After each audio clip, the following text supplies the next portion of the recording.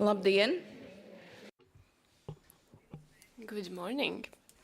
Before we start, I want to remind you that in the first channel on your headphones you can hear the Latvian language, and on the second you can hear English. Sāksim kongresu. So let us start our Congress. Honorable Deputy Speaker of the Saima, MPs, decision makers, foreign and national experts, representatives of patient organizations, and guests. Today, we've gathered here not just as specialists or representatives of cancer patient organizations, but first and foremost as people, people with our experience and stories and hope.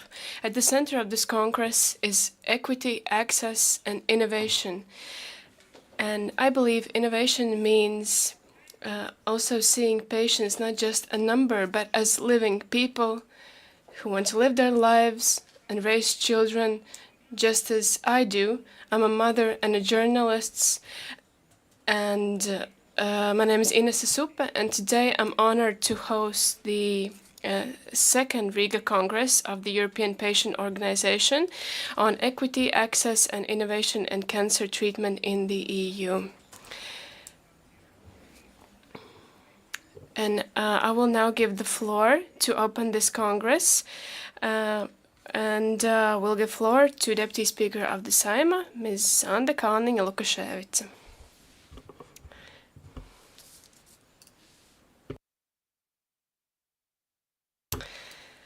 Hello, good morning.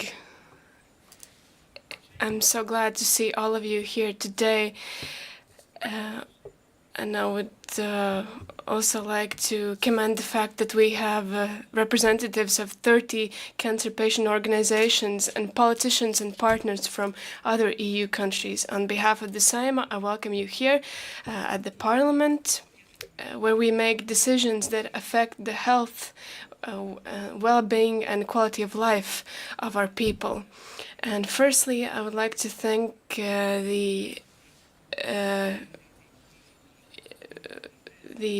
European Patient Organization's Second Riga Congress organizers, the founder of Onco Alliance, Madam Olga Valciņa, and also the Saima Committee of Social and Employment Matters and its chair, and all of the MPs for aiding in organizing this Congress.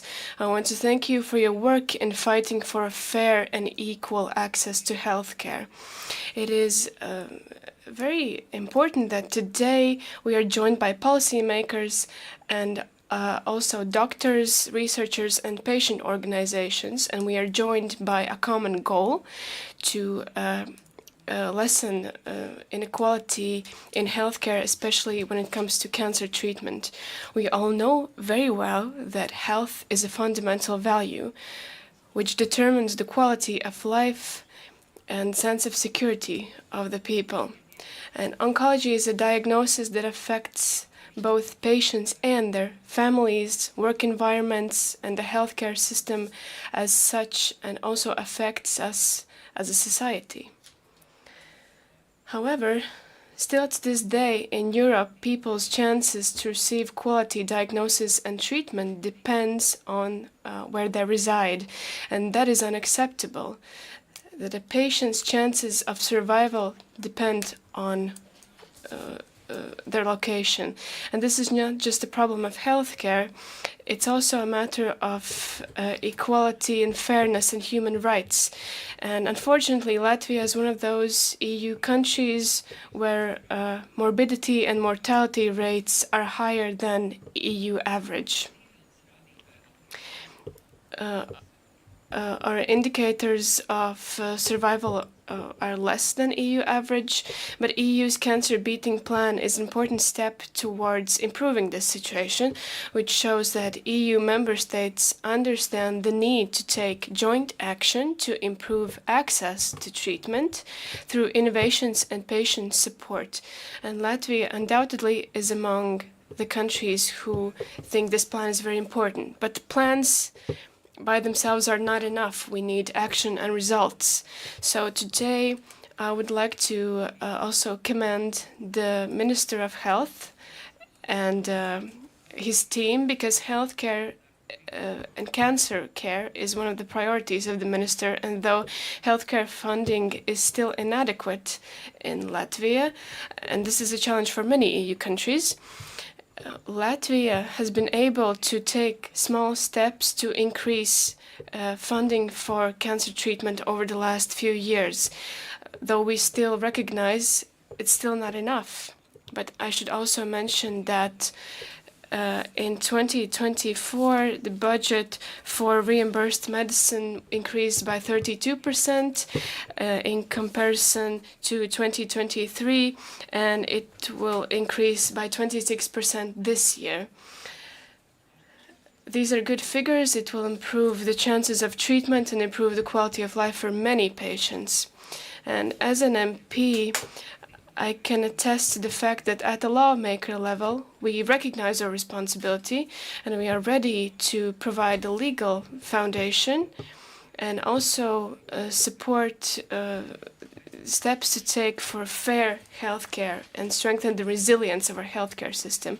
And this Congress today, where patients, professionals, and policymakers meet, is very important to build a bridge between decision makers, the healthcare sector, and the patients.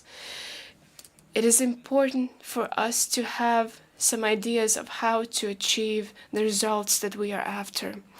Ladies and gentlemen, this Congress takes place at a time when EU is facing serious geopolitical challenges. But at these moments, it is especially important to protect social justice, also think about strengthening our healthcare system and the resilience of the society as a whole, because healthcare is not a privilege, it is the fundamental right. And our obligation is to ensure that this right is available to everybody, regardless of the country a person lives in. So I want to thank all of you who are working every day to make this possible. And a special thanks to patient organizations, doctors, scientists, and researchers, and those who take part in finding a solution, because our joint work is the foundation for this change. So I hope that this Congress becomes a place where new ideas develop, a place for cooperation and solutions that bring us closer to a Europe where healthcare is equally as accessible to all of its citizens. I hope this Congress becomes a bridge between hope and action, between policy and patient experience at a national and at a European level. Thank you very much for being here today, and best of luck to all of you. Thank you. Paldies, paldies. Thank you very much for being here, Madam Deputy Speaker. Unfortunately, the President of Latvia, His Excellency Edgars Rinkēvičs, could not be here today, but he sent an address, and I will read it now. Greetings to all participants and supporters of the European Patient Organization's Second Riga Congress. You have gathered here today to discuss matters that are crucial to the healthcare of the people of Latvia. The topic of this Congress, equity and accessibility in the treatment of oncological diseases, is of particular importance for Latvia as a member of the EU. In a truly democratic country, human dignity holds the utmost value, and every single person is indeed valuable. The fight for the value of people is closely linked with the health care and honest compassion. However, dignified health care of all patients cannot exist without equal rights to patients with all medical diagnoses. It means not only that similar medical situations are treated similarly, but also that different situations are treated differently in terms of both medical care as well as human compassion. Every patient with an oncological disease must have access to healthcare, including the newest scientific advancements and discoveries. And we do make them here in Latvia. I have learned about them during my visits to Latvian hospitals and research institutes. I hope that the European Patient Organization's second Riga Congress will be a great place to exchange views, providing the opportunity to hear about best practices in healthcare for oncology patients. May you have a successful event and many great ideas to achieve the aims of this Congress. Sincerely, Edgars Rinkēvičs. Thank you.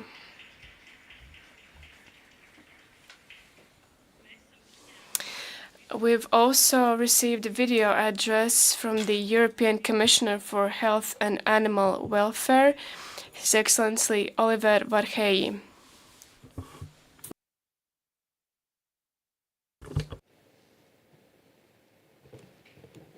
Dear President, dear Minister, ladies and gentlemen, I'm pleased to address this second European Oncology Patient Congress. In a fast-changing world, we need to hear patients' voice more than ever. They are central to the EU's action on cancer and will continue to be. In February this year, we published a review of the Europe's Beating Cancer Plan. It showed that 90% of the plan's actions, implemented since 2021, have either been concluded or are ongoing.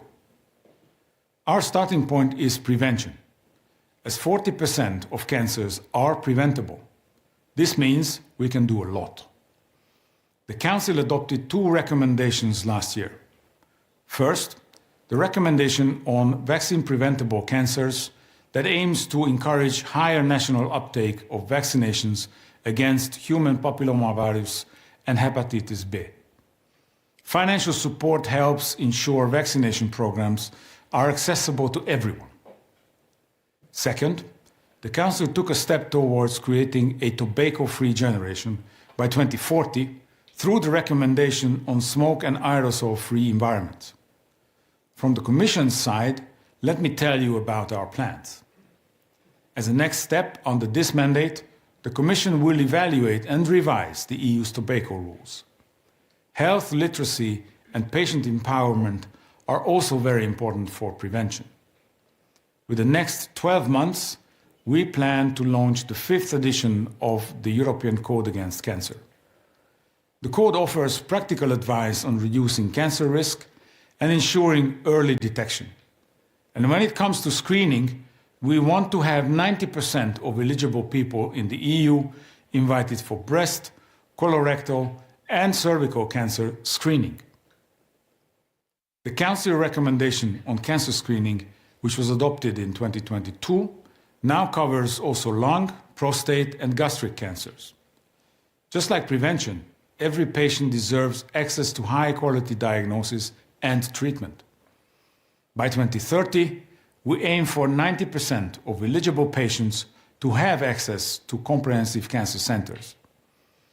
A joint action between the Commission and Member States will set up an EU network of these centers this year, supported by €90 million of EU funding. All EU member states are on board, as well as Iceland, Moldova, Norway and Ukraine.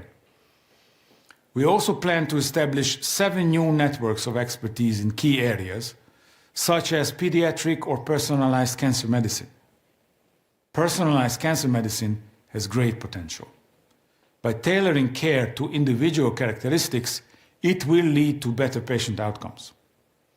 Under the Beating Cancer Plan, the Cancer Diagnostic and Treatment for All initiative is about using next-generation genetic sequencing to create genetic profiles of tumor cells.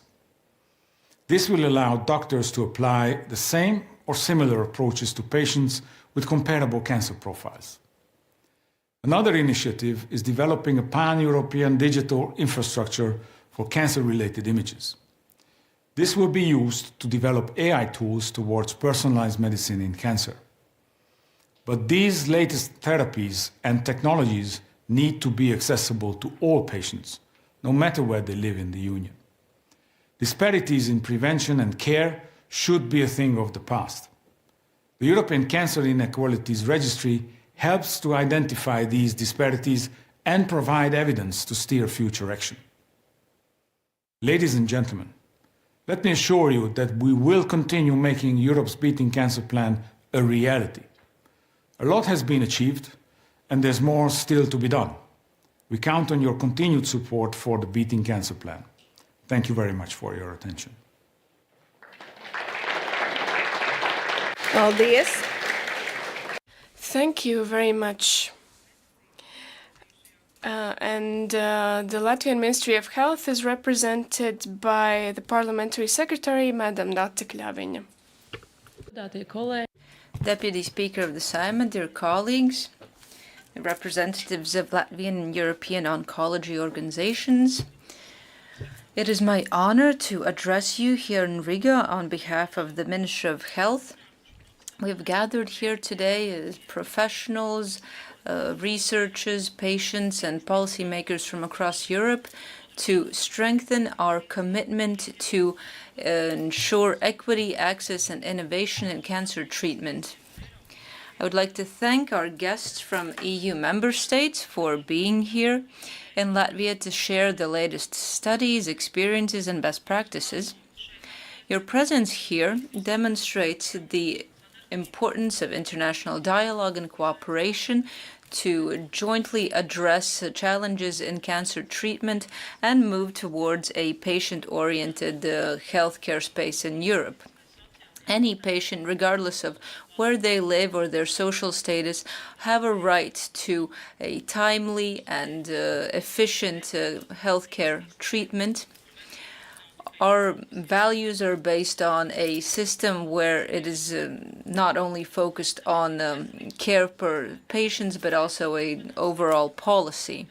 We have established 7-year priorities up to 2027, and investments are also planned. In this planning document, oncology is a priority area which is given a significant role, including the European Plan for Beating Cancer.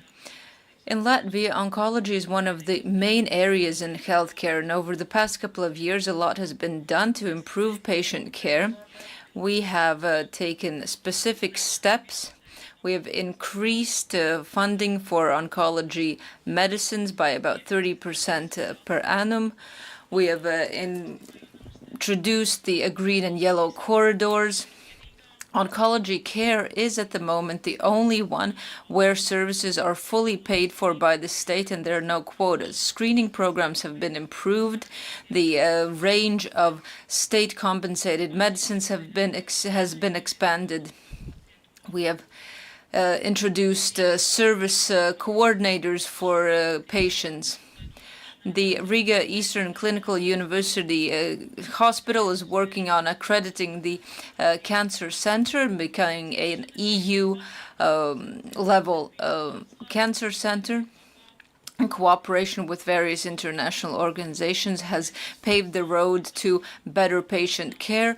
We listen to patients and seek solutions together. Soon the government will look at the new cancer treatment improvement plan for 2027, which has been elaborated in close cooperation with the sector and which for the first time includes a separate section on pediatric oncology. The political outcomes planned are improved patient outcomes, efficient funding for better services to all inhabitants, thus increasing the number of years lived healthy, reducing premature mortality. The 5 areas of priority entail commitments to attain the screening indicators listed in the EU plan, 70 to 90% by 2030, to improve patient satisfaction by using the PROM indicators to achieve a higher level of service and improve patient experience, reduce mortality from oncological diseases to be in line with the EU average, to increase the 5-year survivability rate for children with oncological diseases, and ensure that children are receiving the best possible care to improve their level of quality of life. by 2027 to ensure a fully functional cancer register that integrates all possible information in a single point. We are not ignoring reality. We understand that the main challenges could be limited funding for these measures, a lack of human resources, also in pediatric oncology, patient involvement in screening, and their involvement in the treatment process. But we are looking at the big picture, looking at how to improve cancer treatment over the course of the next 10 years. No single country can solve all challenges alone, but together we can significantly improve the quality of life of people throughout Europe. I would like to express my deepest respect for oncology patient organizations in Latvia and throughout Europe.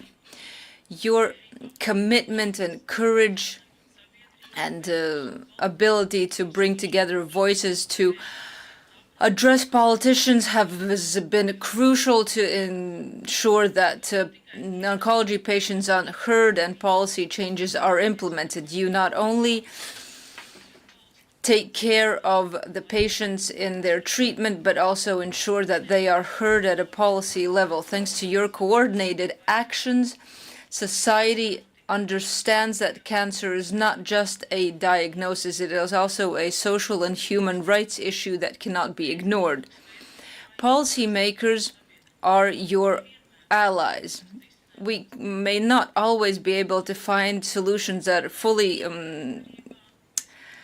address all patient needs, but only together can we shape a healthcare system where the person is at the center. I hope that this day will become a step closer to better treatment throughout Europe, ensuring respectful treatment to all patients. Thank you for your commitment and your belief in the future.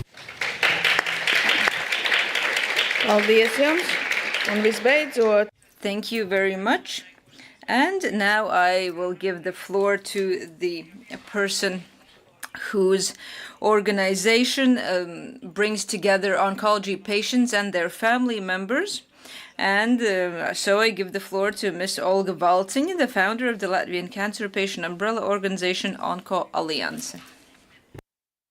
Dear politicians, dear audience, dear friends, today we've gathered here to speak about what is important for us, the patients.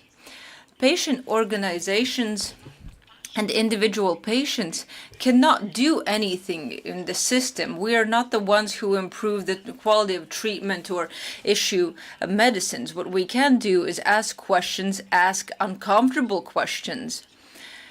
But what we have already seen for several years is that these questions, even if they are not immediately answered, they are heard and improvements are made. As patients, our main goal is to ask and request and demand change, and that is what we have been doing here. And we are here today representing 20 different countries, and we are all aiming for the same goal. Inequality in healthcare is nothing new. We have known about this for a long time, but what we have not perhaps understood yet is that the countries which have the highest mortality from cancer based on OECD data invest the least amount of funding in healthcare. So this correlation is clear and easily measured. The less funding for healthcare, the more people we lose, the more of our people die. And here we are talking about people that could have lived, could have worked, could have had children and families, and we do not include these people in the system because medically this is a case and a negative outcome, but we are in fact speaking about real people. As for innovation, whatever we may speak about progress and additional millions, this is just a small part that has been allocated for oncology. So it's just 30% of healthcare funding in Latvia is aimed for oncology, and I don't think this situation is any better than any other Central or Eastern European country. So today we have to seek out solutions together, what patient organizations can do, what policymakers can do to improve the situation. Because in our eyes, in the eyes of the people, healthcare will always be too slow. But we have to find what we can do together, what we can do separately to improve the situation. We have a lot of issues that need to be dealt with at the systemic level. Latvia is now accrediting its first cancer center.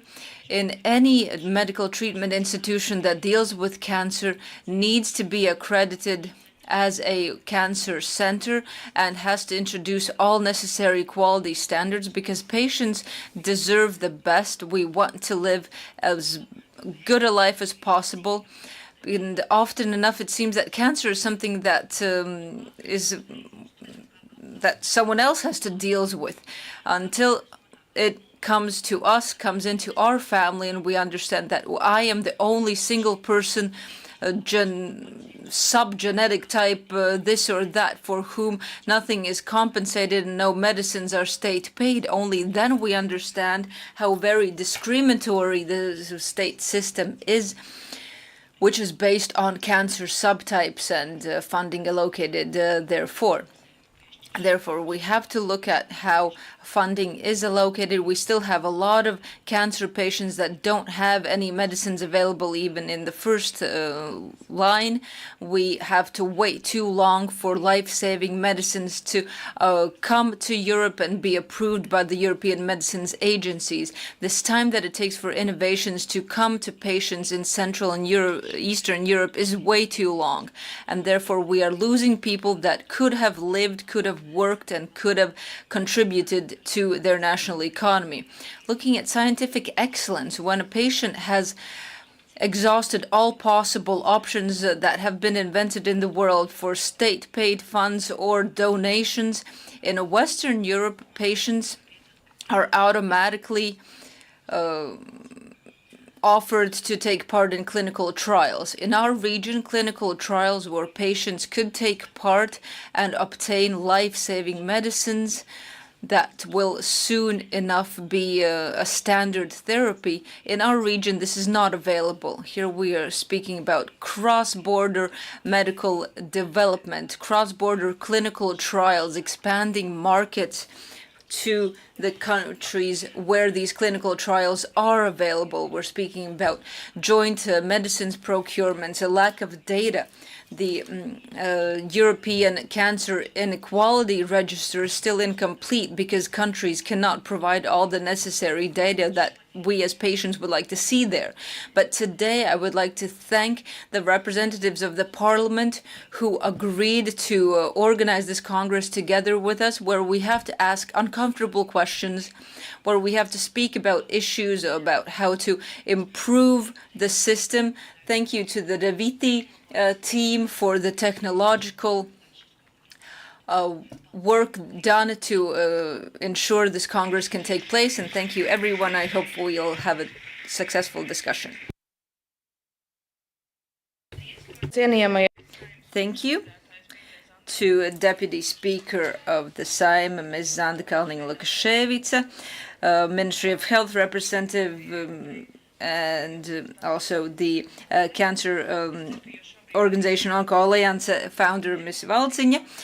I hope you already feel the atmosphere in the air today. This will not only be a sort of conference, it will be a meeting space for a courageous way forward. And we will continue with our first session, which is policy options for equality in cancer treatment. Each speaker will have 15 minutes. And I mention this because we have introduced the football principle here. In order to ensure that you don't go over your time when your final 5 minutes arrive, I will show you the yellow card of that you have 5 minutes remaining. And when your time is out, I will show you the card for 2 minutes. So this isn't to take you off the court as such, it's just to remind you to make sure that we stay on schedule. But with that, let us begin the first session, so policy options for equality in cancer treatment. And the first speaker will be from the European Cancer Organization's Inequalities Network, Niccolo Matteo Luca Battisti. And he is an oncologist in the Royal Marsden Hospital in London, where he is head of the oncology program for breast cancer unit, and he has a presentation, Reducing the Gap in Cancer Care, the role of the European Cancer Organization in promoting equality in cancer care across Europe. Good morning, everybody, and thank you very much for having me at this meeting today. I'm sorry I cannot be with you in person, but I hope you can see me and see my slides and hear me okay. So today I will, in the next 15 minutes, I will very briefly go through what the European Cancer Organization is doing at the European level to address the issue of cancer care inequalities in Europe. These are my disclosures. So the European Cancer Organization is a federation of scientific societies and patient advocacy groups, but also charities and invited stakeholders that are doing lots of work in the cancer policy field across essentially 9 main topics that have been taken by specific networks of these organizations. As you can see here, these are 9 topics covering everything between prevention, early detection, and screening, HPV and HPV action, health systems and quality cancer care, research policy, emergencies and crisis, survivorship and quality of life, digital health, inequalities, and workforce. This work is really driven by essentially the European Code of Cancer Practice that was developed as a tool for patients to advocate for to have equal rights to quality cancer care across members of the European Union. As you can see here, the code enshrines, for example, rights to equal access to cancer care information, quality expertise and outcomes, specialized multidisciplinary care, shared decision-making, research and innovation, quality of life, integrated supportive and palliative care, survivorship and rehabilitation and reintegration. And during our work with the European Union, we've also been pushing quite a lot to make this priorities also in the European Union Beating Cancer Plan that was published in 2021. And as you know, the plan includes a very good chapter on inequalities, but also is now working towards building a European Cancer Inequalities Registries that really highlights what is the momentum on this specific topic in the EU. So what is ECO doing on the theme of inequalities? Our Inequalities Focused Topic Network that I am honored to co-chair with Sarah Calland from the European Association of Urology is a network including 16 member societies, 10 patient organizations, as you can see here, 4 associate member organizations, and 2 charities and 30 invited stakeholders. And the network is really working on for example, identifying what could be policy mechanism to bridge gaps and reach equity in cancer care across the European Union. Our work is very much aligned with the European Code of Cancer Practice to really ensure that every cancer patient has access to equal treatment. And the network essentially identifies, drives consensus, presents policy recommendations and solutions, and also shares best practices across different countries or different geographical areas in relation to inequalities. So, for example, last year we did launch our Women and Cancer workstream, and this was one of the initiatives linked to the specific workstream on the 6th of March. This year we had a European Parliament event, Women and Cancer, 12 million reasons for action, where essentially we have 10 speakers, including obviously our co-chairs, but also various other organizations, including patient advocacy groups, and more than 60 participants in person, quite a lot of interest also from media. And we also launched our 5 Women for Cancer Rights, a call for action that you can download with this QR code.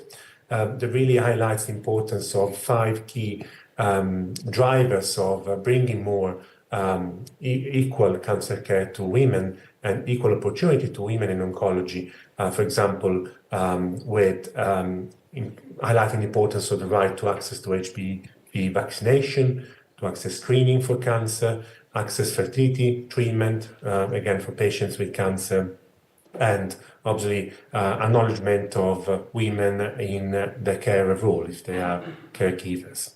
But also the right to equality in the oncology workforce for obviously women that are working as a healthcare professional in the oncology field. What's next from this specific work stream is really some work around calling out on gender marketing strategies, for example, for alcohol and tobacco industries, which is a big problem.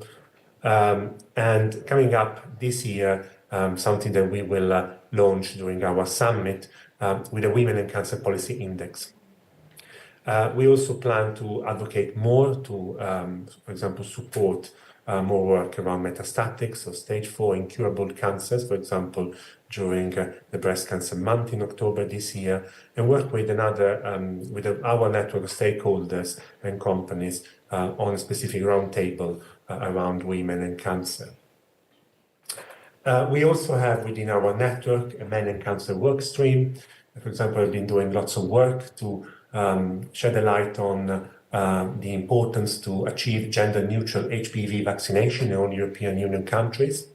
And what we are planning to do within this year is, for example, launching a Men's Health Week from the 10th to the 6th of June with a specific hearing on men and cancer in the European Parliament, but also doing some more work around prostate cancer towards the end of this year to feed into specific policy recommendation linked to a European-wide event. Our network has also engaged quite a lot over the last couple of years on the theme of cancer care for patients part of the LGBTIQ community. We know that this community faces particularly frequent discrimination and barriers in healthcare because as a healthcare professional, we don't get enough training around these aspects. There are sometimes policies that are not very inclusive for this specific community and lack of safe spaces for them to seek cancer care. For example, there are some data showing that 45% of patients from this community really struggle to access healthcare, especially women, men, and intersex peoples. And what we are really hoping to achieve with this work within specific work stream is really to try and advocate for more data to be collected around cancer care for this community.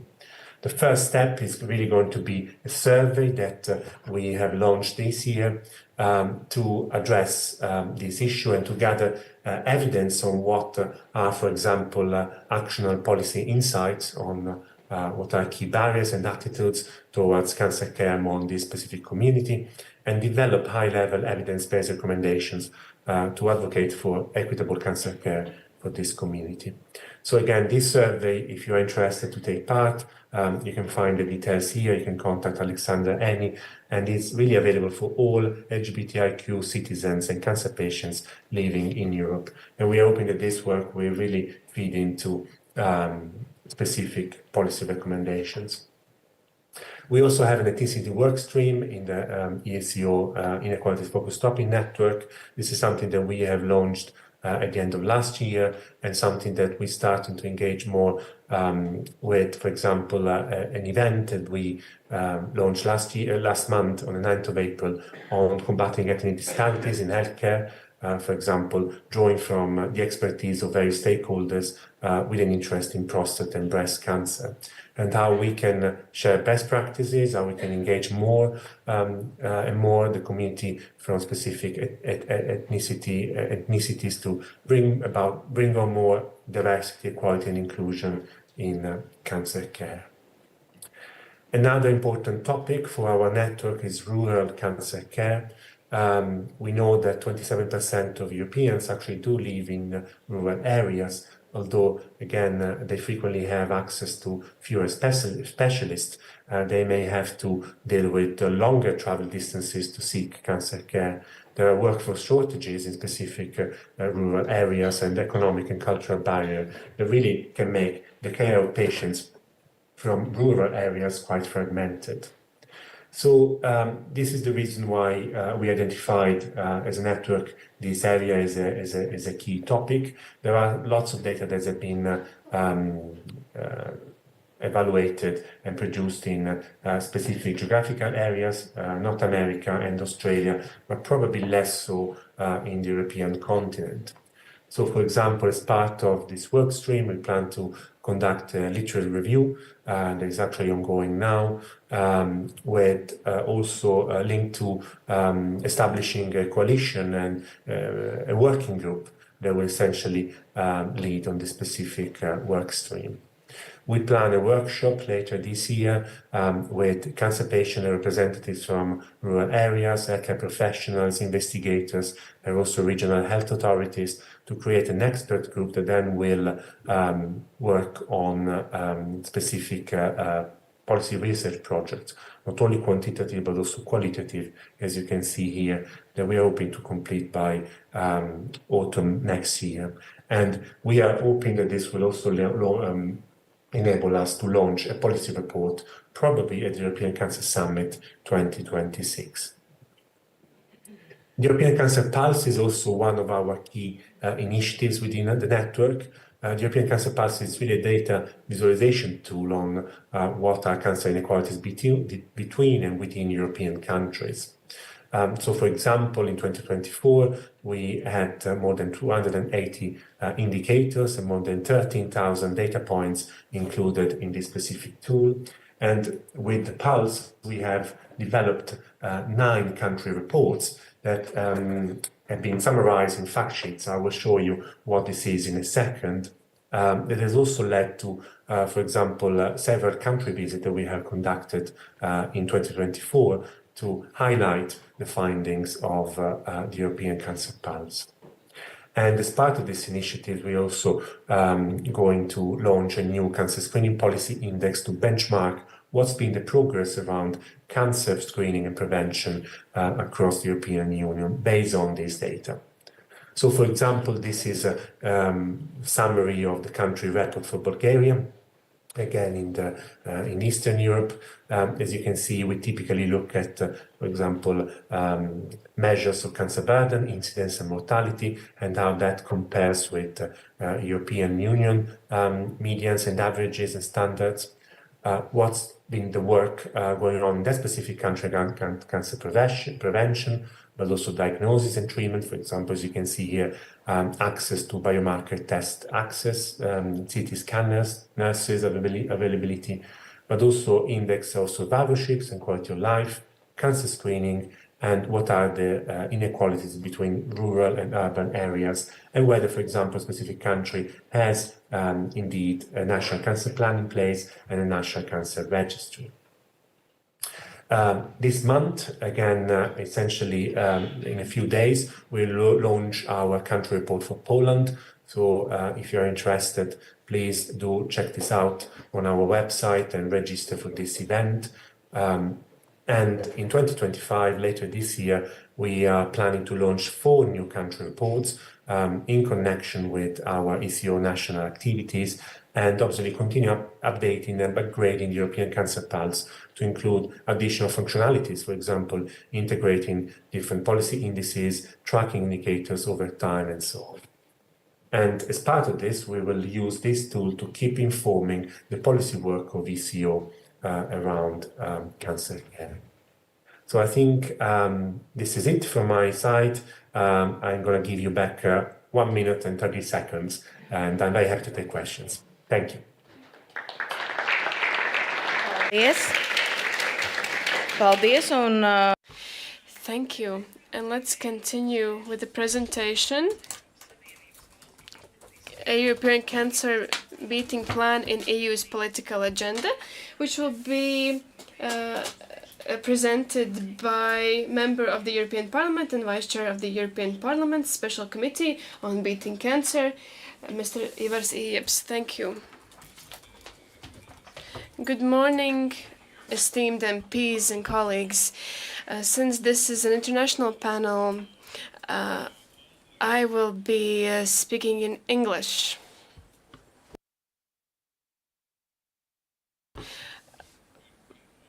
Do you have my presentation?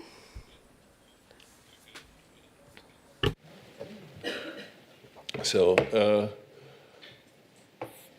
thank you very much for the invitation, especially to Onco Alliance. We all know how important the work you are doing is for everyone, for every European family, and for every European citizen. My task in this presentation is to look back at the adoption of the European Beating Cancer Plan in 2021, and especially at the last part of my presentation to what has been achieved, what has been done during those 4 years.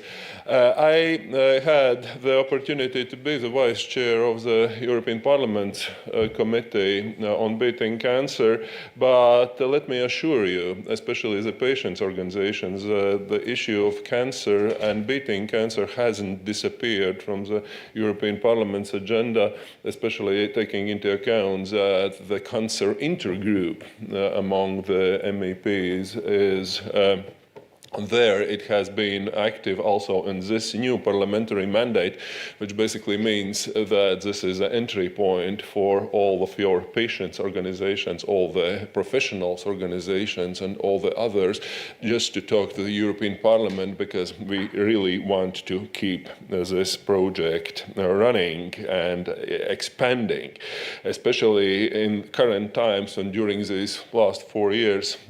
Significant changes have been happening in Europe, especially taking into account both the COVID pandemic, but especially, of course, the Russian full-scale invasion of Ukraine and new priorities.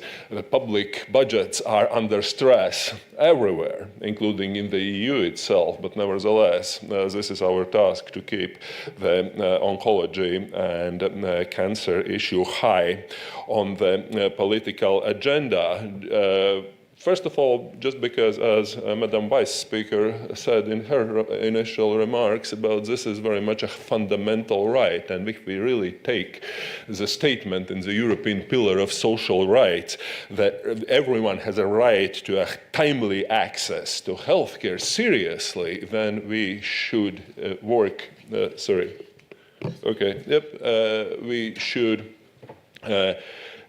keep the issue of oncology and oncology patients high on our agenda, because this is really an issue where we see a lot of what we call European value added in many ways. Some of them have been already mentioned, like, of course, issues of the cost of the non-Europe in healthcare, insufficient alignment of our R&D policies in dealing with medicines, significant inequalities, of course, in prescription medicine availability among the member states. To my mind, this is one of the most central questions if we deal with inequalities in cancer care, and also preventive health care, low and inefficient screening for chronic diseases, also including cancer.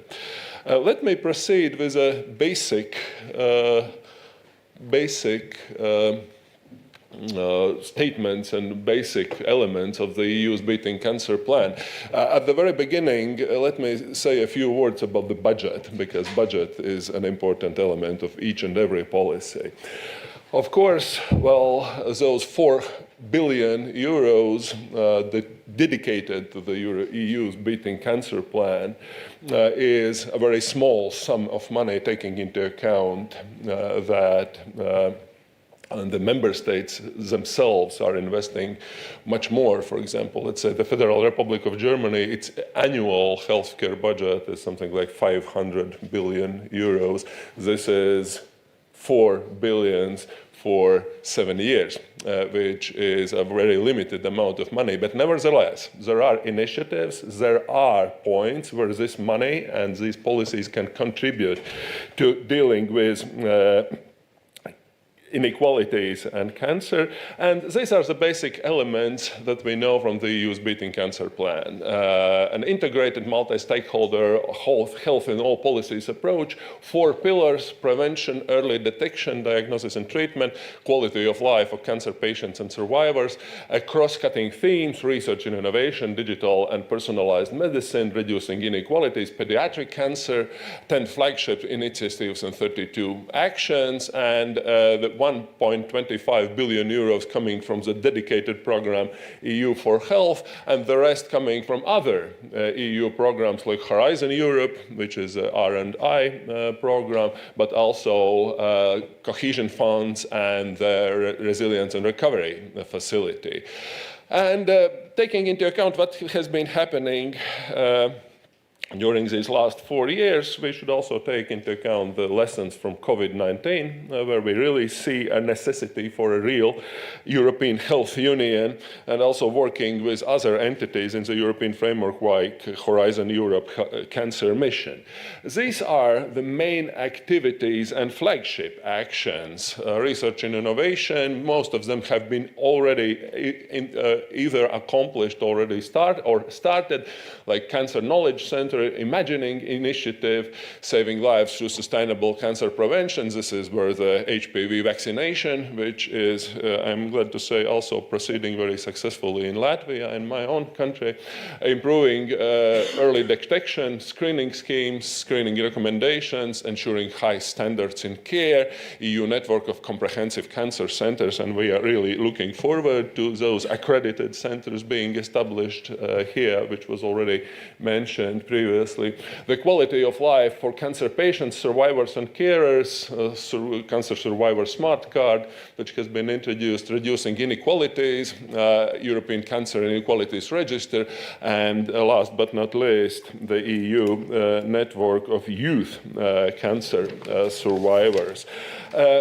Let me move a little bit forward to this is a big scheme, as you might imagine. The European Commission has an appetite for complicated and bureaucratic organization of many of those processes, but this is an organizational scheme, how it's being organized. But let me proceed right now to the main results that have been already discovered in this midterm review of the EU Beating Cancer Plan, that what has been achieved and what are the main problems. First of all, EU for Health. This is where we have those calls for applications for joint action. Already 10 cancer-related joint actions by member states are being funded, 468 applicants in successful project applications, which is, to my mind, a lot, and also 26 procurement contracts. In the research program, Horizon Europe, 898 cancer-focused projects are being selected. And I have to say that also our regions, the so-called widening countries, have been, which mean basically Central Eastern Europe, are being covered in 36 of those projects. Of course, a big task right now is how to achieve those synergies between the European dedicated programs and cohesion funds and the recovery and resilience facility funds. There has been some struggle about that because, of course, well, there are multiple needs in most European countries, especially taking into account that public budget and public deficits are stressed everywhere. But nevertheless, also in the Latvian case, I know that work with RRF and cohesion funds in improving the care of cancer patients have been used, which is good. And also, last but not least, thank you very much, the technical support instrument, which is basically an instrument provided by the European Commission to monitor and to improve the cancer care systems in the member states. We had such a project together with Slovakia, also here in Latvia, which has been accomplished very successfully and also has led to many improvements. Well, our main task today and our main topic today is inequalities in cancer care. Just as noted at the very beginning, the flagship initiative regarding inequalities was putting up this cancer inequalities register, which is a good thing. It is being run by the Joint Research Centre, which is a kind of a think tank of the European Commission, as you might know, and it really registers inequalities in many different ways. Of course, we all know that just to register something is not enough, especially taking into account that this, policy of naming and shaming those member states who are not investing enough in cancer care doesn't work always so well, especially in the current situation. That's why I think that the main issues to be dealt with in taking care of inequalities have been already mentioned. This is very much the issue of those inequalities in prescription medicine, also issues of availability of data, also clinical trials that are being used in a very different way in the member states because of non-aligned policies. So there is a lot of work to be done still dealing with inequalities. You can just register and see all those inequalities in this very, very advanced register. But of course, having a register is not enough. What are the main tasks of the European policymakers just to keep things going and to improve them? Of course, this is fighting for the budget, because there have been some rumors that for the last years of this multi-annual financial framework, the EU for health budget is going to be cut, which is, of course, a problem.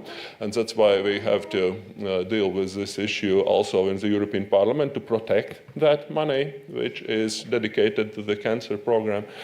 And, of course, looking forward to the next MFF, to the next multi-annual financial framework, which is going to be a big fight because there are multiple needs coming in, including, of course, security and defense. But nevertheless, we have to keep the health and cancer care in particular high among the priorities.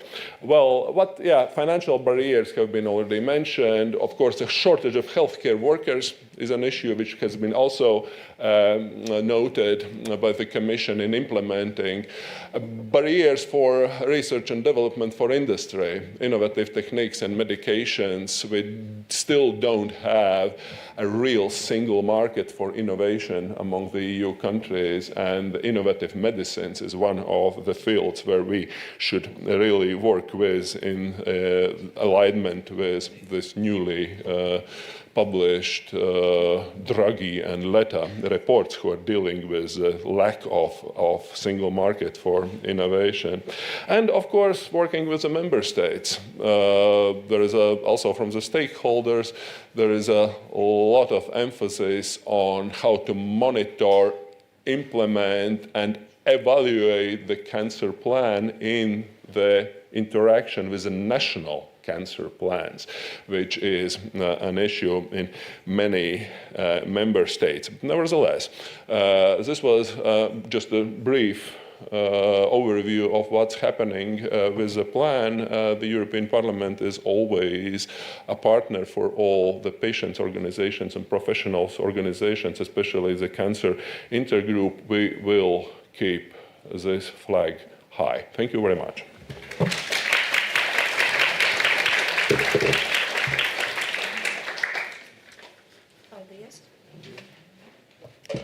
Paldies. Thank you. And our next speaker will be Deepa Rajan. She will have a presentation on impact of healthcare system structures on cancer treatment inequality.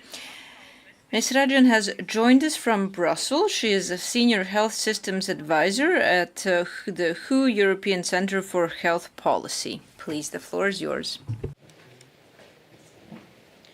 Okay, thank you very much for this opportunity. And so I'd like to talk to you today about the structure of the health system and how that can impact on cancer inequalities. And my name is Deepa. I'm with the European Observatory on Health Systems and Policies. We're a hosted partnership of the World Health Organization Europe, based in Brussels. We have our secretariat in Brussels. However, our mandate within the WHO landscape is to provide a bridge function between evidence and policy. So we also have 2 research hubs in Berlin and in London, and my 2 colleagues from our research hub in Berlin are part of a project that we work on with the European Commission on cancer inequalities, which is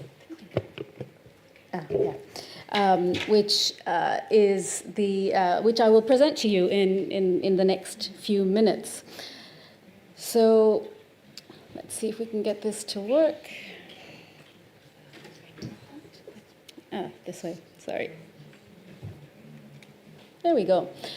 Okay, so this the project that we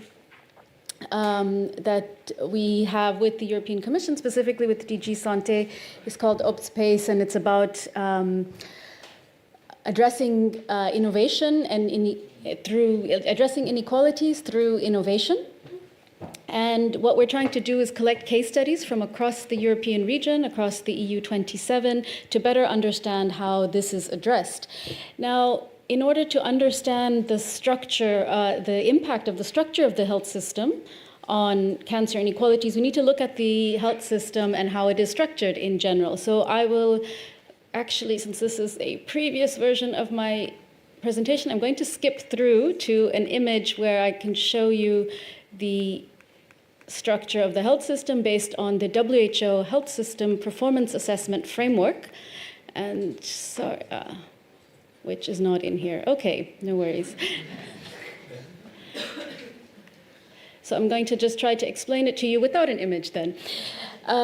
So basically when we talk about the health system and the structure of the health system, it's important to understand 2 things. We have inputs into the health system. We have policy interventions that we do, and we do them for a particular reason. We want to move towards our goals of the system. So what we do in the system is defined by what we call the health system functions.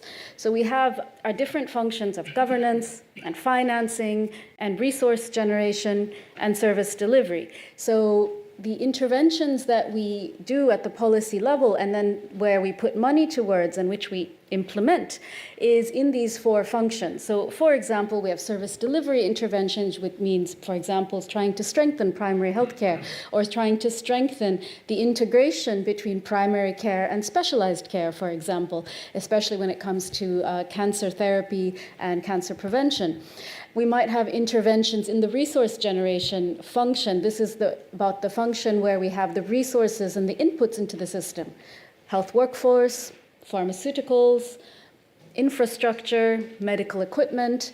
These are all areas of policy interventions and implementation. Right now in Europe, we have a huge health workforce shortage, so a lot of our interventions are around trying to retain health workers, trying to provide incentives for health workers to enter the system and to stay in the system, task shifting to make sure that the burden is not so high on doctors and that tasks are shifted where it makes sense to other health workers.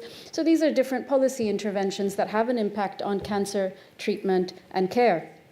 Then we also have the financing function, which is really important, obviously. We just heard many speeches just now about how health financing, just the sheer absolute amount of money that's even available in the system, can impact on cancer quality, access to cancer care, and treatment. And then we have the very important function of governance. And this is something that is it's under-evaluated when it comes to health system performance assessments because it's the most qualitative in terms of evaluation. We have very few quantitative indicators, but it's also one of the most important functions in terms of impact on equity. And today we're talking about cancer in inequality, so this is an important function to understand. And this function is really about how the system is steered. So do we have a strong policy envisioned for the sector which includes equity as an important goal? Is cancer a priority within the overall national health policy? It also, another important sub-function of governance, as we call it, is how participatory governance is in a system. So how far does the government and do public health institutions engage with the population, with the public directly, but also through the intermediary of civil society organization?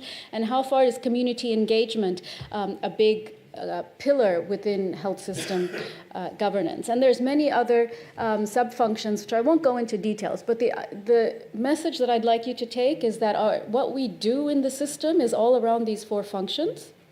That out of these four functions, governance is the most enabling. So it enables the resource generation and the financing and the service delivery. And governance sets the tone towards the goals that we steer the health system towards. And what are those goals? So those goals are, the most obvious goal of any health system is improving the health of the population. So population health improvement is the most obvious goal. But we also have other goals that are very important. Equity, I've already mentioned, is a key goal. But then there's also goals such as financial protection. We want people to access the health system without getting impoverished, without having to incur catastrophic health expenditures, without having to forego basic needs in life in order to access healthcare. So that's equally a goal of the health system. People-centeredness or responsiveness of the system is an important goal because we want people to be satisfied with the system, to trust the system. And what we do in the governance function involves and influence what we do in the service delivery function, which then leads to these goals. And another important goal, as I said, is equity and, of course, efficiency. And these are two cross-cutting goals. Equity is essentially, what is it? It's about the distribution of outcomes and results, the distribution of health improvement in the population. We want everyone in society to have better cancer outcomes, not only some population groups over the others. So that's the equity goal. We want financial protection to happen across population groups, including the disadvantaged. So what we do, for example, in the governance function with population and civil society engagement impacts on that. So this is how the structure of the health system and the way the health system is set up has a key impact on cancer inequalities. What we do in governance and financing and resource generation and service delivery impacts on that goal, including in the equity goal. Now, this project that you see on the screen, which is funded by DG Santé, this is one where, as I mentioned, we are collecting case studies. And I'd like to go through some of those case studies with you so that what I just explained to you in very theoretically, we can see how that plays out in practice in some of these countries where we've done these case studies. And if this is of further interest to you, please scan this QR code, or you can look on our website. We also have a specific website dedicated to this project called OPSPACE, where we are collecting these case studies. We also are very open to any of you wanting to contribute a case study. We don't have one yet from Latvia, so if that's of interest to you, please come and see me during the break, and we can talk about how we can include a case study from the Latvian cancer context. So this is a case study from Malta, and it really shows how governance sets the tone for everything that happens later on. So here, the actual intervention is setting up this dedicated directorate within the Ministry of Health to improve cancer care pathways in Malta.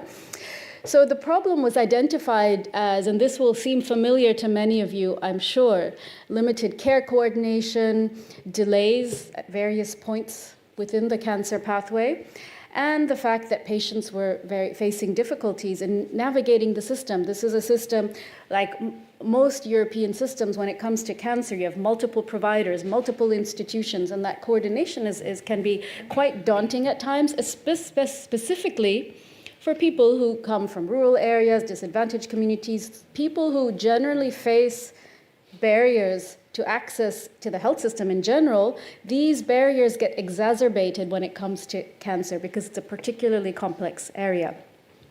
So this Directorate for Cancer Care Pathways was founded in 2014, and basically having that pathway, having that directorate meant that there was a clear policy and vision for the cancer space within the health sector. So one key subfunction of governance which was strengthened, and a number of interventions and a number of activities are taking place within this directorate. But I'd like to focus on one here. I won't go through all of this for lack of time, but one key activity which you'll see under cancer care on the left side is the nurse navigation system.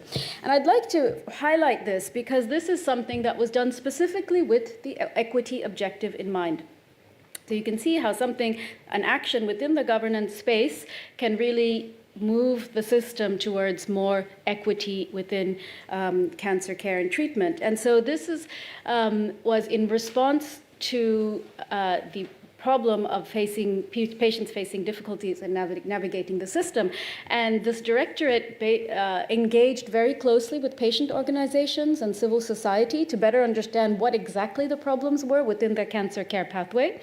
There were many discussions and then an attempt to collect hard data through surveys with the cancer community, with the patient community. So surveys that were more on the patient side than on the provider side, which is a bit unusual. In fact, all of the data in this case came from patient surveys.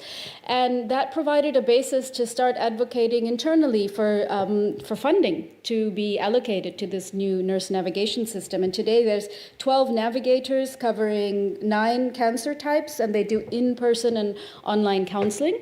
Now, because of the very strong equity objective integrated into this nurse navigation system, home care and outreach services was integrated into the terms of reference, into the tasks of this nurse navigation system, to be able to reach out to people in rural areas, to harder to reach communities.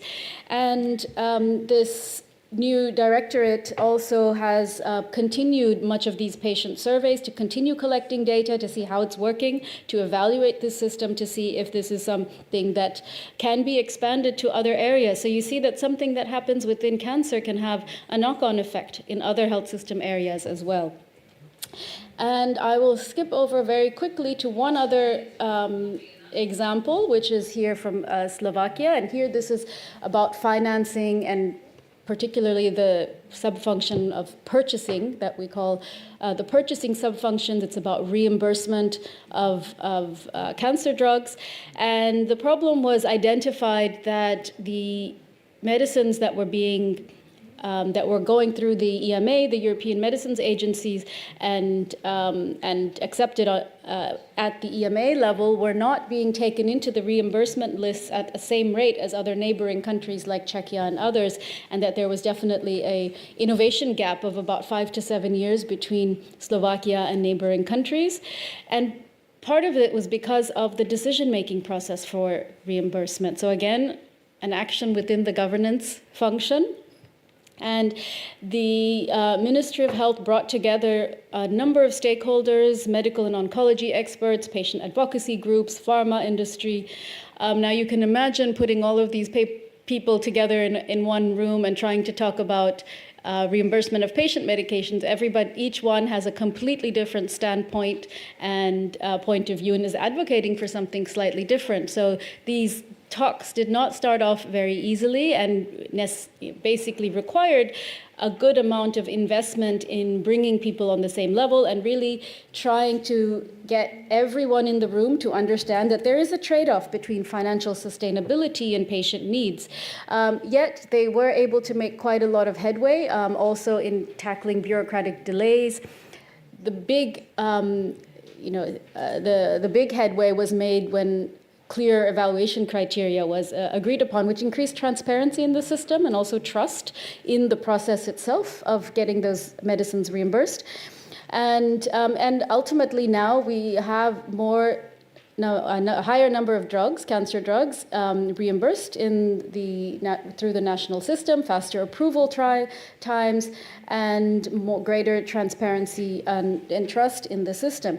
Now, what I'd like to say, and I'll end on this, is that now, the equity objective here was one of the strongest in terms of giving access to patients to these cancer medication, also equity vis-a-vis other neighboring Eastern European countries. But also efficiency was improved through these streamlined processes, through less bureaucratic delays. And I would like to highlight that because often we are told that the equity and efficiency criteria is a trade-off and you can't do both. Whereas I would argue that if the governance is right and if we design our strategies properly, we can achieve both objectives simultaneously. And this is an important point to make in today's perma-crisis world where health budgets are being reduced and policymakers are very much concerned about efficiency of the health budget. So I'll skip over the other case studies for lack of time, but these are available on our website. Please do take a look. And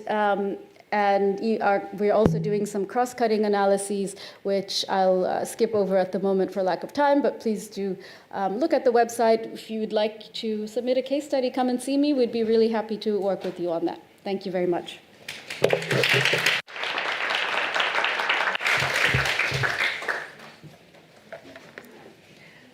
Paldies.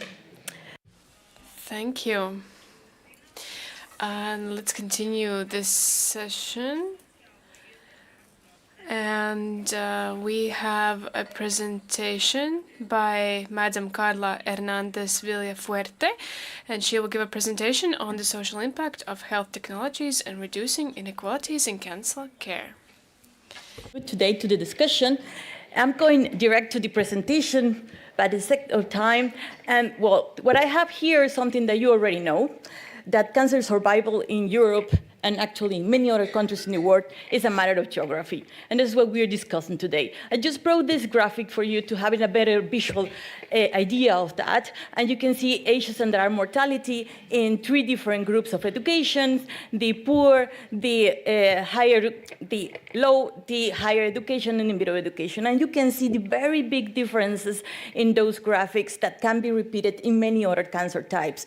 And if you look at the graphic, the red part in which the mortality is higher is actually the Baltic, Central, and East part of Europe.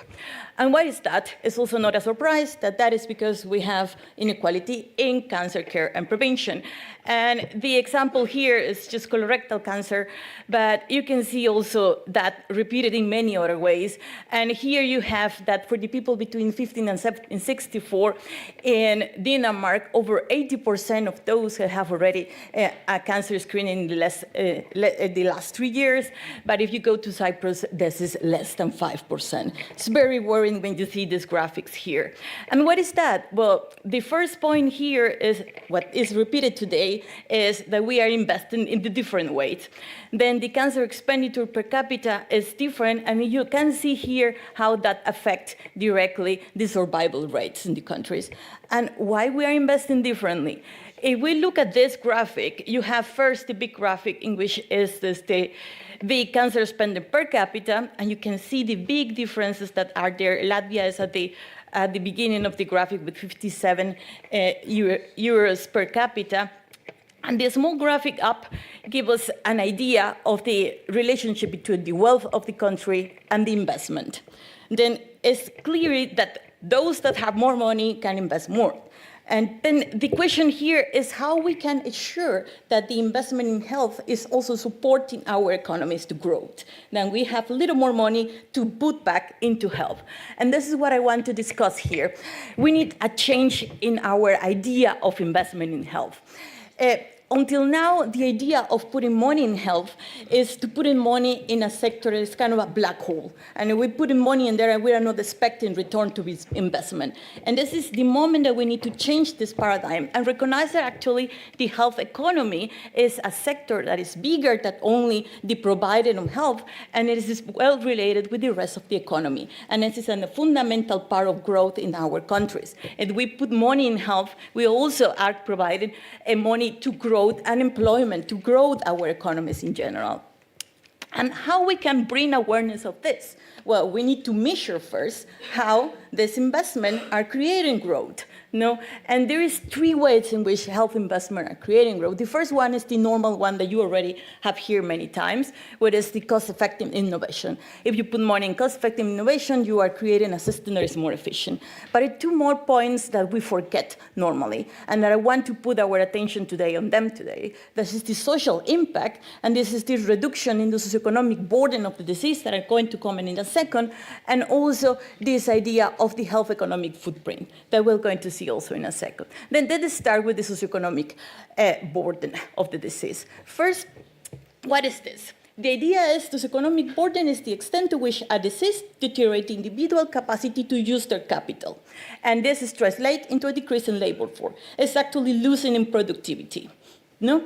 And why is this important for us? What is this important for the discussion here? Because every person matters. When we have one person that cannot work, it's not only affecting themselves, but it's affecting all of us, the wealth of the nation. No? And in the case of cancer, you have many people that cannot work into the full capacity. That is affecting our economies and is deteriorating our well-being as well. And this is something that we need to bring to the governments to the realization of this point.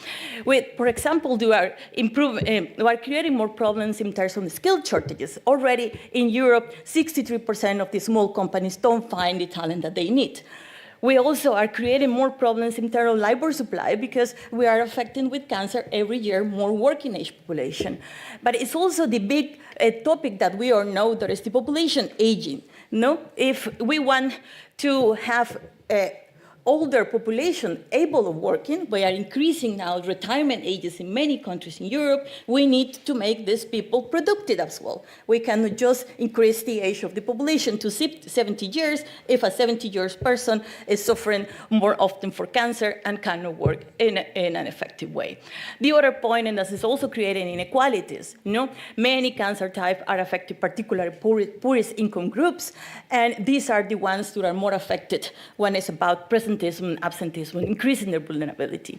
There is also a spillover effect on those populations in their children. If the parents suffer more for financial problems, they will not have enough money to invest in the future for those children, education and opportunities, affecting access to healthcare and affecting also those populations that are more susceptible to health crisis. Then the other thing is that it's not only about paid work. It's not only to go to work. It's also about unpaid work activities. Our elder population are providing an important part of the economic growth in our countries, supporting the families, taking care of children, taking care of houses, etc. And we need to put attention also in how much unpaid work is lost because of cancer. It's also a gender inequality problem here. And in many countries, unpaid work can be even under 40% of the GDP. Then it's something that we need to highlight. It's not only those who go to work in a normal salary, but it's also, I'm sorry, I went back too far. Also those that are doing unpaid work. Then we need to bring attention to that. And to bring attention to that, the first thing we need to be able of is measuring it, measuring how we can change this socioeconomic burden by investment in health. Then the problem today is there is not an actual measure, and we are trying to figure out a new methodology that people applied and can understand the problem. And I brought here, for example, a study that we did for Latin America, but at the moment we don't have data for Europe. Then this is why I brought this 3 countries for Latin America. And what you can see here, I don't know if I can, no, I cannot manage to put a button. Anyway, the up bar of the first graphic 8 is Argentina. And these 5 diseases that you have there are around 6% of the GDP in Argentina. And the socioeconomic burden, the losses in productivity for Argentina, as around 6% of the GDP of those diseases. And if you look at those countries and separate it, you can see that for Argentina, the most important source of loss is neoplasms, cancer, followed by cardiovascular diseases, and then the other ones down. But if you look at the distribution in the other countries, they're a little bit different. For Mexico, diabetes is the more important, for example, and for Brazil, we have cardiovascular diseases, followed by cancer, and next to migraine. Then we need to understand the problem to be able to actually find a solution here. The other thing is, okay, now we know what is the socioeconomic burden, and we need to measure how the impact of new technologies can change this.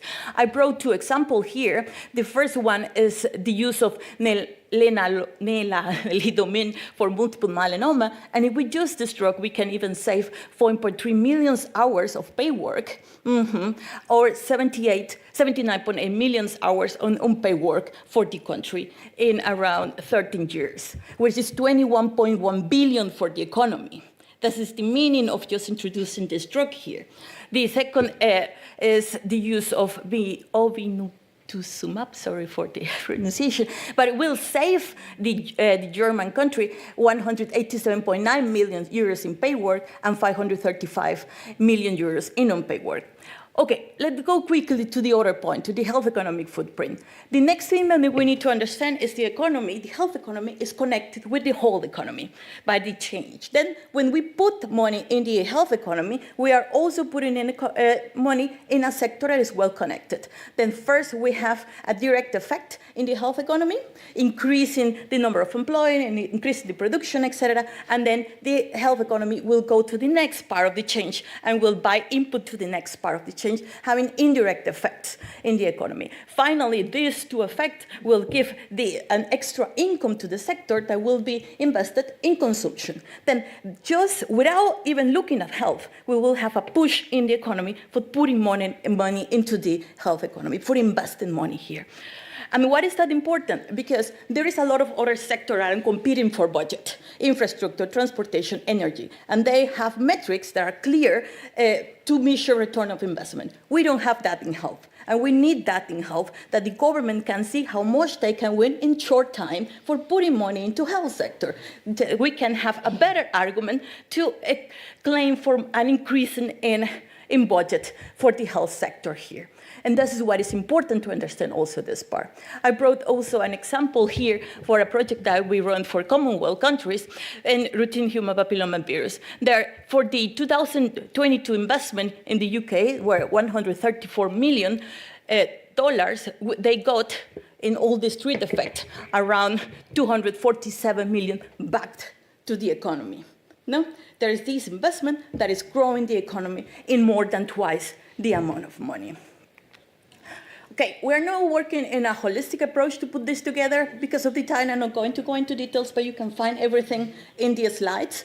And we're measuring both parts together, the social impact and the footprint, and linking that with the labor market. You can have everything in here in the slides that I think you're going to get back, and also there are references for those works. I just want to finish with a summary of the idea, and it's that there is inequality in Europe that are clear for every one of us. Where they come from the investment that is different, and this investment is different because that depend of the wealth of the country. Then we need to find a metrics that improve, allow us to empower advocacy, to increase income, to increase growth in the economy through the investment in health economy. And we need to find a way to do it that in a common framework in the European countries. And this is possible. We can already see that happening with the health technology assessment regulation, in which we have a common way of measure metrics. Then thank you very much for the attention. I hope it's clear.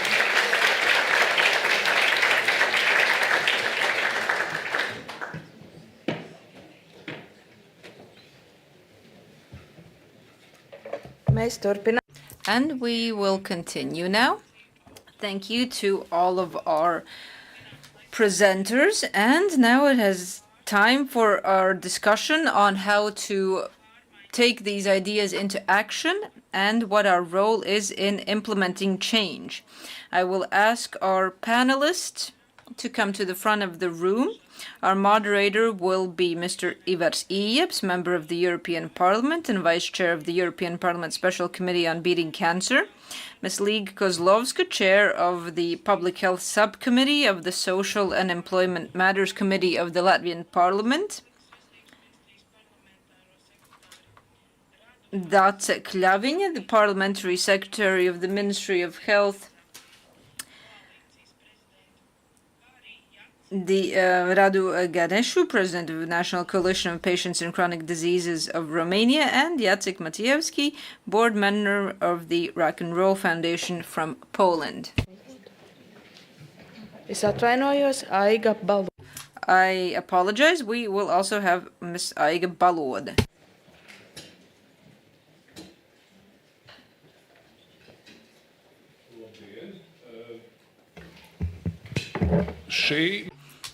So, the title of our panel discussion is Strategies and Best Practices to Promote Equality in Cancer Treatment. And I am very happy to have 4 distinguished experts on our panel here today.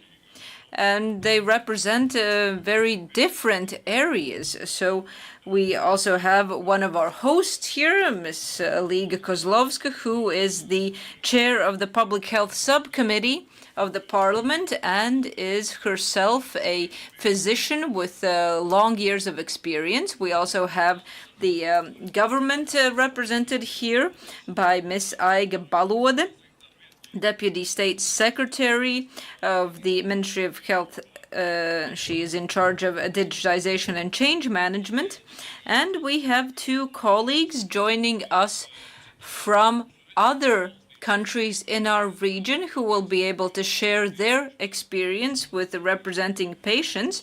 This is Mr. Radu Ganescu, President of the National Coalition of Patients in Chronic Diseases of Romania, and Jacek Maciejewski, who is a board member at the Rock and Roll Foundation from Poland. So to kick off, I will ask all 4 of our panelists to sort of outline your perspective on best practices in Latvia, in Poland, in Romania. So best practices on how to overcome inequality. Because what we heard from the last presentation, I think, was very interesting. On the one hand, we have the health economy, which is not just about spending money, but also the fact that we need healthy people for our economic development as a resource. On the other hand, we also had the sort of unfortunate strategy that many member states can spend money on cancer treatment based on their economic productivity. So my ask for you is to provide your perspective on what we can do, taking into consideration the reality of the situation. Let us begin with Ms. Kozlovska. Hello, dear guests, patients, members of parliament, colleagues. It is indeed an honor to be part of this important conference on care for cancer patients and equity in cancer treatment. A brief introduction based on what previous speakers already said about European experience and how vis-a-vis the Latvian experience. Indeed, our health budget is one of the lowest in the EU. It is just below 4% of GDP, and we are spending more than a third of this on cancer treatment. It is increasing, but as my colleagues already said, and as the Onco Alliance chair said, this is just 30% of what we actually need. And although over the past 2 years, the time while I've been the chair of the Health Subcommittee and a member of the Parliament, in cooperation with patient organizations, I have to say a huge thank you to the patient organizations that are regularly very actively involved in the work of the committee. And of course also a thank you to our colleagues in the Ministry of Health, because step by step, inch by inch, we are moving forward to a good example, and that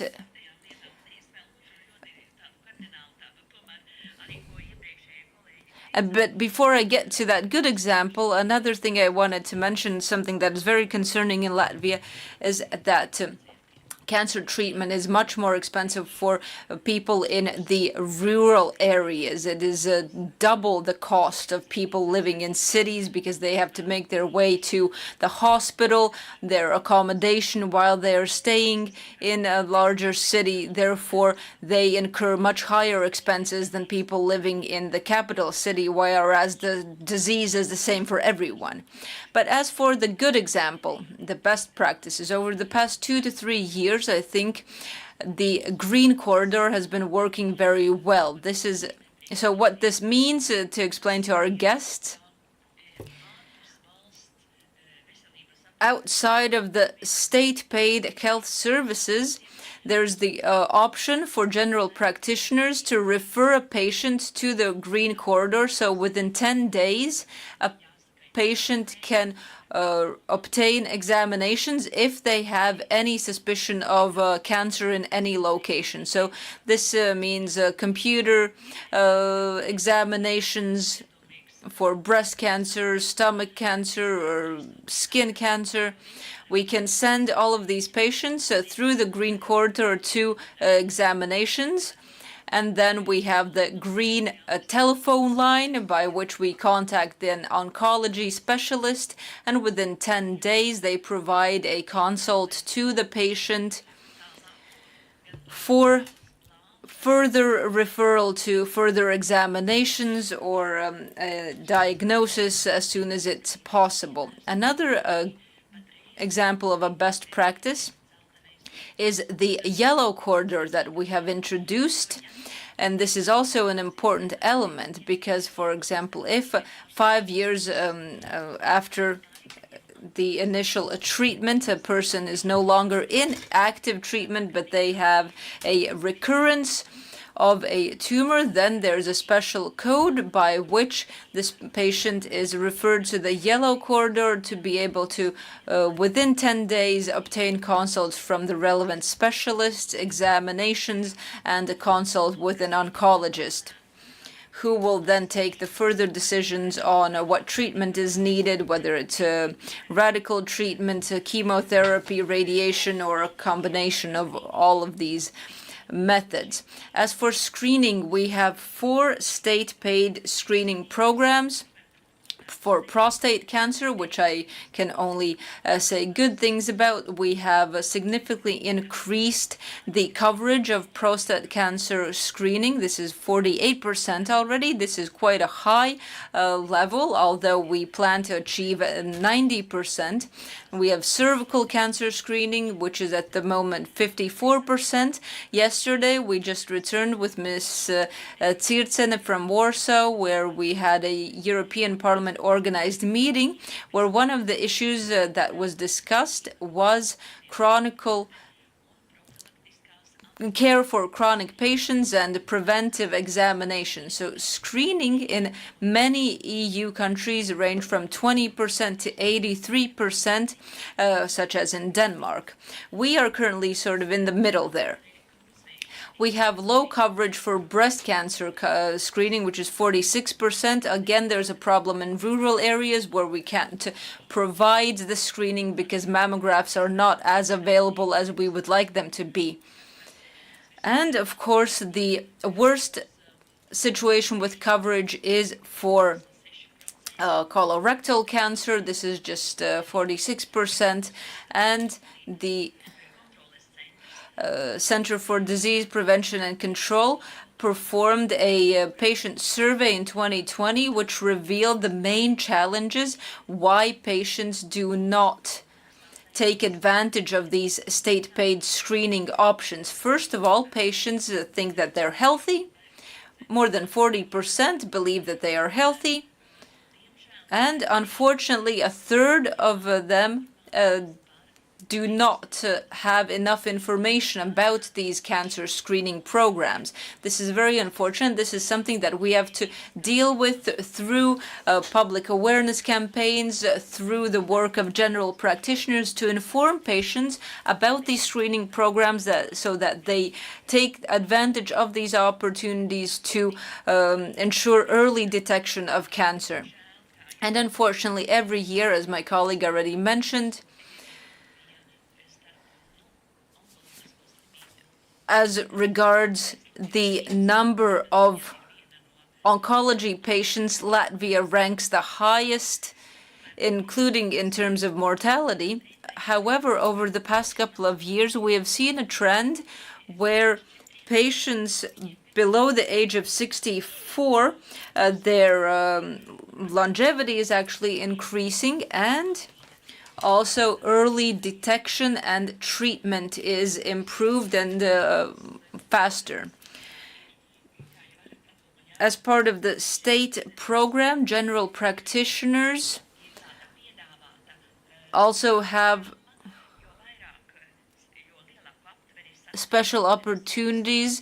So the better the GP's coverage in terms of involving their patients in screening programs, the more funding they get from the state.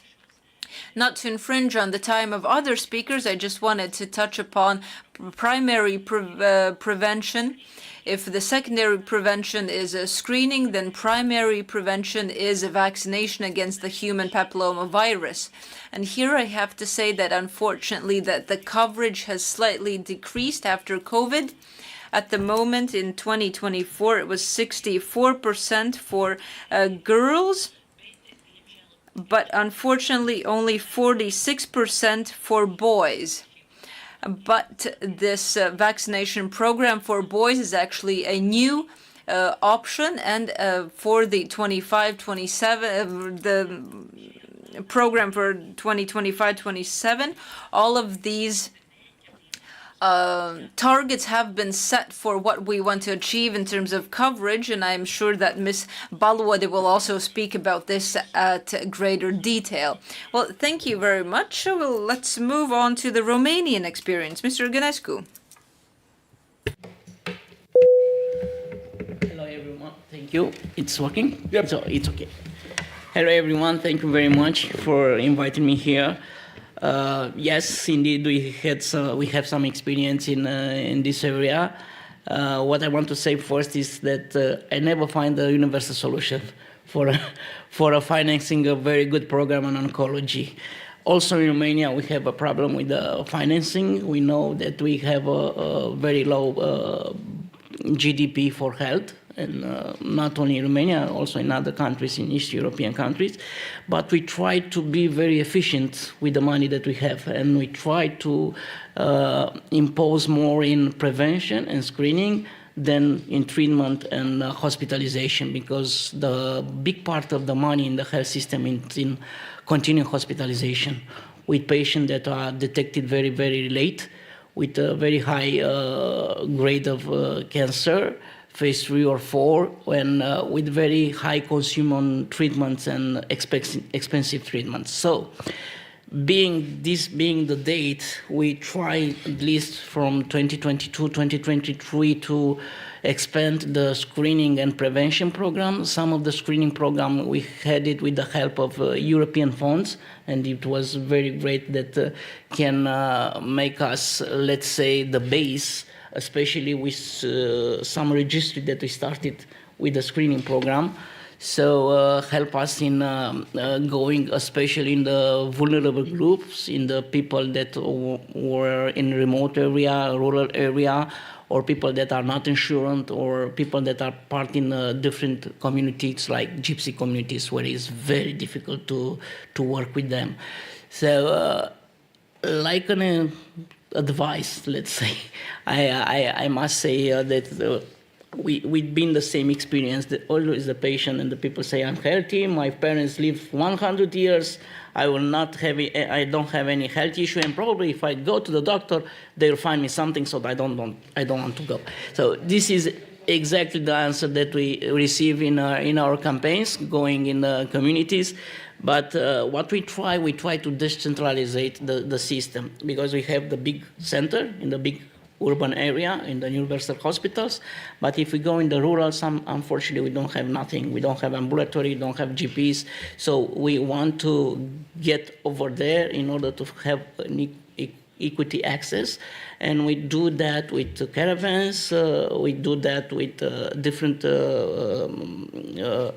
group of doctors that move from one rural area to other rural area and start making different program of screening on oncology, but not only oncology, because after the oncology death in Romania, the highest prevalence is on cardiovascular disease. So we try to work on both of them when we go in that area to offer different kind of services. So what we try after that, we try to support as much as possible for this vulnerable group to have entered in the system, because it's very difficult, like I was saying in the previous presentation. When you have a health problem, it's very difficult to go somewhere where you don't know the doctor, you don't know which hospital, which center, who will take care of you. You need to make an appointment. Maybe this appointment will have 2 or 3 weeks until you'll enter in the system. So we try to take these vulnerable groups and make the navigation system for them in order to make very quickly and have this color, because we also have something similar in Romania. It's called Monitor, and it's for these specific diseases that is high prevalence, and in order to be very early diagnosticated and very early enter into treatment, we make some appointment, no matter if there are funds or not, they'll have access in the services, medical services. So we try to provide this kind of services because it's almost impossible for majority of them to have support financial payments. And we have a study now developed in Romania. We have almost 50% of the national health funds is from the payers, the people that are insured and pay. Around 20% of that is from the government funds, and 30% it's out-of-pocket. So it's a very high out-of-pocket payment. And this is for those that afford it. And unfortunately, we have a lot of the patients that don't afford it. And that's why we have high mortality in treatable mortality and preventable mortality. So after this program that we started, we put accent very, very much also in vaccination. And this is a very difficult topics. I don't know what is the topic here, but in Romania, it's a very difficult topics. And like I give you an example, we try to improve HPV vaccination. And now in the parliament, we work in a legislation that not only girls and boys from 11 to 18 to have access to reimbursed vaccine, but also to promote to until 26 for boys and girls. And this probably will have a good accessibility, especially that we didn't have in past 10 years so much access to HPV vaccine because it's a new program. But unfortunately, it is a subject that was debated politics, and the health minister was having a censorship in the parliament from one of the party that was running for presidential election, that he's promoting too much HPV vaccination. So this kind of subject affect the credibility of the patient, of the population in the health system, and also in the people that run the health system, and also affect the work of the civil society and the patient organization that try to educate and promote the screening and vaccination programs. So we have also positive and negative experience, but I think it's better to share the positive experience, and I know that I saw in other countries that they develop very, very quick some good programs in screenings and vaccination, and I hope that also Romania will develop in the next years. But I thank you very much, and I will answer any other question if it's needed. Thank you. Thank you very much. Ms. Baloda, please. Paldies, un pirms es Thank you. Before I say my speech, I would like to give a huge thanks for your trust and your patience.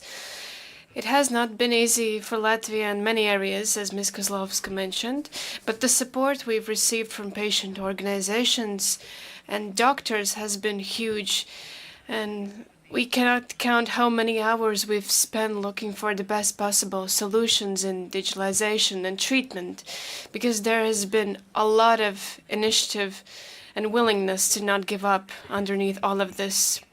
We mentioned the latest OECD research on patients' feelings and whether healthcare is patient-centered, and the results are not good, I must say. But what made me pay attention to this report is that a patient is interested in three things: timeliness, personalized care, where a patient understands what's happening and how he's treated, and the third is a safe environment. These are the three things that I think should be brought together with digitalization, ensuring that digitalization is helping in each of these aspects. But today we talk about best practices, and in my short time at the Ministry of Health in the 3 years, I've seen several of them. One of these is our current ambition to propose a fully fledged oncological plan for the next 5 years, and not being afraid of what will happen, but provide a full-scale plan with screenings and everything. And this is for ensuring equality and looking at where we are today and how we can do better tomorrow. Currently, in Latvia, there's a methodological training center for oncology, which is the first step towards ensuring that the Riga East University Hospital would be accredited as a comprehensive cancer center, which is where we are going. And I see my colleagues here today who are actively working on establishing the center, talking to their colleagues, and that way we can make cancer care equal in all of Latvia. This will not be easy. We will need to change a lot of things in ways we are not yet aware of. But we are not alone. If we look around, we've had many opportunities to come to our to our colleagues abroad and learn, be at the operating room, see how it happens. And some of my colleagues even had the opportunity to be a part of the surgery process. And other countries who've had more experience are able to give their experience to us, and we know that there are colleagues abroad who are interested in coming to Latvia and do the same. When we already heard about DG Sante's support for oncology patients. Currently, this is focused on the screening process, and Latvia is doing good for now. Now we are looking at the screening process and re-evaluating it, and only afterwards we are developing a digital scheme. As previous speakers mentioned, this is possible if we have the correct governance. In Latvia, we're undergoing change because the Center for Disease and Prevention is responsible for upgrading the screening process. The National Health Service is also improving its quality, and starting this year, there's an institution for health data established in Latvia. We are at the very early stages still. There are many things that need to be done, but I was proud to visit Estonia last week at a day dedicated to artificial intelligence, and there were Latvian companies present there. They had developed solutions thanks to the input of doctors and patients, and this is a story about the fact that knowledge and possibilities are available everywhere in the world, and we just have to learn how to use them. Also, today present here, we have representatives from municipalities because we talk about preventative medicine and lifestyle change, and this involves the input of local governments. We have representatives here today who can help the people to change their lifestyles. And the fact that we've heard is signaled by another thing. Today, in many places in Latvia, people from companies organize health days. They have days off for their employers to come and get cancer screenings. Also, we've had a meeting at the Ministry of Health regarding a mobile mammograph so that we can transport it wherever needed all around Latvia. But of course, this calls for extra resources. Increased screening also will cost us extra resources, which is why care centers are reviewing their operations, seeing how things could be done different. I'm glad to see that academic personnel is right by their side, and I hope that we can talk about good practices on how to transform knowledge into practical actions. Probably at some point we should see the truth in the face, look the truth in the face and see where we are. Nobody expects us to be number one in fighting cancer, but we can definitely be at the top. Thank you. Thank you. Now let's give floor to Mr. Maciejewski.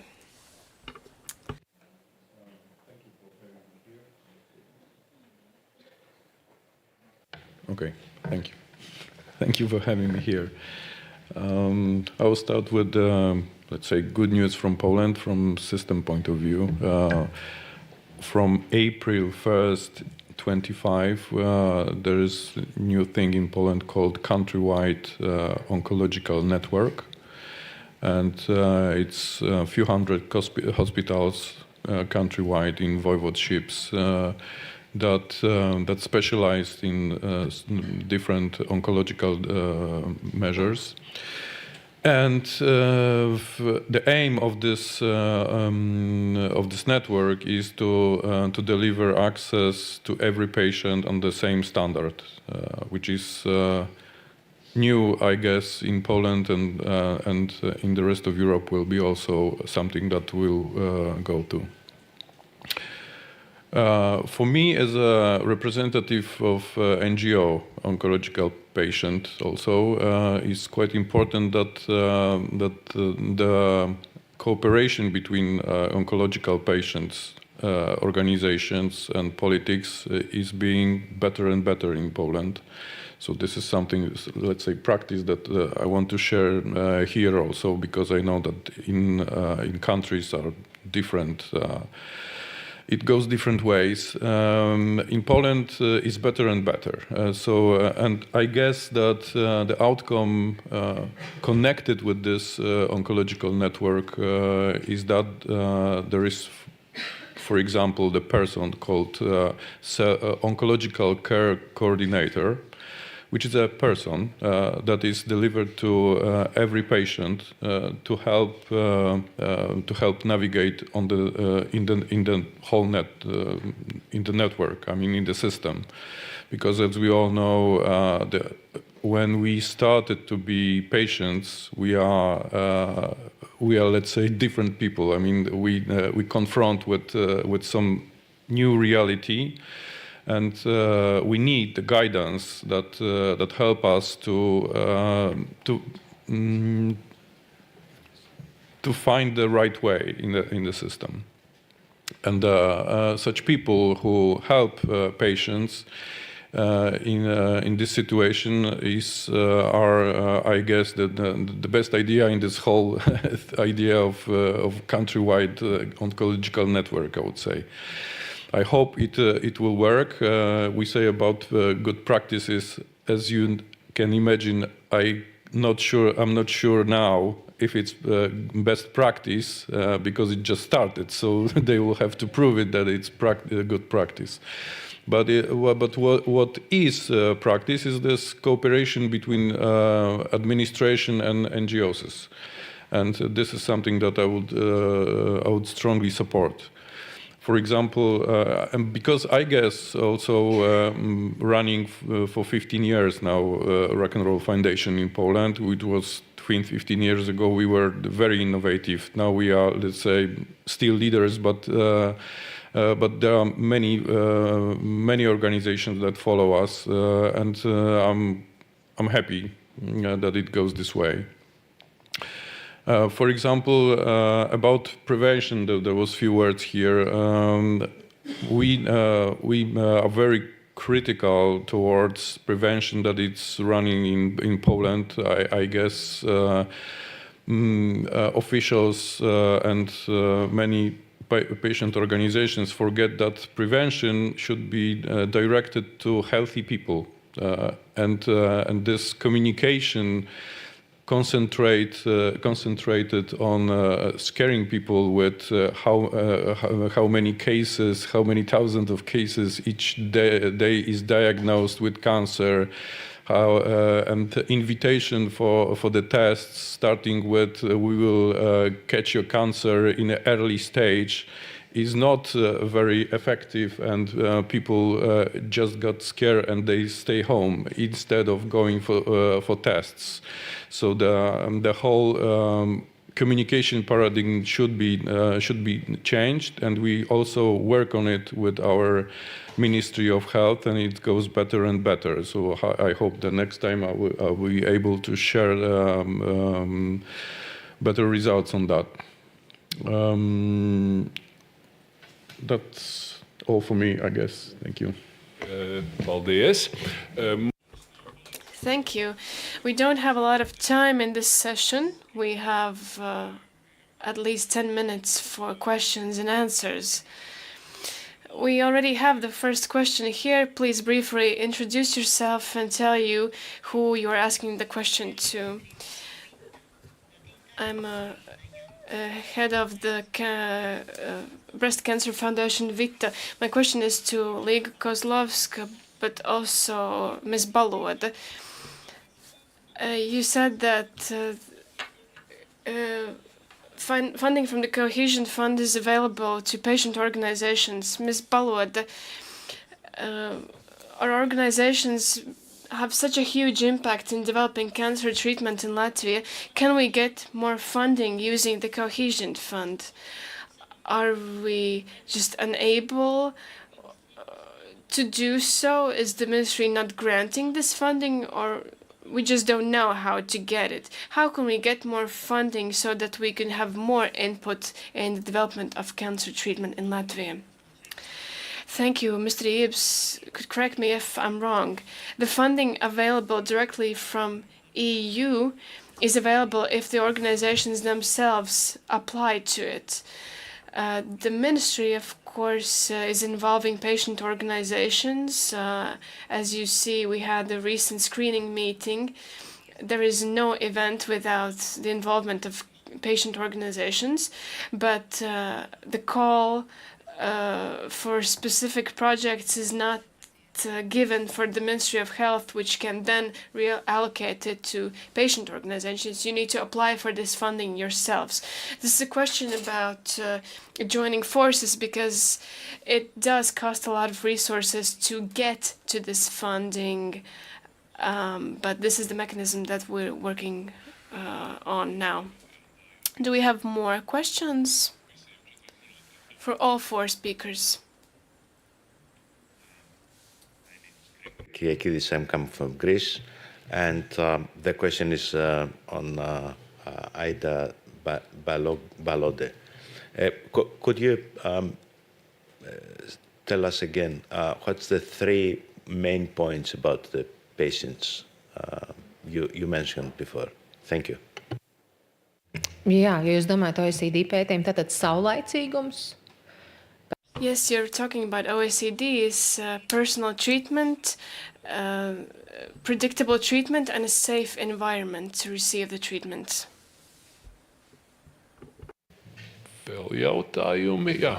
Do we have more questions? Yes, madam. So I represent, sorry, I hear myself twice with this.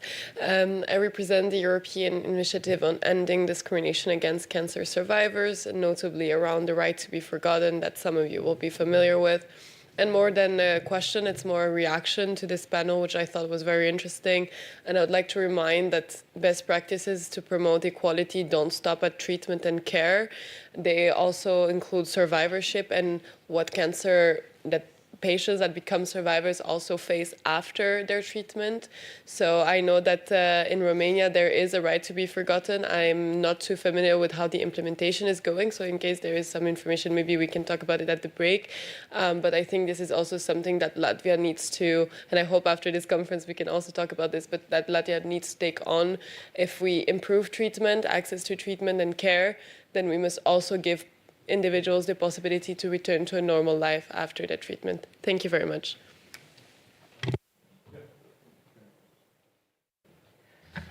I'll be happy to to share again some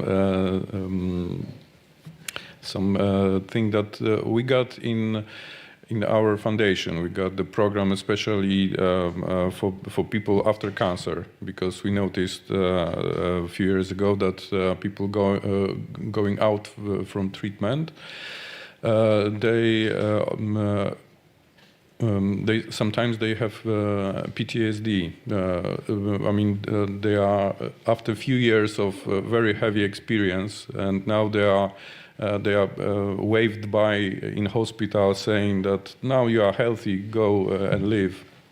And this is not so easy sometimes to get back. So this is again something that we run for a few years, giving psycho-oncological aid to people, but also with finding new work and re-establish the relations in the social life.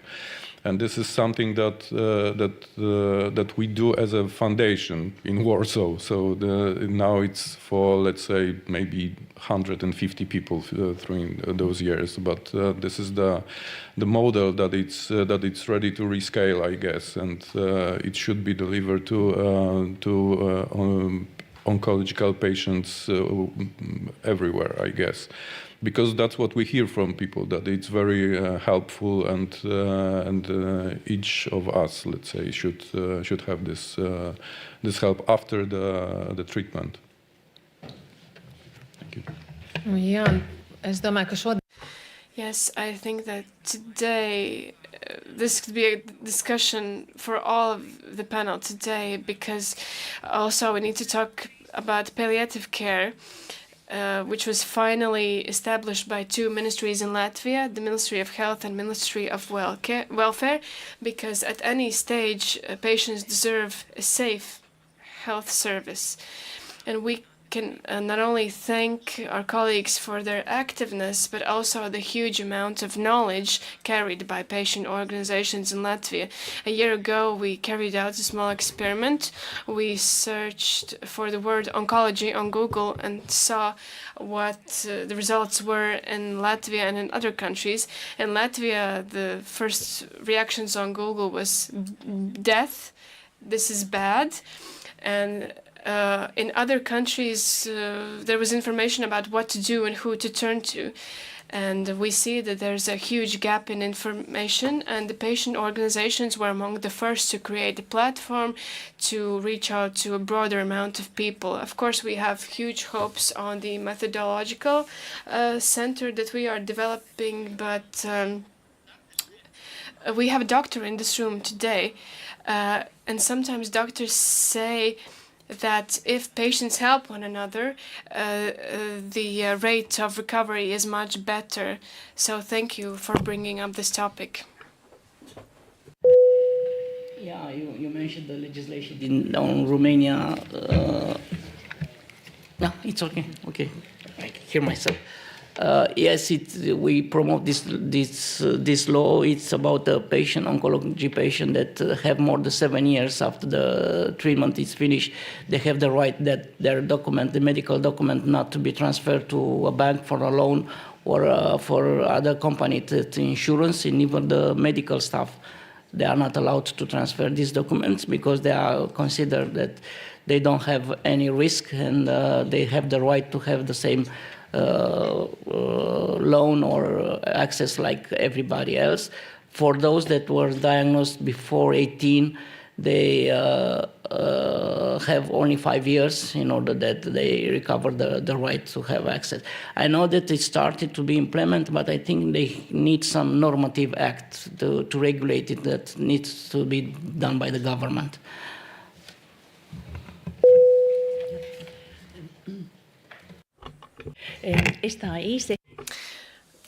Just very shortly, I want to add on Ms. Balot regarding treatment for onco patients who received active treatment for 5 years. After 5 years, they are evaluated by their physician, and the physician is collaborating with the specific oncologist, specialist, gynecologist, or urologist, dermatologist, or whatever. Because in Latvia, we have the so-called clinical pathways regarding which examinations are needed for every patient with each type of cancer. And I want to say a huge thanks to patient organizations again, because we have a special organization called the Tree of Life that works specifically with providing psychological support, both those who are undergoing active treatment and those under the supervision of the physician after those 5 years have passed. And regarding palliative care, since last year, we took a legal course to accept palliative care at a broader scale, but also hospice care for patients, and the majority of them are cancer patients. Concerning patients whose life expectancy is up to 6 months, so we have these palliative units, which are state-paid programs, and they ensure all of the necessary palliative and hospice care to the patients. Thank you. We have time for one more question. Do we have one more question in the room? It's hard to choose. Perhaps both of you could... Okay, I just wanted to make the point, since we are talking about the full cancer cycle, survivorship was just mentioned, the focus of this session has been very strongly on treatment and care, understandably so. Now we also mentioned survivorship, but I'd like to also highlight the fact that especially with the, taking the equity lens, that the aspect of prevention is really key. And here I'm talking about not just vaccination or screening, but even further upstream is really the, the commercial determinants of health with the, alcohol, tobacco, ultra-processed food industry, which, is a huge equity factor because we know that the consumptions of all of these products are much higher in those sections of society where health outcomes are the poorest. And addressing that is really a question of parliamentary action on one hand, but also this is where public sector can work very closely with civil society on, especially youth organizations have a huge role to play in talking to young people about alcohol, tobacco, etc. But we also need stronger legislation, and I think that needs to be highlighted much more strongly in the equity discussions. Thank you. I think we agree on that, but maybe you have a... Mēs noteikti visi. It's a very small question, but I think something that we have forget here today is the families of those patients, no? Especially those that survive for cancer. They are also proof that families are living with anxiety and depression. There are data that say that even after the patient passes away, there is many years that family need to suffer, especially with children, for example. And I don't think that is mentioned here. There are programs that are supporting those families as well that are started to be implemented or are thinking about. Then this is my question. How is that been seen here? Paldies. Vai kāds no... Thank you. Does anybody want to comment on this? Yes, thank you for your comment. There are camps and events organized, but of course there is not enough support for patient families. And as you said, it's important important not to get scared and continue the screening process, knowing that the situation at the family is challenging. But our doctors are working with these families, providing huge support. Regarding alcohol consumption, unfortunately, our minister is not here today, but he is on a strong fight against the consumption of alcohol, and we are discussing how to decrease it even further. Let's not even talk about e-cigarettes, where Latvia was among the leading countries saying that we just need to ban them. So thank you for your comments. We are continuing our work. I just want to add one more comment and say that we have a legislation stating that for once a year, physicians need to carry out a state-funded prophylactic check for every single patient, which includes consultations, including the whole lifestyle, addictions, alcohol, smoking, excess weight, sleep problems, depressions, etc. All of this is included in this prophylactic checklist. But of course, this is not enough. And we also have a physicians team included in our legislation. We have 2, and since the end of last year, there are 3 assistants to every physician. And we are trying to work together also with social workers that work with prevention and addiction. And we're also working with psychologists and psychiatrists. So if there are no more pressing questions, I want to thank all of our 4 panelists for their excellent input in our today's discussion. But our Congress is just now starting, which means that many questions also regarding prevention will be raised in the upcoming sessions. But now we all deserve a short coffee break. Thank you.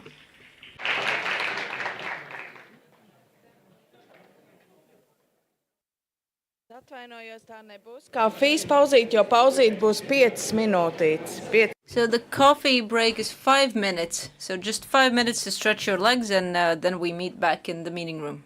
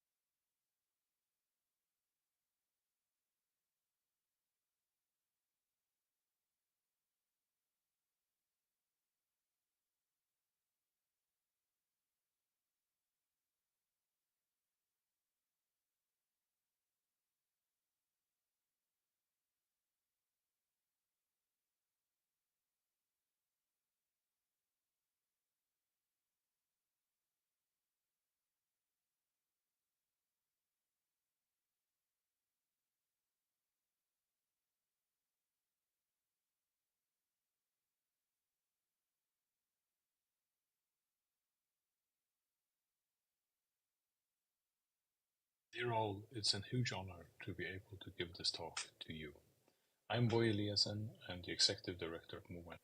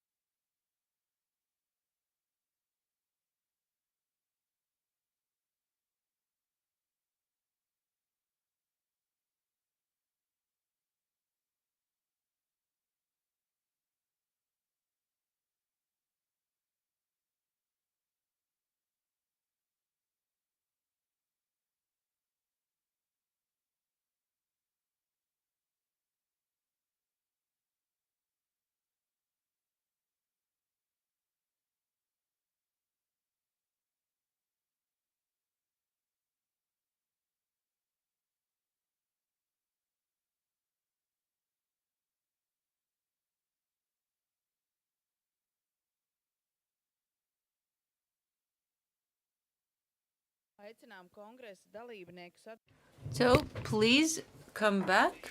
We have to restart our work.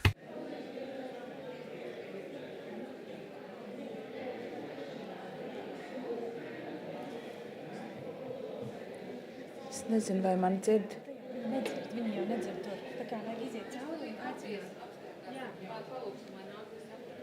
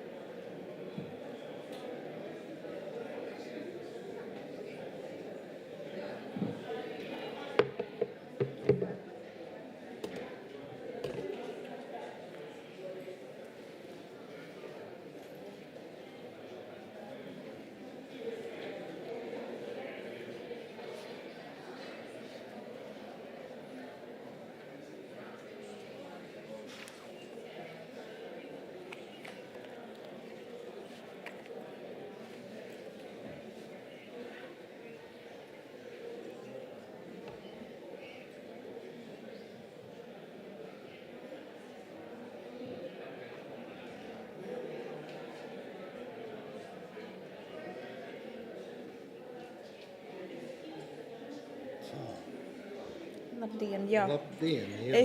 Jā, sākumā būs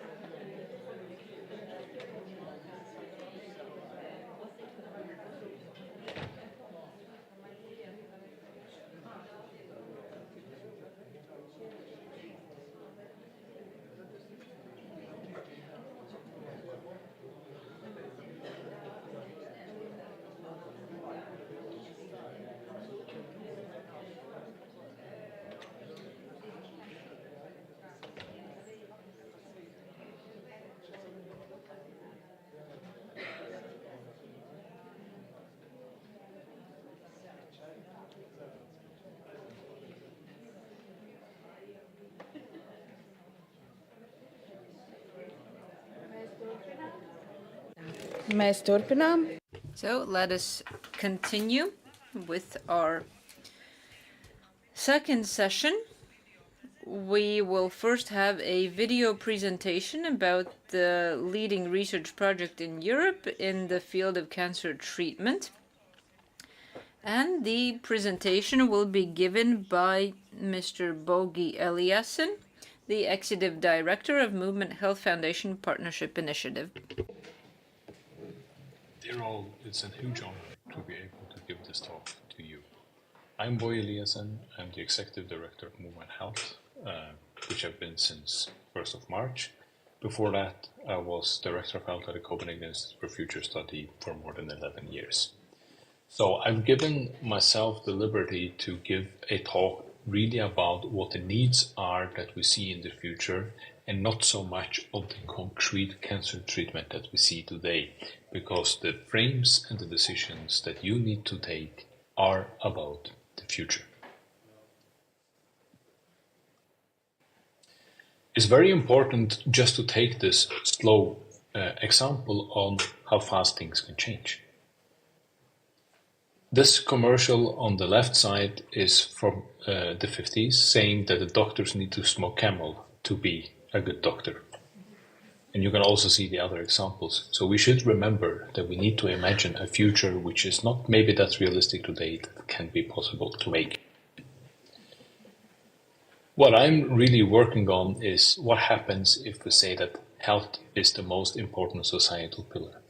We use health as an investment to benefit the patient, professionals, population, and planet, but also building dignity, equity, security, and wealth, with health as a driver for a better society. We also have to have with us that human progress is a lot of aha moments. And a lot of the challenges that we face today is because we are caught in yesterday's mindset. The real question here is that we never had more funding, personnel, knowledge, hospital data, or computing power, but still we have a burning platform in health. So why do we have this projected disaster? Our crisis is a crisis of mindset. So the real part here is that we are focused on a reactive health system.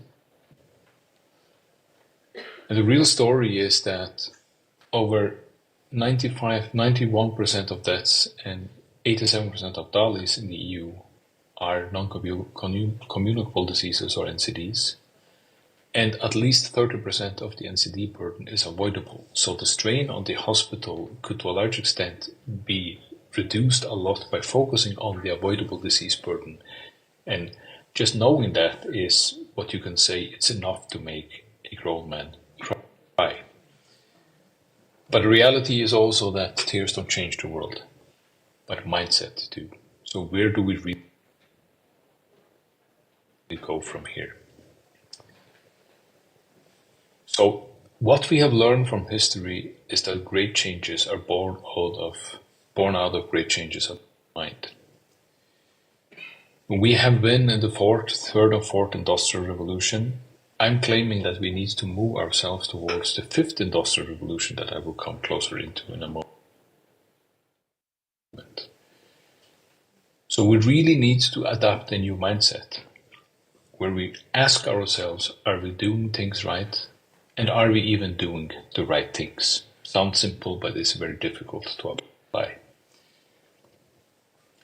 Here we need to rethink and rebuild our health systems. So come from late treatment, which is unsustainable, to best health span. So starting with secondary prevention to keep people as healthy as possible for as long as possible, even if they have 1 or 2 or 3 chronic diseases, and also with cancer. How do we help?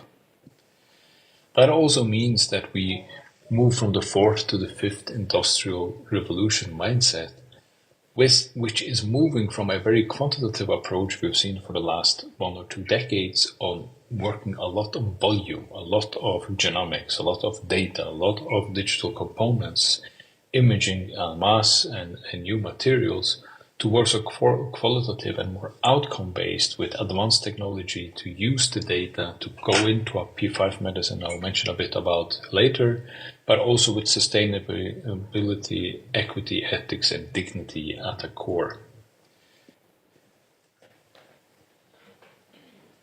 But it's also a future that we need to rebuild with purpose, really to imagine where is it we want to be, where is it we want to go.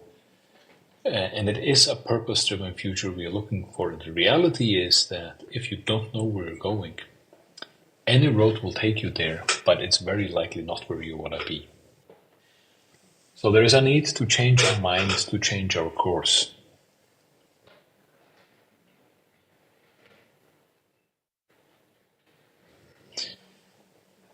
The luxury as having worked as a futurist for many years is that you can ask the what-if question. So what if health was the most important societal pillar? So it is what really drives social equity, equality and fairness, country safety, security and resilience, so the inner resilience of countries, sustainable growth and prosperity because you have a healthier population, is the well-being economy and fairness and solidarity. It is a reduction of avoidable disease burden, and it has to be built on a dignity pillar. But it also comes in at sustainability with lower carbon footprint, less waste, better use of resources, and health as an investment. And we know for cancer as well as for NCDs that the later we intervene, the lower is the impact of what we intervene with, but it's also more expensive. So how can we become more precise, both on time and the intervention that we do? So better diagnostic, better intervention, better screenings, but also better and more precise treatment. It all comes down to a key question, especially for you political decision makers, is what is really your goal? Is it the best health system or the healthiest population? Probably there's a trade-off between the two somewhere, but most of the Nordic and Northern health system are really focused on building the best possible health system. But what we need as an outcome is the healthiest population, and that requires that we change mindset. So you could say that history calls upon us to make a fundamental shift in our thinking. So away from the reactive sick care of the third and fourth industrial revolution to a more proactive health span with a new mindset and fifth industrial revolution. So that's new thinking. We have done a part of that in our Nordic Health 2030 that we started in 2019. So the Nordic countries spent on average 10% of GDP on health, or you could say sick care. And here we are saying that what if half of it goes to prevention, primary, secondary and tertiary prevention, and half goes to the more traditional treatment as we know it today? How can we just not use less money on the same person, but use it much better? Really think about the timing of it. It likely requires that we begin to think in a advanced P4 medicine that Leroy Hood came with some 15, 20 years ago, on being personalized, have the preventive approach, so also work with slowing down disease progression, being really potential in it, so helping the citizen to work with it themselves, and also being predictive, so help to see what can happen, and also participatory, so the person and the patient are really involved. So we should not forget also that we have really modern miracles of science. So new biology with different kinds of omics, so genomics being the most known of these, but we also look at microbiome, so for instance from our guts. We can look at very many different biological expressions. And we also have many forms of new digital functions, way we can see data, so not just static data anymore, but also dynamic data. We have smart materials, which will both be on us and in us, and also in equipment that we use to help us stay healthy, and imaging to a large extent where we really can look at and also combining, for instance, imaging with genome sequencing, so you can have the expression, biological expression, but at the same time also look at how the tumor actually is moving.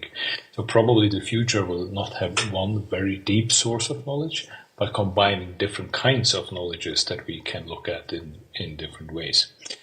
So we should also have here that working with cancer is very biological, so you would use different kinds of expression, really look at the genomic level, how you can work with things. You also need big data to understand what works on who, when, how to predict for doing smart screening, so who should you screen, why and where. And here countries like Latvia and the Baltics in general, the Nordic countries, are all too small to do this alone. This is why a focus on progressing is really to work in partnership across boundaries. And here we have the European Union really focusing on cancer with the cancer mission on that part. So my advice would also be to think not just what you can do, but also what you can do on that part in that level. And working this way will be cheaper, cleaner and smarter, but it requires a new data model, which we also began to work a lot with in 2019 with the Nordic Health process, this model we call the Humanome. So really to give with AI-assisted tools, to give the person an access to a tool where they can both produce data but also get the data back to themselves so they really can use that. And that, of course, requires AI engines in different ways, but it also requires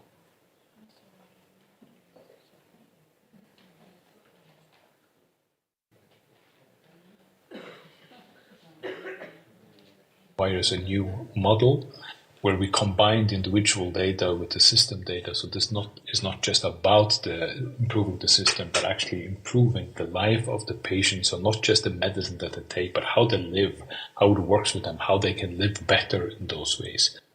So really to move forward with the opportunities that we have, it is about improved technologies, improved prevention, improved treatment, improved sustainability, but most of all, dignity and equity as a driver that really question. So not if we can do something, but why we want to do something. So what is our goal here? Is it to massively reduce the avoidable disease burden by 25, by 50%, which is possible with the technology? It's the mindset that is locking us down. Personally, I'm working with parts of this in many projects. Value-based healthcare, which is an IHI Improve project that we're in on outcomes a different way. Health in My Hands, which has the Humanome model as a core, also an EM project, how you capacitate the patient to also be self-caring and be part of the treatment in it. Female health with Gaia, which also with time comes into female cancer types. Respiratory health is a lot about the effect on the lungs, which also has a part of cancer in it. And in my role as a director for Movement Health, we do work with screening programs in Peru and South Africa, for instance, and really are focusing on how do we help those that are underserved. And we also take some of the thoughts that I worked with and developed in the Nordic Health movement on really moving from what to the how. We have technology, to a large extent we have the knowledge on what should be done, so now it is really about how do we do it. And I do work with this in many settings. So I'm a fellow at the Robert Bosch Academy with a big network. I still have a advisor role at the Copenhagen Institute for Future Studies. I'm an advisor to the digital health at the World Economic Forum. I also co-chair a working group on digital health in the World Health Organization. I'm a part of the Siana Health Leader Network. I work a lot with OECD on data and also with the Respiratory Health Initiative, but maybe most relevant here with the Phase 5 process of decentralized clinical trials, where you really can do, for instance, observational study to look at what is it that work in cancer care and follow up, so you also can have a good quality of life after that. So with those words, I will really thank you for the confidence and hope that you have a fantastic rest of the day. And I think this topic is so important. And I hope that I have inspired you a bit, even if I did not choose to take concrete examples, but more the bigger picture, which I think is the much more important part of what we need to begin to think about today in framing cancer for our future populations, and with your obligation as decision makers on how to improve things. It's not just trying to refine what is possible today, but also to make possible to do things much better for many more by thinking 5 and 10 years ahead. Thank you so much. It has been an honor. Paldies Eliasam kungam. Thank you very much, Mr. Eliasen. And next up, I'll give the floor to Mr. Marcis Leja, the director of the Institute of Clinical and Preventive Medicine from the University of Latvia, and he will give a presentation on recent biotechnological discoveries and their role in personalized treatment. Thank you. Greetings to everybody. Once again, I'd like to congratulate you. We need to celebrate, of course, the fact that we are all together. But the second reason for celebration is an International Research Day that we are celebrating today. And it's been 270 years. Why are we celebrating it on May 20th?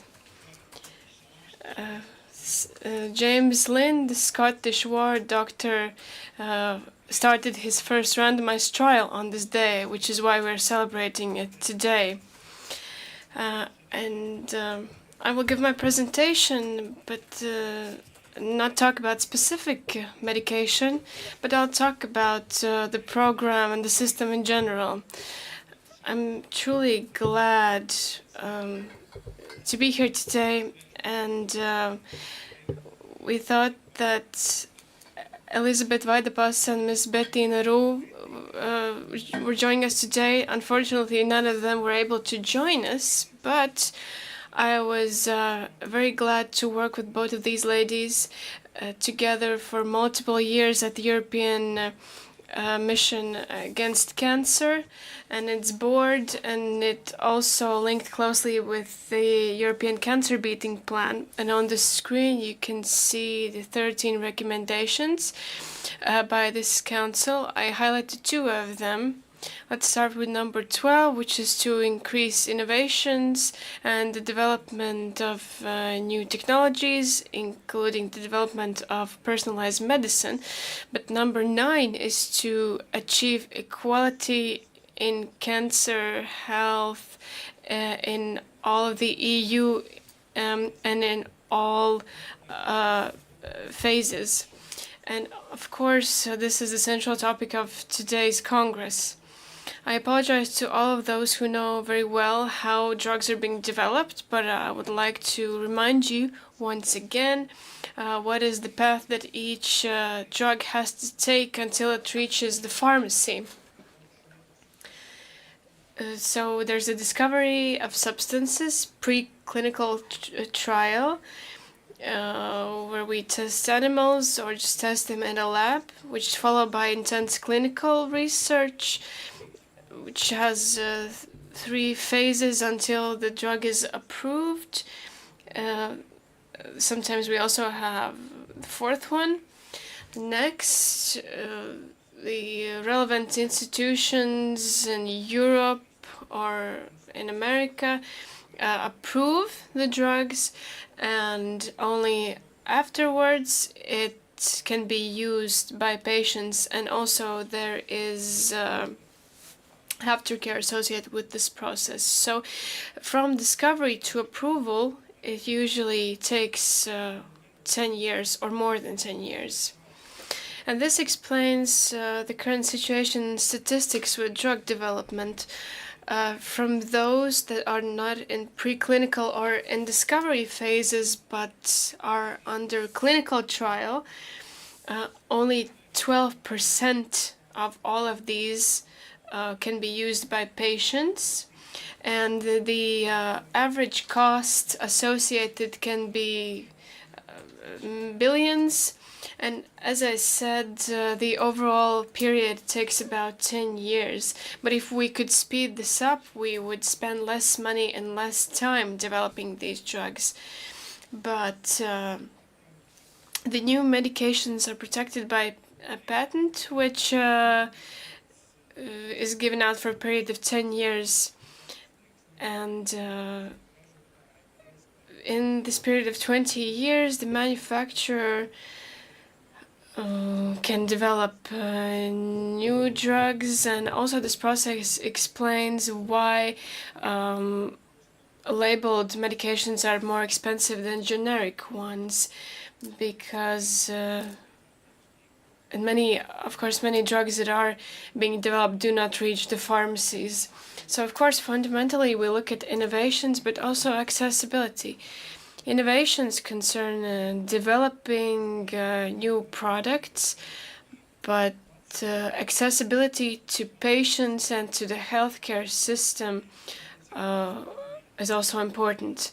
And the European Parliament ordered a study, and of course the EP and members of the European Parliament will know more about this, but EP, of course, is concerned with ensuring equality to all patients in the EU healthcare system. And the study found that innovations largely depend on private initiative, which is, of course, not a surprise. But on the other hand, when the private sector sets priorities regarding which medication should be studied and researched, it is not always based on the interests of the people, but largely on the market situation. And therefore, there's a huge disbalance between innovations and accessibility. And in this study, we analyzed how to develop different medications through various legislation or funding mechanisms by joining the private and public sector together, and also developing the public and private partnership. But these questions are very difficult. Maybe we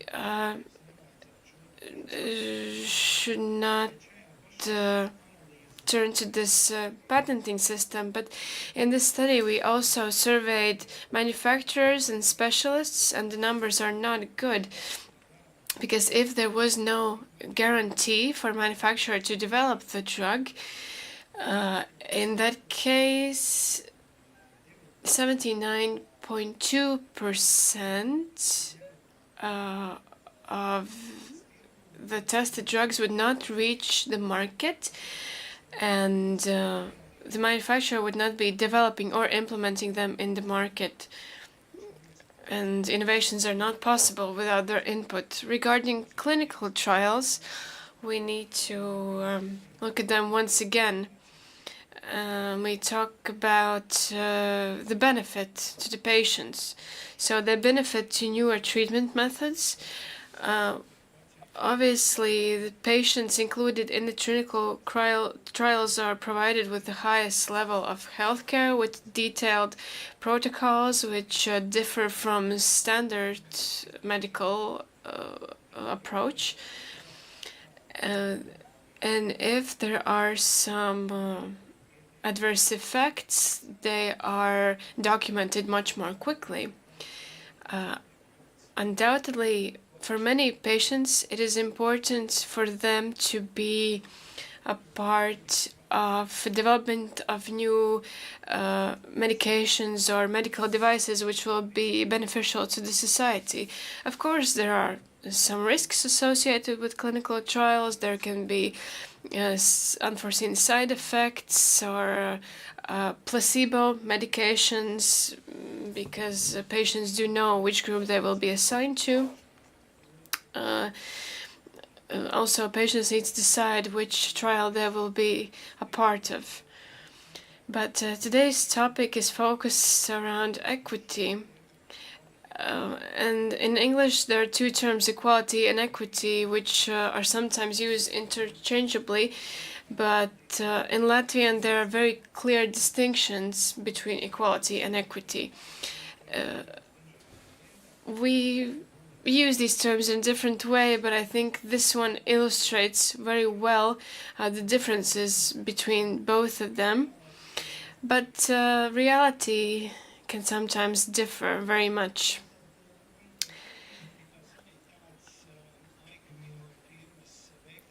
I also saw a study by IQVIA I think that the representative will also talk about other studies. I hope I'm not talking about the one that they will be presenting on regarding innovative medicine and accessing their availability to patients.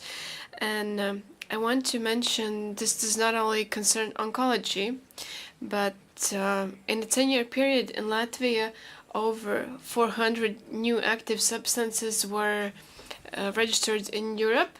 Out of those, 94 were identified as innovative drugs, and only 46 of them were generally reimbursed in Europe. But there are only 20 groups of medicines. As I mentioned, there's the largest number of patients concerns oncology, and of course it takes the leading place. And if we look at all the countries, I found it surprising that Latvia does not take the very last place concerning the implementation of innovative medicines, which means that at least one of these 20 groups are represented. We're not doing that bad there, but if we look at this graph here, Latvia takes a much lower place. This is a graph about the use of crucial innovative medicine. We mentioned that state funding has increased drastically, and this is a 2-year-old study. But the factors that affect this are costs, reimbursement policy, and also for patients, it is important to understand how this model is reached. Also, we mentioned several times the European Cancer Equality Network. We see the numbers. We see that Latvia is doing worse when it comes to potential years of lost life. In Latvia, this negative trend is a bit slower. We're also not doing as well in terms of preventable loss. This is the data from last year. We see that the proportion of reimbursed medicine is lower than the EU average, and also lower than countries with comparable economies. Here you see a graph about the clinical research in Latvia. There is a downward trend. In last year, a very small amount of trials, new trials in oncology were registered here. And the question is why? Of course, larger countries do take the advantage. They have more people, more infrastructure, more specialists. They sometimes have simplified approval process and more experience. You might not see the map very well, but the countries that are marked in red have the most number of trials. Regarding our solutions and our future path, the previous speaker demonstrated very well that the Baltic countries and Scandinavian countries have relatively low number of inhabitants, but the Nordic Baltic Cancer Network is a very positive initiative. And the last year, December, there was a meeting with the ministers, and the next meeting that we are planning also together with patient organizations, it will take place in a week in Copenhagen. I'm not sure if Latvian patient organizations will be representative, but we will also focus on clinical research there. Also, the European Commissioner in his address mentioned the Cancer Center Networking initiative, the UNET CCC, where all the Baltic and European countries take place. And it might be a paradox, but the Nordic and Baltic Cancer Center Network is mentioned there as a good practice, even though it is just now in its very early stages. Just now, the UNED CCC conducted a survey on the obstacles to clinical trials, and the number one obstacle is human resources. This does not only concern the Baltic countries, but all of Europe. The next is bureaucracy, then funding, and then patient involvement and interest. We must focus on personalized trials as well regarding the genetic mutations of cancer, where drugs could be used beyond standard recommendations. Such trials are ongoing in Europe and Scandinavia, also planned during the next phase of the project. But of course, they require regular funding for detection sequencing initiatives in each country. There's another initiative, which is an initiative by the small EU member states, who have found that these problems that small EU problems face are very similar, and that they cannot arrive to an endpoint as easily as the larger states can. And so they are discussing about joint trials and joint support for their healthcare systems. And I'd like to conclude with a slide related to cancer screening, which is another a project of the EU joint action aimed at decreasing inequality at a European level. It's not, we're not talking about treatment, but just screening of particular groups of people. But it involves innovations, also personalized screening approaches. And I think that in the future, all of EU member states will be able to benefit from this, including those where screening process is not as well organized. Thank you.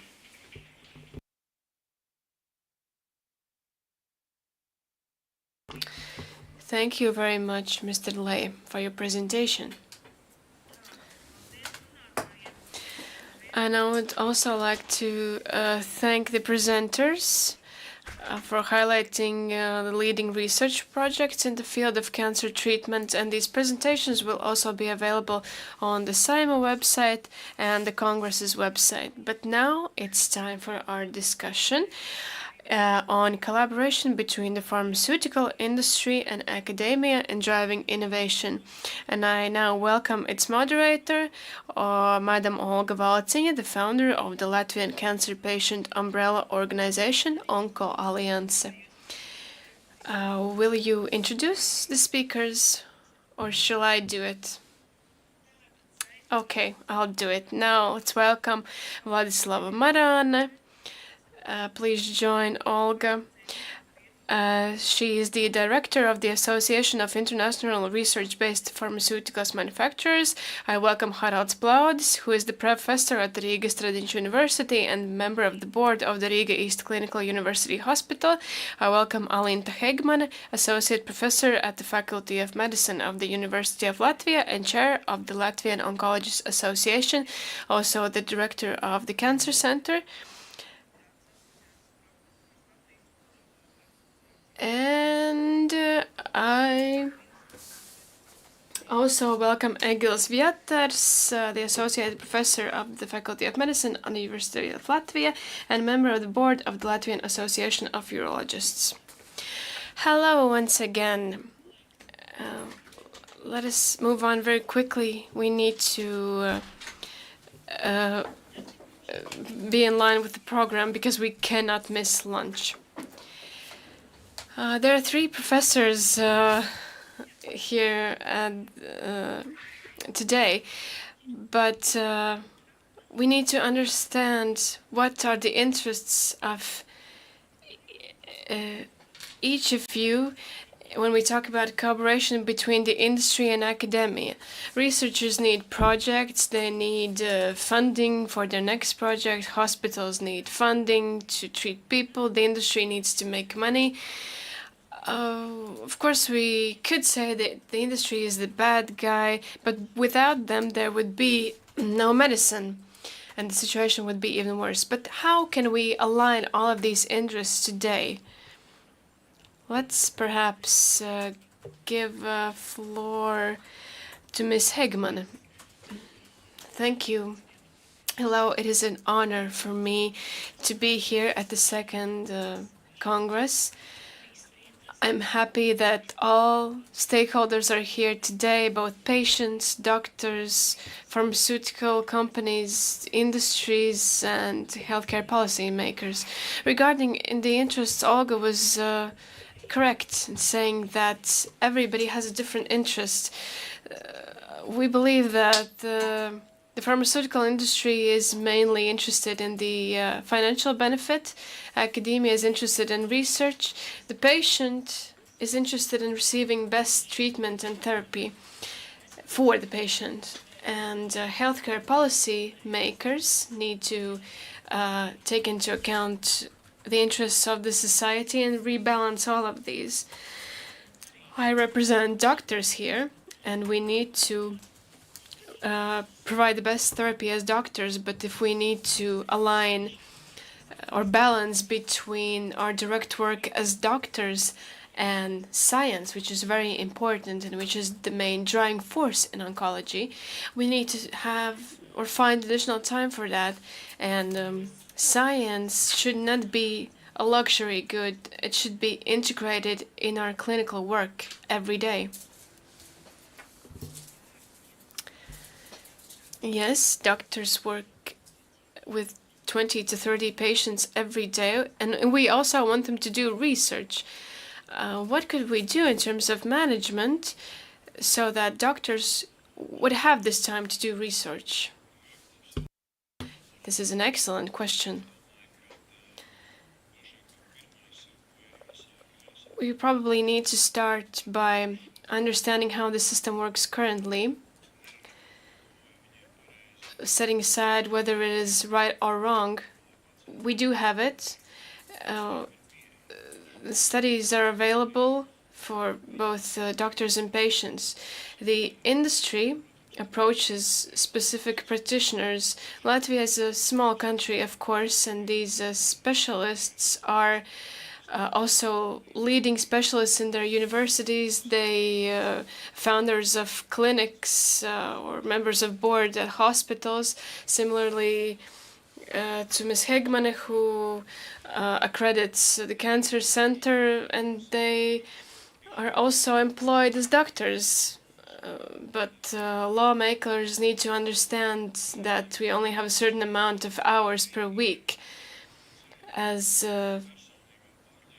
my personal belief is that these research organizations should come and work more with the hospitals, because everybody knows what the East Clinical University Hospital is, what we do, what we specialize in. And I think it would be a huge shock to this well-oiled machine. But at the same time, if we want to achieve complete transparency, this would be the way to go. So now there's a very fine balance, but we do have it, and I think the patient benefits from that. I have a question for Professor Viaturs. Not all science is good science. There are a lot of studies that nobody frankly needs, projects that are not beneficial. What could you say today on promoting the excellency of science? From the patient's point of view, we're interested in projects that improve our quality of life and our outcomes and provide some benefit. Scientists sometimes ask to provide some feedback to their studies, but they have not even tried to identify the ways in which we will benefit from their trials. So why should we get involved? So please, what makes science excellent and what provides excellency in science? Thank you for your question. It's a difficult one to answer. Not all of you have been a part of oncological trials to understand the essence of this process, though it is important for both patients, doctors, and hospitals. I'm a lead researcher in oncological trials and have been for 20 years. I've led many trials at the Rigas Radničs University. In the clinical trial, there are patients with two groups. Both groups at that time receive the best possible treatment, the best medicine. And one of those groups are introduced the investigative drug. And if that drug is proven to be better or more better, then all patients are transferred to that treatment scheme. And in addition, the company usually offers these drugs for free as long as the patients need them. It is worth noting, though, my colleague Leia said that in trials the patients are assessed more in depth and much more frequently. So we need to understand that this is beneficial to the state and the hospitals because the investigations are paid for by the trial sponsor. Let's say there are 3 participants. One patient lives better and longer. Second of all, this is beneficial to the state and the hospitals because the examinations and the drugs and treatment is paid for. Third of all, we gain experience and knowledge, and it is no secret that with this there is some remuneration involved and taxes are paid.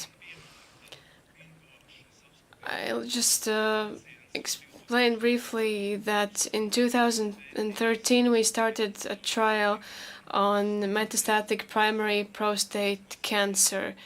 This is an aggressive form of cancer. Joe Biden was unfortunately just now given this diagnosis as well. There was a trial that proposed the best possible therapy for both groups, and the second group was introduced with an investigative drug, which was only introduced on the market in Latvia in 2023.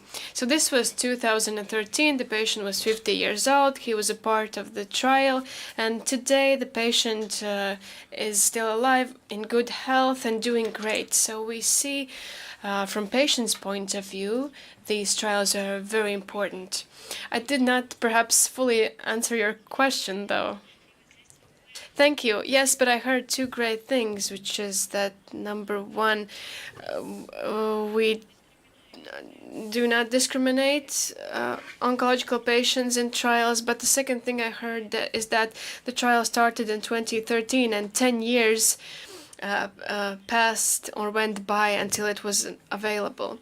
Now I want to talk to industry representatives. Hospitals want to treat people, researchers want to do research and make discoveries. But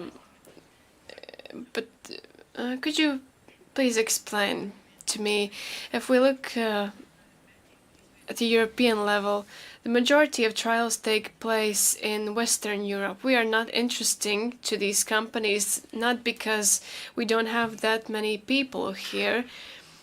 But what is another reason for that?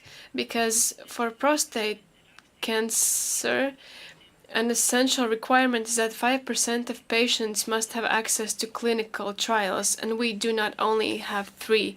Why is it so? Thank you for the question, and I'm truly honored to be part of this panel. But first of all, coming back to cooperation, I just wanted to say that in the end, the primary goal for all of us is to ensure that patients receive innovative medicines.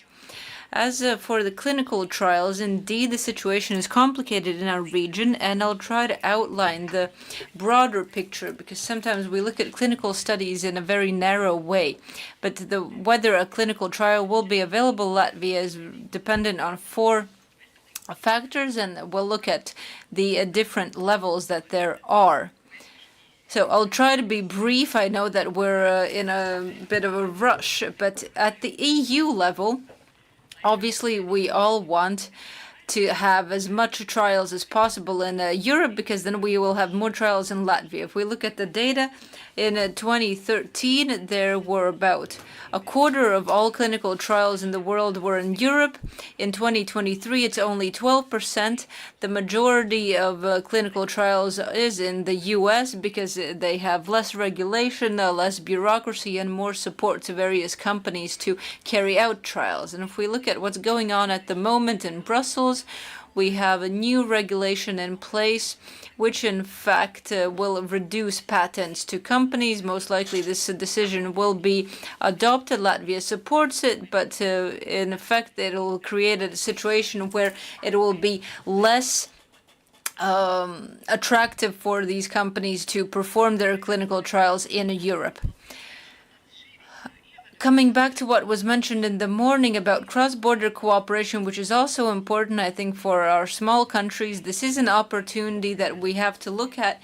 There are possibilities for patients to take part in clinical trials in other countries at the moment, although we don't have joint guidelines and recommendations for how to streamline this. So from the industry side, we have initiated a new project, EU-XCT, where we work together with patients and other stakeholders to develop very specific steps to move forward, looking at patients in small countries to ensure accessibility of clinical trials. And during the midsummer, June 20th, 21st, we will have a conference actually on these issues.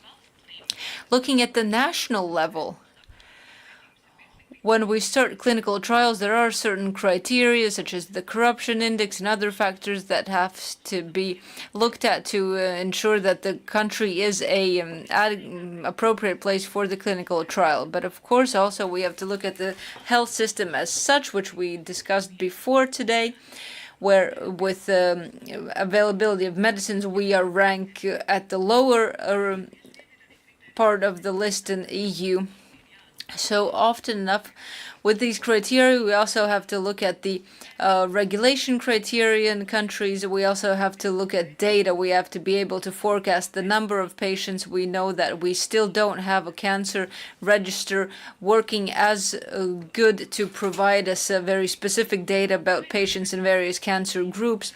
And then if we look at the level of actually performing clinical trials, we have to think about capacity. We have excellent professionals already hard at work. We have to look at the new generation coming in. But looking at the future as well, we have to think about what will happen moving forward. We will have more and more advanced treatments where we will require technology, infrastructure, which is not always available and appropriate in Latvia. And of course, we also have to educate a broader range of society, including patients. Oncology patients are actually the most open to clinical trials, but we have to educate GPs, because the GP will always be the first point of contact where a patient will ask about clinical trials. So this patient and GP awareness is also an important factor. Yes, thank you. I also wanted to add that oncology patients are not really doing this just out of pure volunteerism. It's not that we want a badge of honor. We take part in these clinical trials because we want to save our own lives, because there's just no other option. And as Professor Leia already mentioned, that these people risk terrible side effects, which are often the case. But now my next question. We heard about the fact that Latvia or any other regional countries may not be attractive for large companies to perform their clinical trials or provide their services here. What do you think we should do to improve this cooperation? What are we still missing to improve our attractiveness to these companies? Well, indeed, we can always speak about obstacles at length, and that's probably what we do have to do here today. A lot has already been mentioned during our discussions in the first part of the conference, but I think sometimes we are lacking in our cross-sectoral cooperation, because this is often the key to quality and treatment and best outcomes, these multidisciplinary teams, which means cooperation inside a hospital and across different hospitals. This definitely needs to be promoted. At the Eastern Clinical Hospital, there have one set of factors and bureaucracy requirements. At the Stradins University, the requirements and factors are different. Processes are different in regional hospitals, different still. So as a result, any research organizations that are interested in carrying out these trials, they want to carry them out with patients from all possible hospitals and to streamline the process as much as possible. So I think this is something that can definitely be improved with a very logical direction of reducing bureaucratic burden. We also need to know more about one another. Obviously, we have these trial registers that are available, but the question is, how much time do we actually spend on these, and how much do we actually know about one another? So I think this is what we need to work on. So cooperation on reducing administrative burden, which is something that is very topical at the moment. Thank you. If we speak about policies, we're here at the Parliament today that has a lot of say on the policy documents that regulate our work. What are your opinions on what we could possibly do to improve the research ecosystem for clinical trials, cooperation between hospitals, cross-border cooperation, bringing in patients from other countries or vice versa, how to better refer patients to for examinations at the nearest hospital if the hospital that they usually go to is fully booked. So what specific steps can we take to improve our daily work, and what do we want the politicians sitting here in the front row to do first?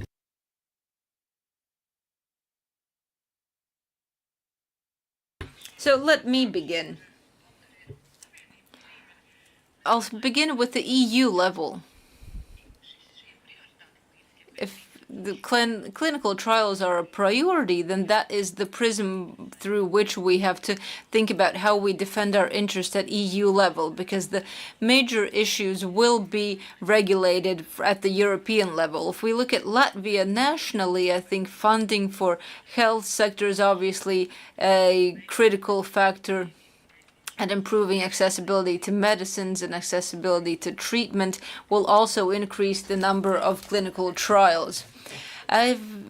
In conclusion about cooperation, I agree that we have to promote cooperation in terms of clinical trials and more broadly as well. We've also initiated the topic of public-private partnerships. We're already working together with several hospitals, but we want to have this as a systematic approach that is understandable to all stakeholders so that we can jointly solve other challenges as well.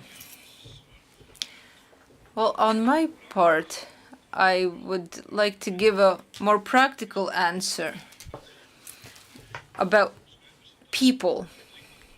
Obviously, we have the labor law that we have to abide by, a 40-hour work week, but at the same time, research requires additional time and effort. On the other hand, university, hospitals, their research facilities and research is their modus operandi, what they do on a daily basis. So when colleagues work with treating patients, but they can also work on clinical trials and at the same time on academic research and also educate their residents. So all of these components together are integrated into their workload, and that's an absolutely normal part of how university hospitals function.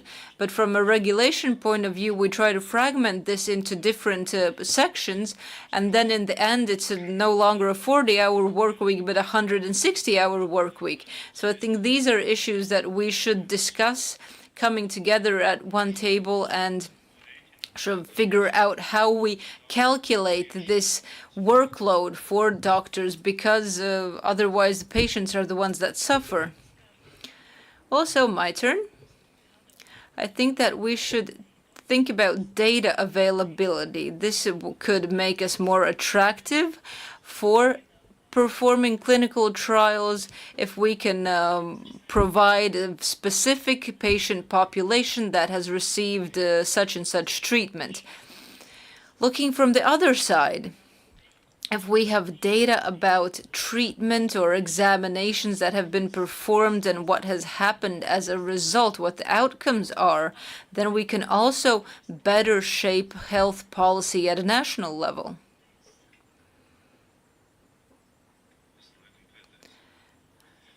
I guess I'm the last to speak here. I think there are two sides to this. On the one hand, I think that research in Latvia is in a good situation. The regulation is strong. All of our trials and research are ethical, and we have proper safeguards in place in committees and very good university hospitals. But I think that the main problem is to not lay obstacles from by politicians or hospital management that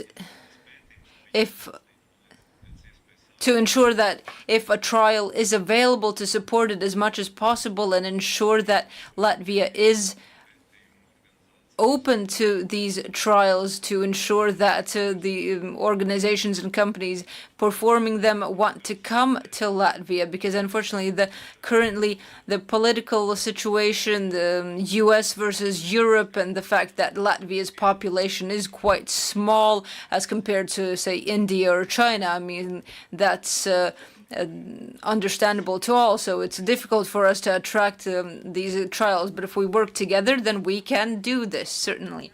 Well, thank you to our panelists, and I appreciate that we were able to stick to our schedule. We have one question from the audience. We have time for one question.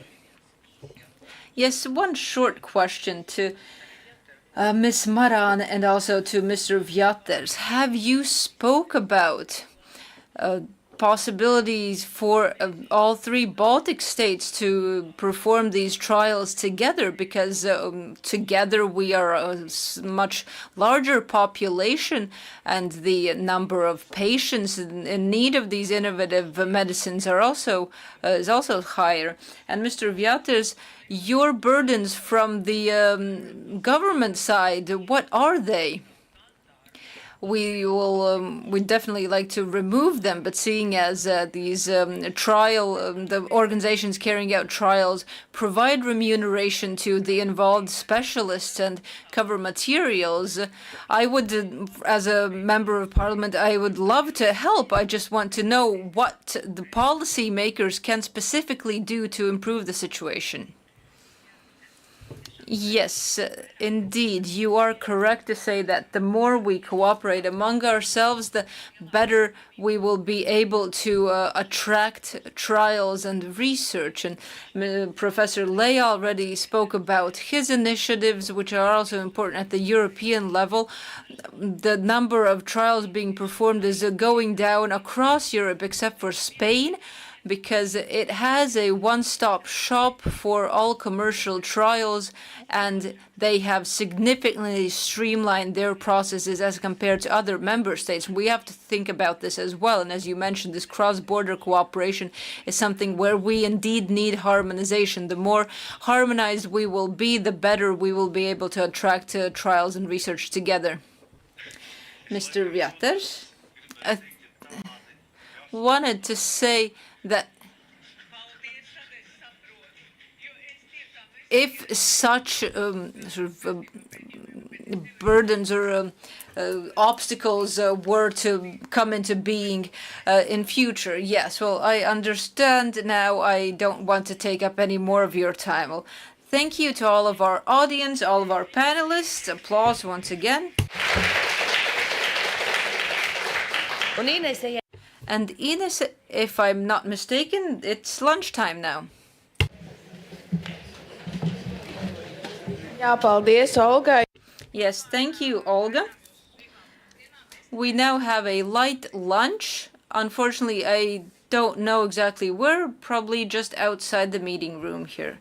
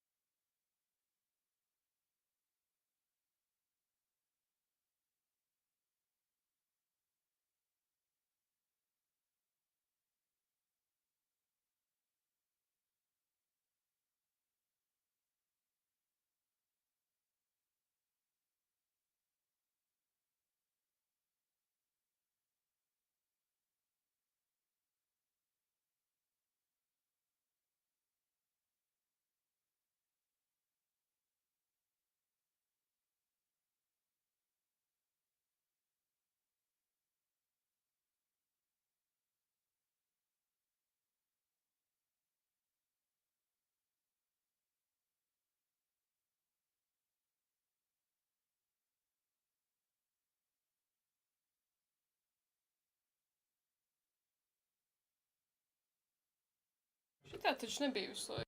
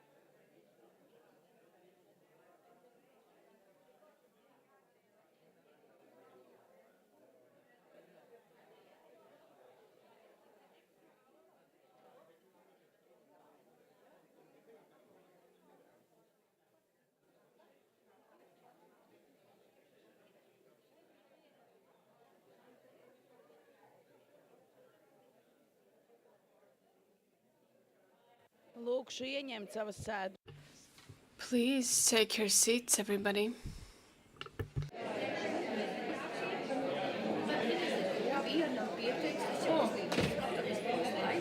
Nē, ļoti labi.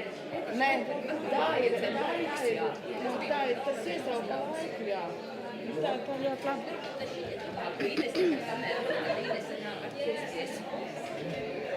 Bet tur sēž Madara un rāda zīmītes.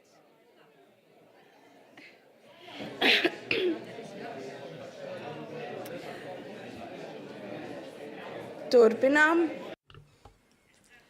Let us continue our Congress. I hope you've had a nice lunch and you are ready to continue with the third session of this Congress. And in this session, we will talk about the quality of treatment, which continues to increase, but with that, costs are increasing as well. And today, patients' options are determined not only by the disease, but also by his wealth. So today, now in this session, we will talk about cancer treatment costs and how to ensure reasonable prices for patients. And we will have a remote presentation on a value-based healthcare approach to enhancing efficiency and reducing costs, which will be presented by Zofia Dasgupta, Senior Director of Outcomes Research of the International Consortium for Health Outcomes Measurement from the UK. Okay, great. Hello. I hope you can hear me. So good afternoon, and hello from London, and thank you for having me. So I am Zofia Dasgupta, Senior Director at ICHOM, and it's an absolute pleasure to have this opportunity to speak to you today. And in my short presentation, I really want to focus your attention on value-based healthcare and how to think about what if we start measuring what truly matters to patients. So let me just share my slides.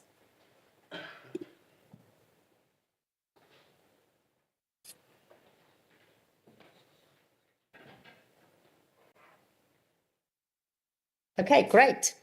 So this first slide really illustrates the core challenges in the healthcare system that prevent truly patient-centered care.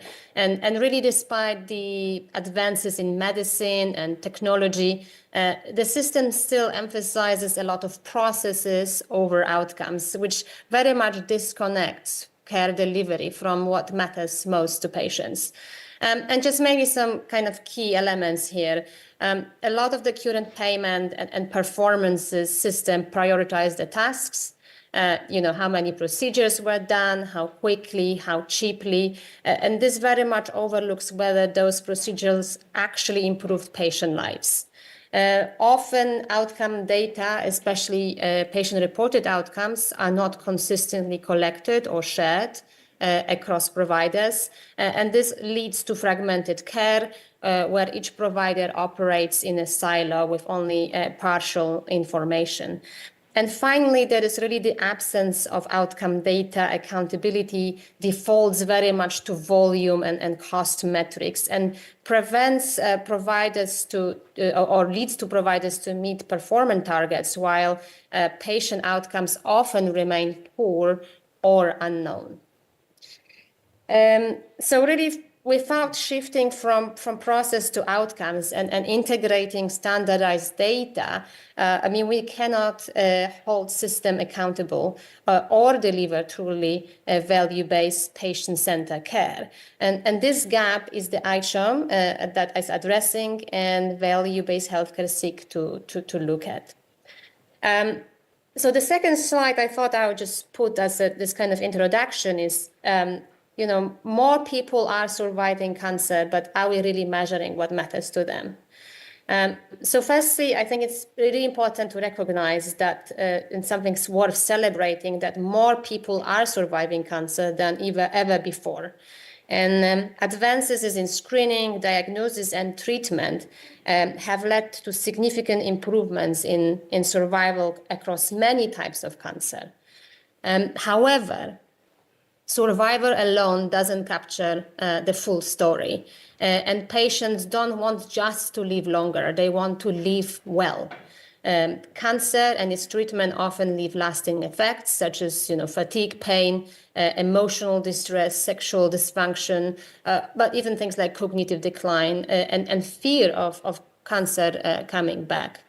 These issues might not be visible in hospital records or reflected in survival statistics, but they are real and often deeply impact quality of life.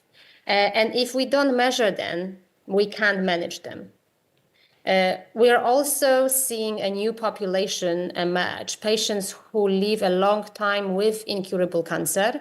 And for them, the quality of life is even more important than actual disease eradication. Unfortunately, these outcomes are rarely measured in routine practice. As I said, we track tumor size, survival rates, but not how patients feel, function, or recover. And this is a major blind spot in oncology care today.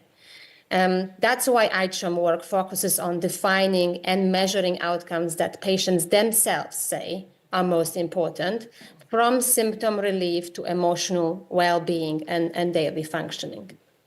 So ICHOM, we're a nonprofit. We were set up in 2012. Our vision is very simple: to improve health by measuring outcomes that matter to patients. And we exist to answer the key question: how to standardize outcome measurement so we can meaningfully compare, learn, and improve, and drive adoption of these measures globally. Now, the central idea of value-based care is simple but powerful. It's not about how much care we deliver, but what results we deliver for patients. And outcomes are the most direct way to understand that value. Outcomes tell us whether the care patient received actually made a difference. Did they recover function? Did they return to daily life? Did they experience less pain or anxiety? I mean, these are true markers of effective care. And in cancer care, as I mentioned already, we historically focus on kind of more statistical, tumor response, survival rates, and so on. But value-based healthcare takes a step further to also measure, how patients are living during and after treatment. Value-based oncology encourages a more holistic view of care, integrating not just clinical intervention, but also supportive care, so rehabilitation, long-term monitoring, and physical and psychological care, so full cycle of care. And patient-reported outcomes are a cornerstone of this approach. They do give patients a voice in how we define success. They allow us to capture what can be seen or scanned, their experience, their suffering, their recovery. And measuring outcomes also supports smarter decisions.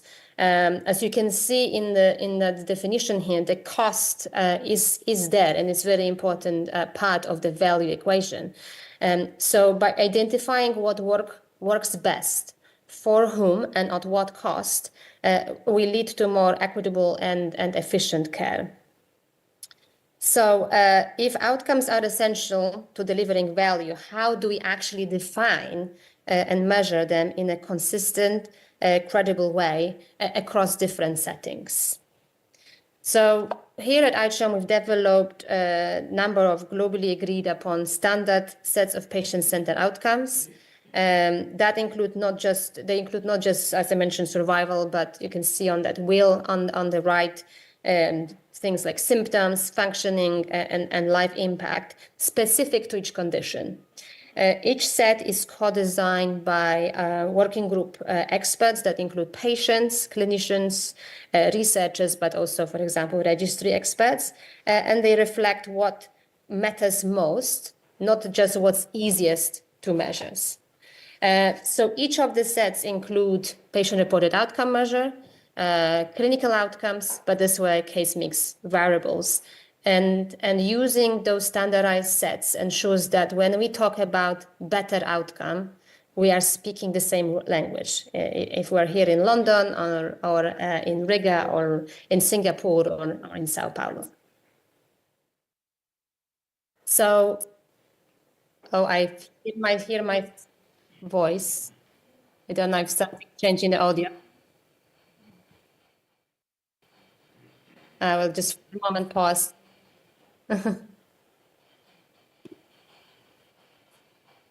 Okay, I got a message to keep talking, so it's a bit strange, I must say, because I can hear my own voice. But okay, so over the past 12 years, ICHOM has developed 47 outcome sets covering over 60% of global disease burden. On the left, I highlighted the sets that cover oncology care. So the breast cancer, we have both metastatic and non-metastatic sets, localized prostate cancer, advanced prostate cancer, lung, and colorectal. Those sets are used in a number of hospitals. We track, try to track everyone who implement our work, and we know it's over 500 hospitals across 60 countries. Our sets are also published in peer-reviewed journals and aligned with international health policy initiatives. So just as an example, I thought I will show you the breast cancer set.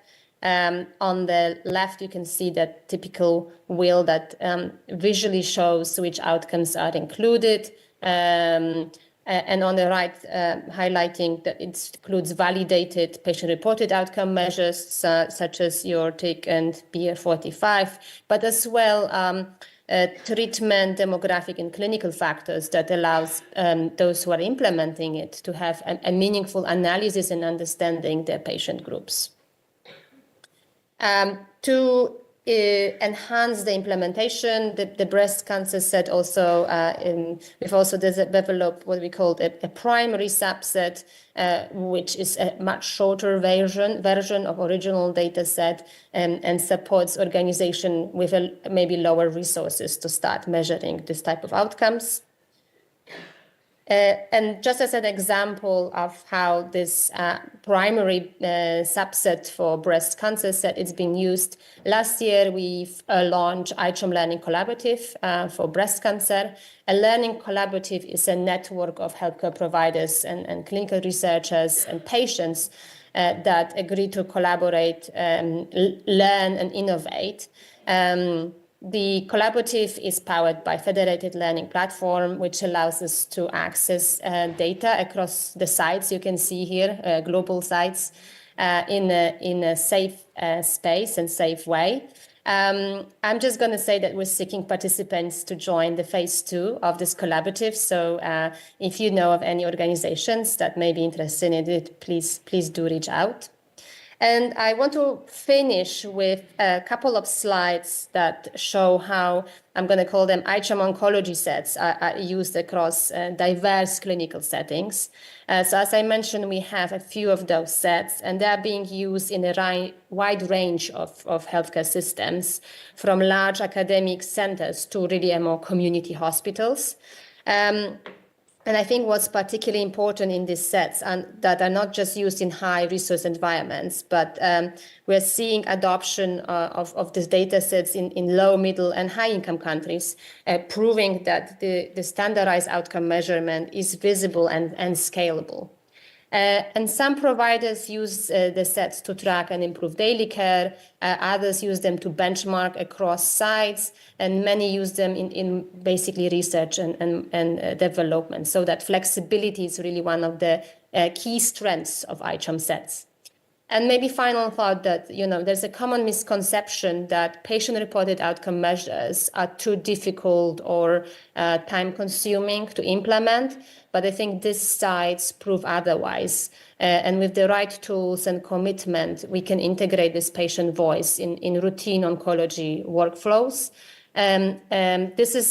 These two slides are coming from iCHOM Abstract Gallery and really show not just a hypothetical framework, but working solutions and showing how peers around the world are using this kind of data sets. So to conclude, I think it's really time we measure success not just in years lived, but in how those years are lived. iCHOM obviously offers the tools to make that shift. So I do encourage you and invite you to reach out to join our learning collaborative or explore our sets or how we could work together. And I hope you have a pleasant afternoon and a good panel session.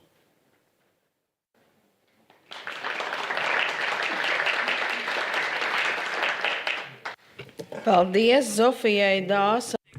Thank you, Madam Dasgupta. I'll tell you that she's an expert in values-based healthcare and evidence-based decision-making. But now it's time for our discussion, which will be headed by Madam Olga Valdziņa, the founder of the Latvian Cancer Patient Umbrella Organization Onco Alliance. We know that every patient is different and every situation is different, and in this panel discussion we will talk about how to base our healthcare not just on costs but also experiences and values. And in this discussion, we welcome Madam Julija Varpaeva, who is a product manager for Healthcare Service Project at the Department of Medical Services of the National Health Service. Also, Daiga Behmane, associate professor and researcher at the Riga Stradiņš University. Valds Ābols, who is the chairman of the board at the Children's Clinical University Hospital. And Ines Aufi, who is an associate consultant at the European Initiative on Ending Discrimination Against Cancer Survivors in Belgium.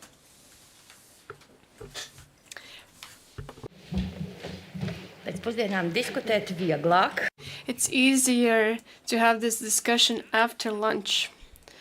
Or perhaps it's more difficult, I'm not sure. But we are in very good company. We have a representative of a patients' organization, chairman of the board of a large hospital. Just to note, this is the largest and only children's hospital in Latvia. Also, we have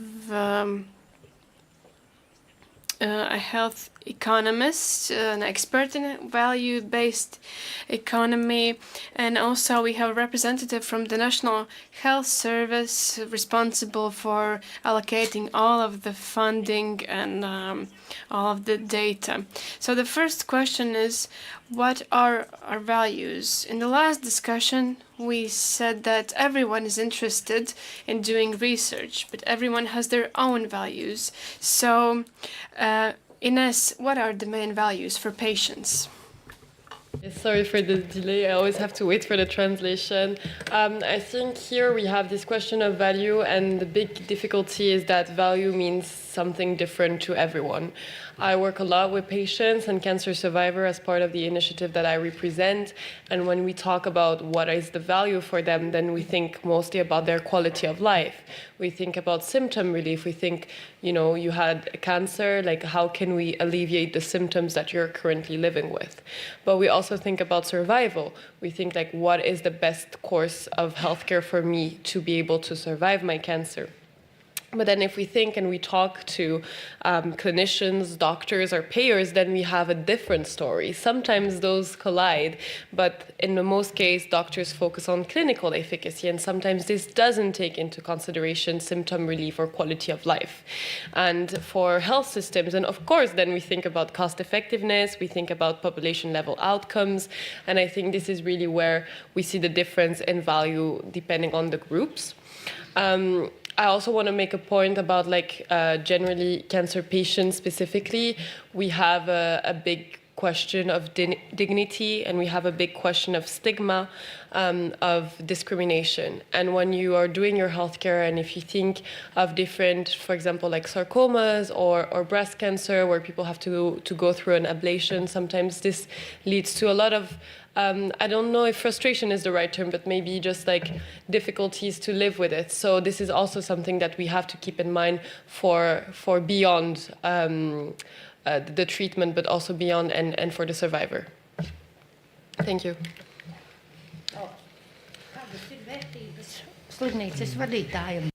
So what are the values for a chairman of the board of a hospital? Are they different?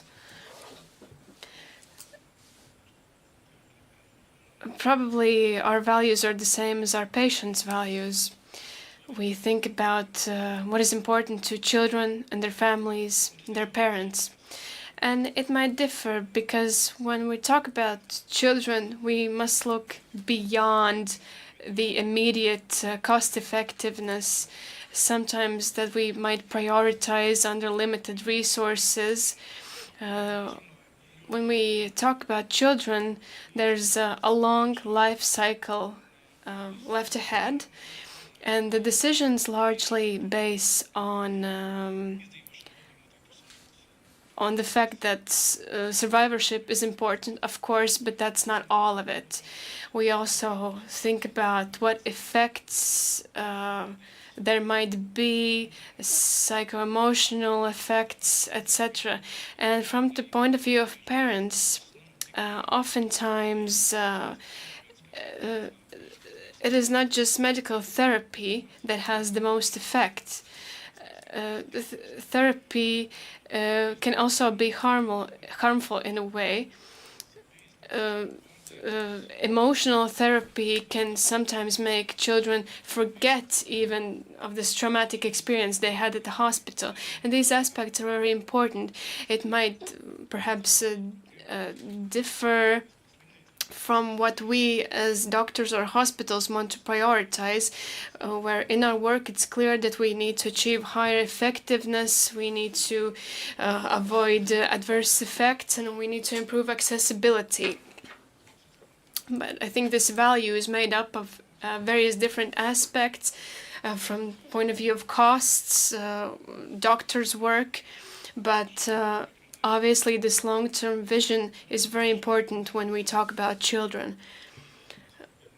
Also, we mentioned precision medicine and personalized medicine, but I want to highlight the difference that precision medicine is not the same as personalized medicine. In personalized medicine, we look at the specific patient and family, at the specific situation and what is most important to them, which establishes our value.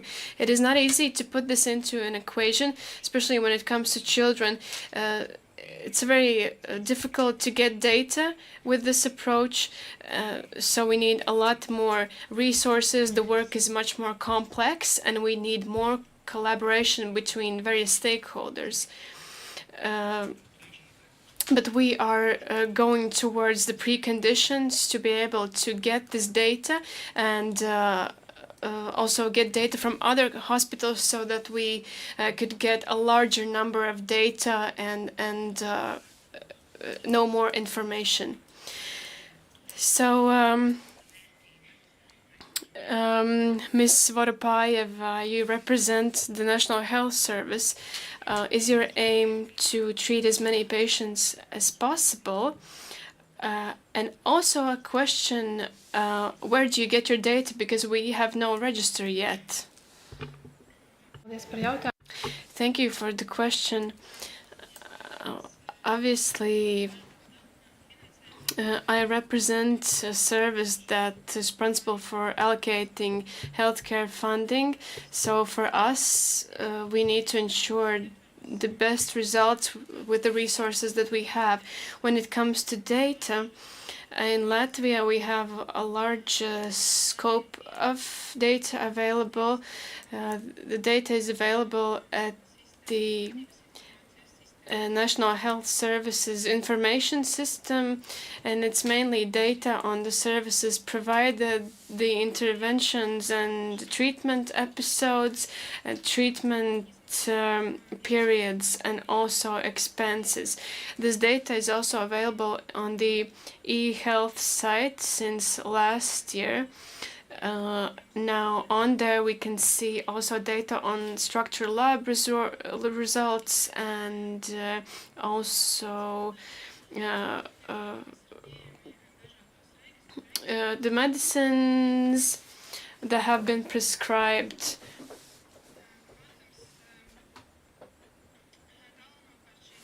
And this data mainly is now used to pay for the services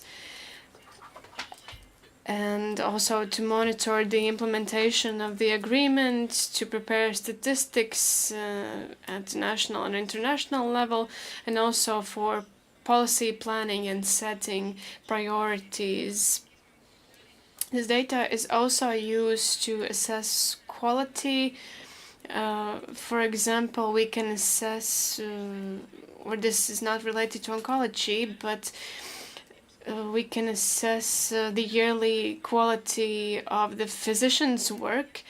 where physicians are able to receive a bonus payment if they have met certain criteria with treating critical oncology patients and other groups of patients.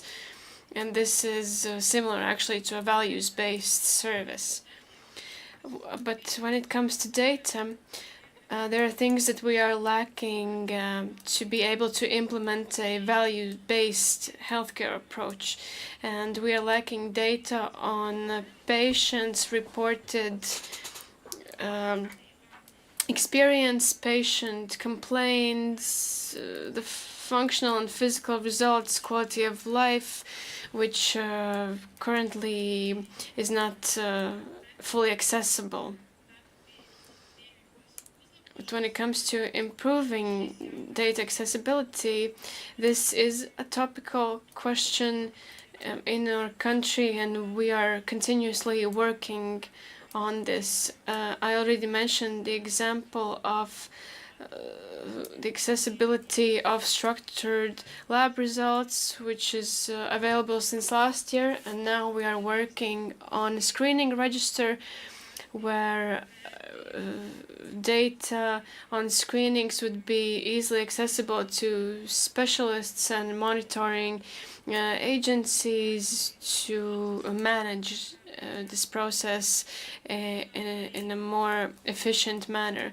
And in the new oncology plan for the next 3 years, there are measures related to the PROM and PREM data improvement. Thank you, Ms. Voropayev. I have a question. I'll briefly explain how I understand value-based healthcare. It means that we're not counting a million different small manipulations or interventions, but we pay the hospital in accordance to how many patients were treated. Do we have the data to do so in Latvia? And under the current system, where there are different models for analyses and structuring, do we have enough to implement a value-based healthcare funding model? Thank you for the question. You are completely correct, and Julia already mentioned briefly that we lack clinical trial results, except for having introduced the results for laboratory tests, but this is the main challenge. And Latvia is also delayed in introducing the payment model to pay for quantities. And this is something that is a matter of fact for the sector, that usually the more money comes with the more procedures that are done. And this is an obstacle to a value-based system, because the value-based healthcare is a direct move away from this quantity, but rather focusing on the result, the clinical outcomes. So what we need to do is that for each diagnosis group, we need to identify the outcomes to be achieved, and this is something that has not yet been done in Latvia. We need a standardized classification of outcomes, which is an international system, and then being used by countries around the world.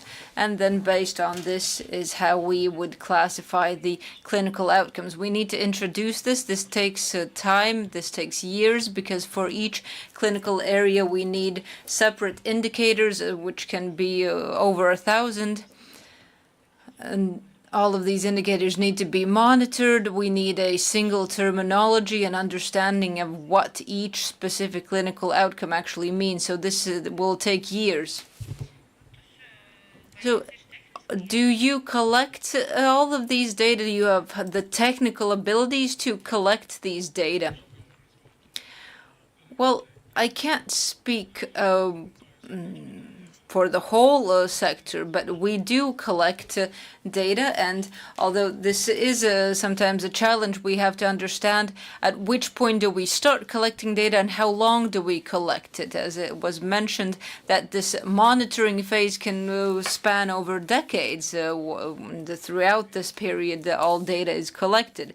What we have done at our hospital that we've introduced the Nordic protocols, meaning that each child that receives treatment is treated based on a standard protocol, and their data is also collected systematically. So it's basically an ongoing clinical trial to see how treatment is evolving.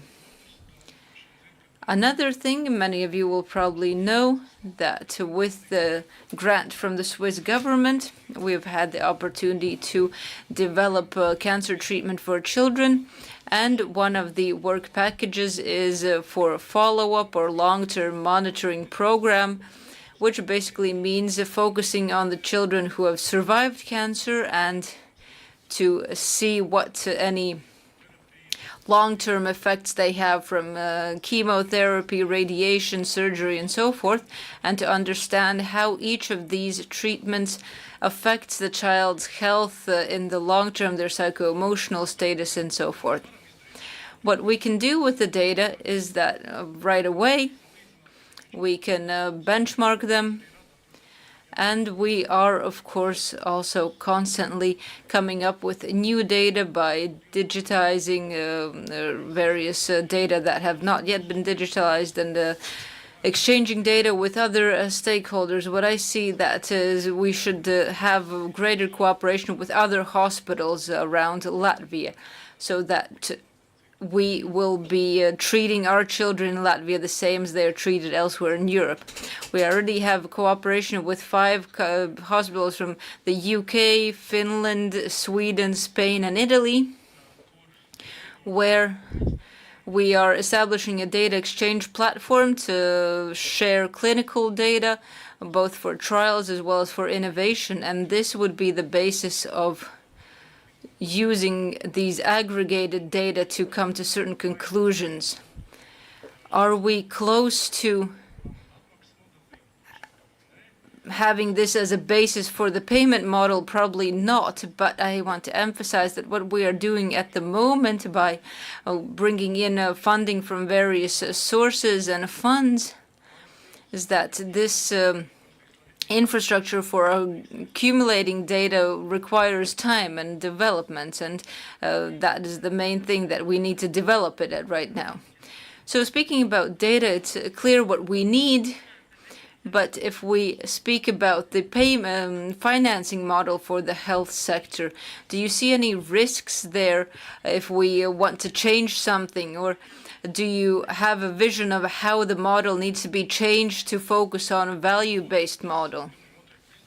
I think it is possible. Just last week I had the opportunity to discuss these issues. I mean, moving towards a value-based model is not simple anywhere. And I had the opportunity to speak with a colleague from the United States who has been piloting the value-based approach in their healthcare system. So the first step is to do this in parallel by accumulating data, not breaking down the existing system, but sort of setting up the new one in parallel to the existing one, to also compare how the costs are compared between the new and old systems and so forth.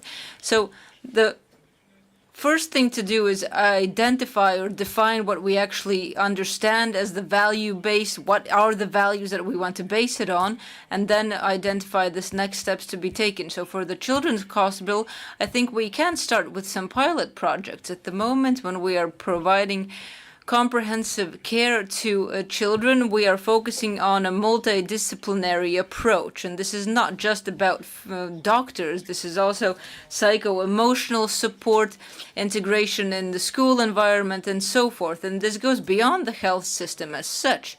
At the moment, we have several programs together with the Welfare Ministry, with the Children's Foundation, where we try to sort of put this puzzle together using various sources of funding.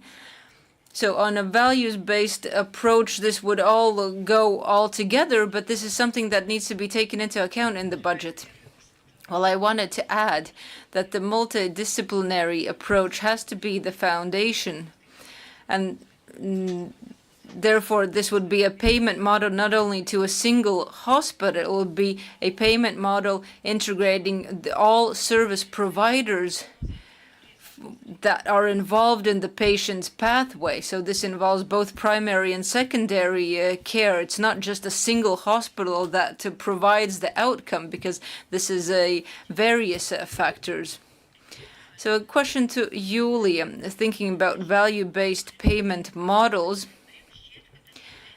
Do you think that this would be an opportunity for the state to save money or spend it more in a more targeted manner? So how do you see this being applied in practice? Because obviously in a simplified way, a system based on procedures, which has been working fine enough for years, moving towards a new system is very complicated. So from your point of view, what would be the benefits?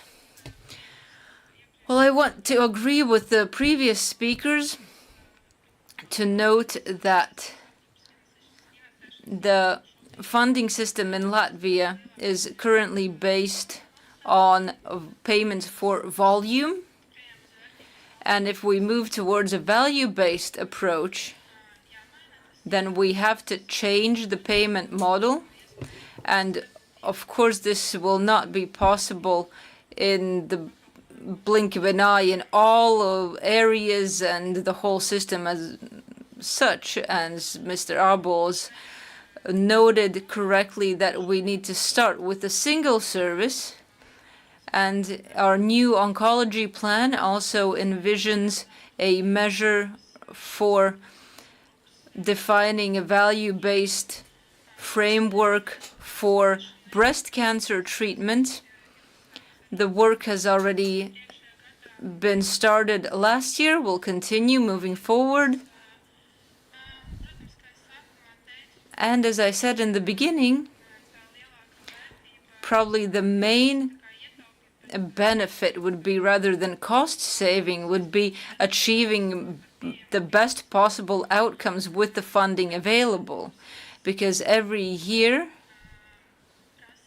the requirements are becoming higher, the need for services is increasing, but our resources, unfortunately, are not increasing at the same rate and not as quickly as we need, most definitely. Ines, speaking about values.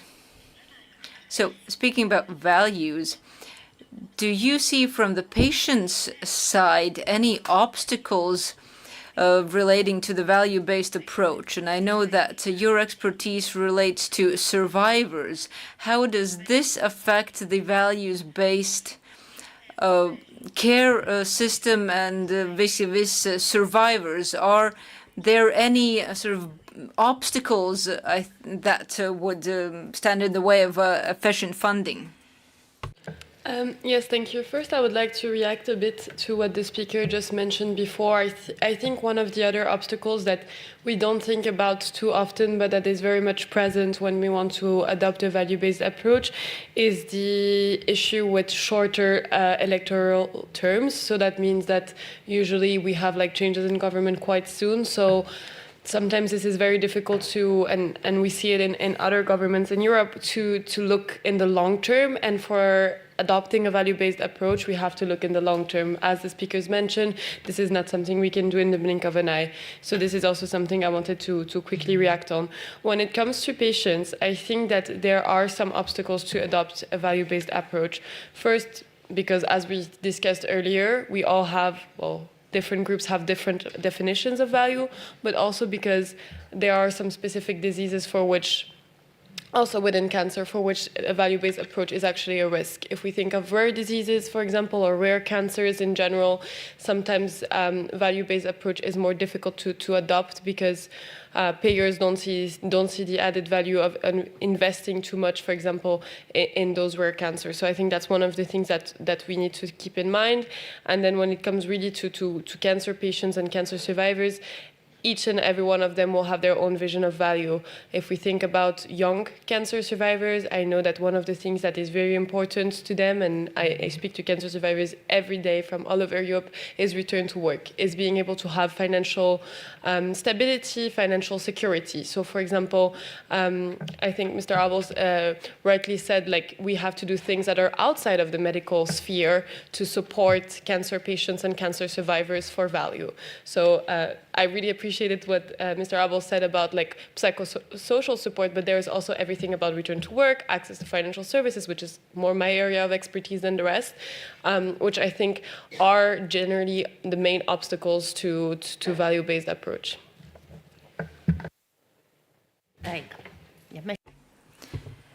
Well, if we speak about the national system in any European member states, what might be the main obstacles to introducing this system, for example, here with 25 years later than the rest of Europe?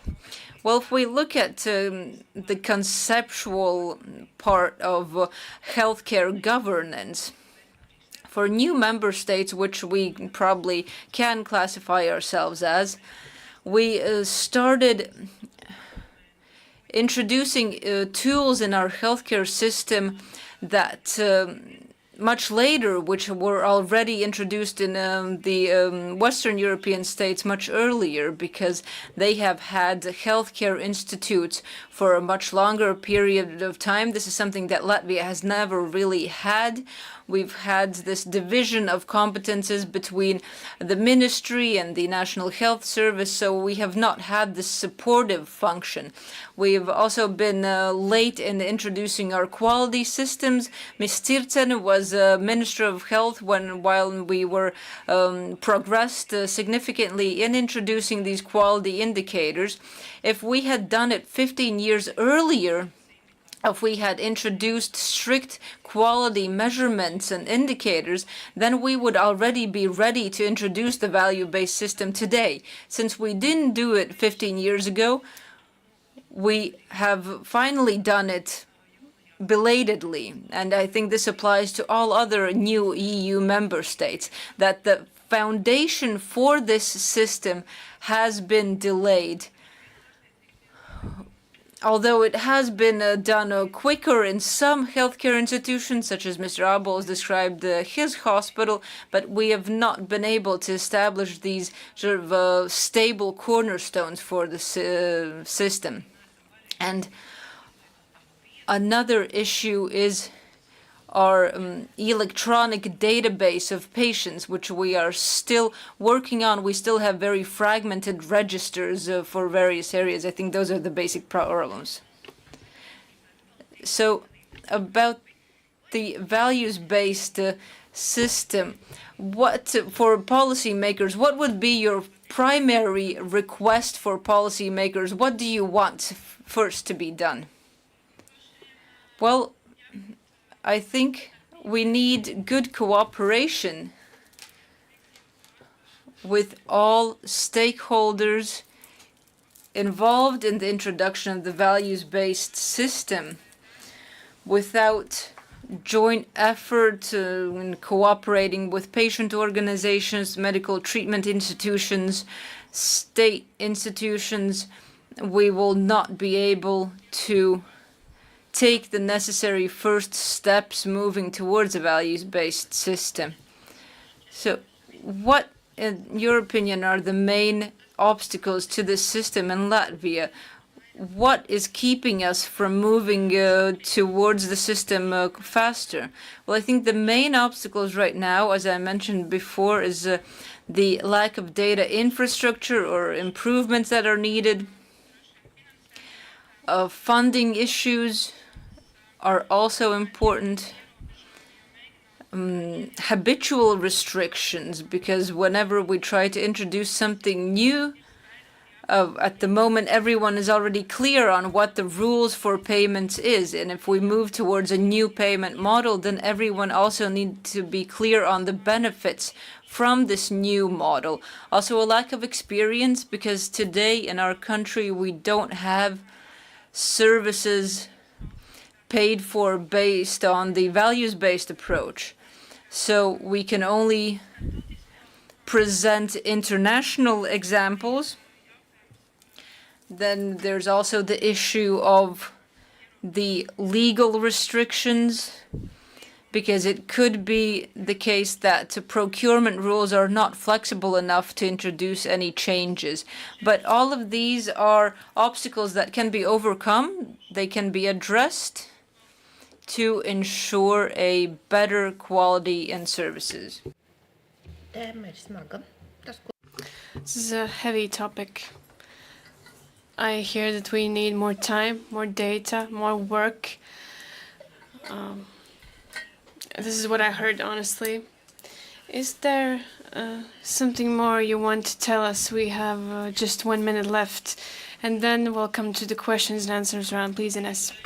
That I didn't hear, and I didn't really want to express myself because, as mentioned, I'm not familiar with the Latvian healthcare system, but one of the things in general that I think is crucial and that we see a huge crisis in Europe right now is healthcare workforce. So thinking about the lack of training of people. So specifically, I think all of our speakers mentioned the difficulty of introducing a value-based approach, and there's also all the part of like, how do we train healthcare professionals to understand what a value-based approach is, to measure properly the outcomes, which I think is one of also one of the barriers.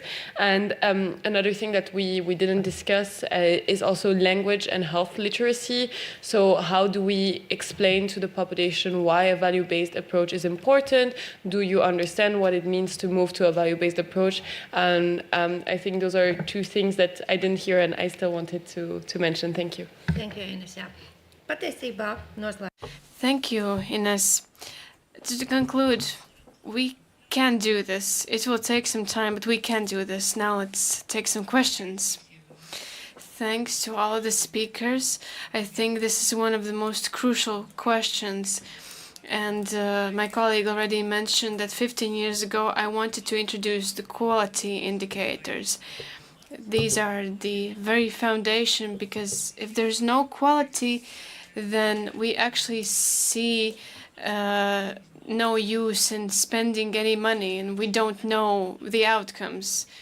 And since this Congress is dedicated to oncology patients, if you take out the appendix and go home in 2 or 3 days with no problem, the quality is clear there. I have a question to Ms. Bechmann. Let's say there's a stage 3 colon cancer. This is the type of cancer that has most reoccurrences. How can we measure the quality starting from a physician who has suspicions of the cancer? This is good. This is quality service. He's referred his patients to an oncologist. Now the patient has undergone treatment.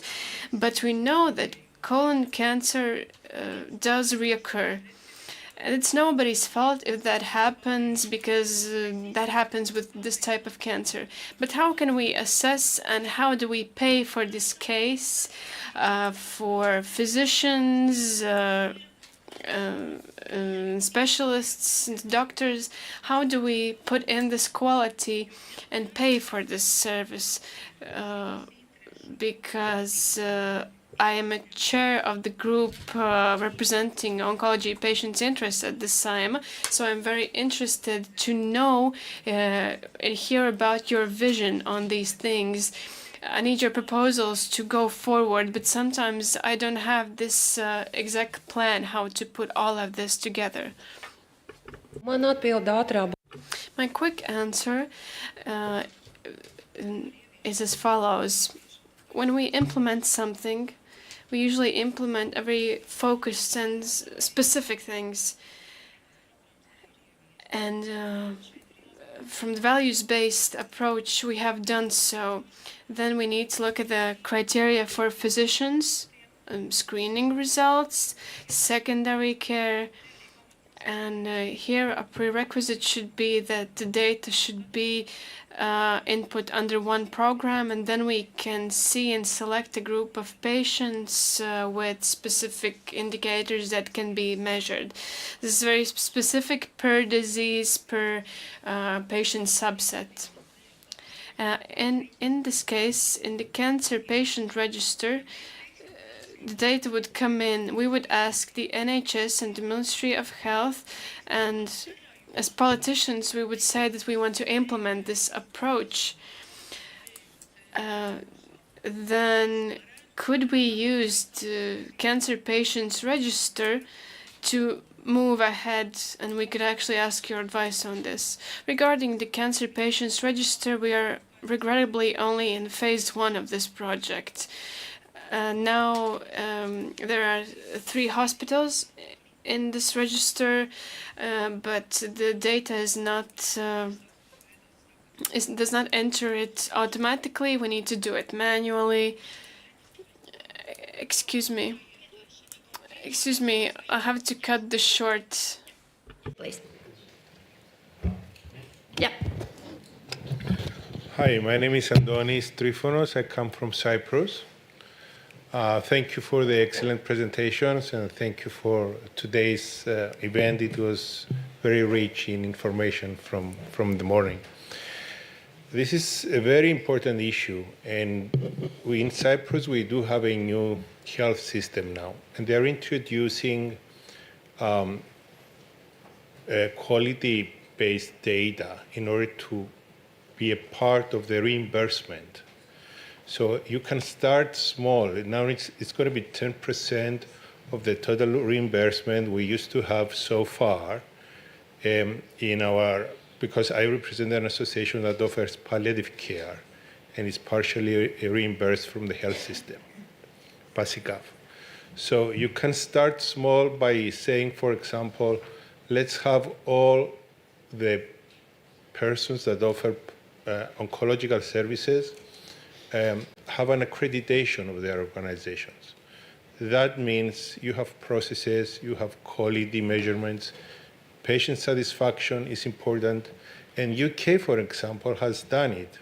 UK has, it's publicly known now for all the palliative care units, the patient satisfaction score, and it's associated with the reimbursement from NHS. So there are ways to simplify things. Thank you. Thank you. Bet man šodien jāsaka, ka jautājumu laikam šajā. Thank you. Unfortunately, we cannot take additional questions in this discussion because we have limited time, but I want to thank again the participants of this discussion. This was very valuable. Thank you.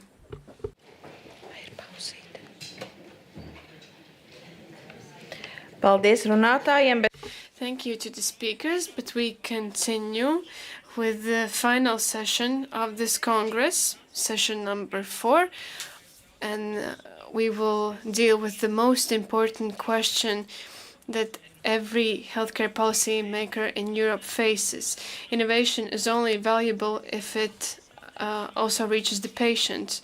And this final session will deal with justice and mechanisms to achieve it, and how to ensure that every patient, regardless of their place of residence or social situation, receive adequate payment. So let's start session 4 on how to ensure equal access to innovation for all patients.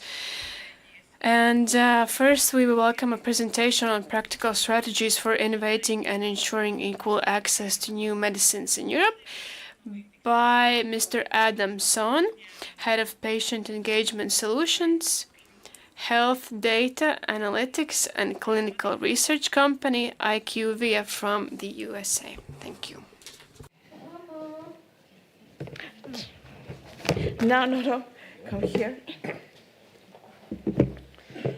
I wish I had my headphones on because I didn't know how you introduced me, but I know it must have been very nice. Excuse me. I'm going to set my alarm because I know Madhura is going to be looking at me in a few minutes. So thank you very much to Onco Alliance and to SAIMA for letting me speak today. It's an honor, it's a pleasure, and I'm really humbled to be part of this second Congress, to be amongst so many experts and also passionate individuals who are really looking to change and transform the care. It doesn't go without notice, to be honest with you, that this Congress is happening within the four walls of the Parliament with so many different stakeholders. This is a true testament to the efforts of the Latvia Patient Association and the government to try to really take forward change and transformation in terms of equity and access to innovative care. And so I'm thrilled to be part of that. I do have an ask within this session to talk about how we're going to ensure care. Hopefully you can see better than I can my own slides. I'm going to put on glasses because I'm old and I can't see.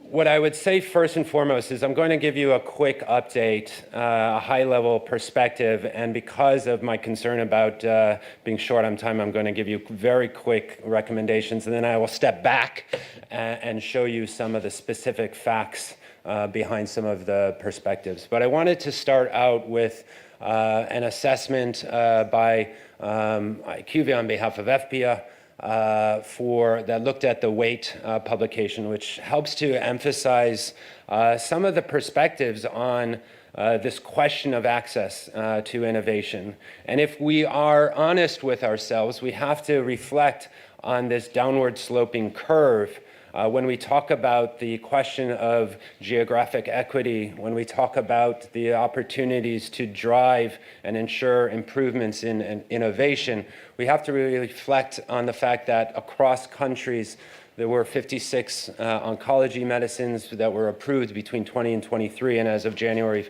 2025, we see a significant variation in terms of that level of approvability within various markets. I'm going to you know what? I'm going to go backwards on a slide for a second. Going a little bit deeper quickly on that, even within the context of approvals and availability of some of these innovative therapies, it's important to note that availability does not necessarily constitute or correlate access.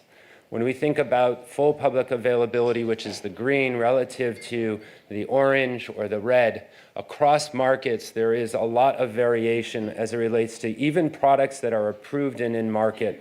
That does mean that there are still limitations for all patients to get access to the medicines and to the care that they need. And that's a reflection, again, on the fact that not only is there a sloping curve for availability of innovative medicines, but also even within the context of approved products, there is also a further limitation or restrictions in terms of full access. So I said I would quickly get to some opportunities for us to start to reflect on how we might start to transform and take change. And feel free to take pictures, but you'll also get the slides. There is an importance, obviously. I will be focusing my session mostly in the context of treatment of medicines. We've spent an entire day talking about the whole care model. And so I don't want to understate the importance of wellness. I don't want to understate the importance of prevention, diagnosis, and screening, as well as ongoing support and care both during and post. But when we think about access to innovative therapies, obviously the importance of being able to do that early detection is critical to make sure that there is the availability of diagnostics for eligible patients, that availability is not burdened by geography, so that anyone has the opportunity to get that companion diagnostic, to be able to get access to that genetic biomarker, And then also, obviously, in the context of insurance, and we heard that there is distinctions in various countries, even within Latvia, between the public and the private markets as well, and the lack of coordination between them. But when we think about insurance and coverage, making sure that all aspects of that treatment journey are able to be covered so that we do not see limitations in terms of the ability to get access even to those products that are fully available and fully approved by insurance. We need to ensure that there is the appropriate level of budgets. We've already spoken today about some of the limitations. Obviously, there's a lot of priorities. As an American, I'm humbled by the support that the Europeans have really, the pressure that you have in order to ensure that there is the level of spending and the appropriate ways to ensure that we have democracy. And yet I'm also reflective of the fact that as an individual who observes and tries to support the healthcare system, we need to make sure that we are funding fully the healthcare system. We heard a lot about clinical trials. The opportunity to use clinical trials to supplement healthcare budgets, the opportunity to use clinical trials to drive growth, to be able to actually bring in very skilled individuals into your country that will further accelerate GDP growth. These are all aspects of care, and I love the thought about how do we create coordination among the Baltic states. I mean, that's a critical opportunity to be able to do so.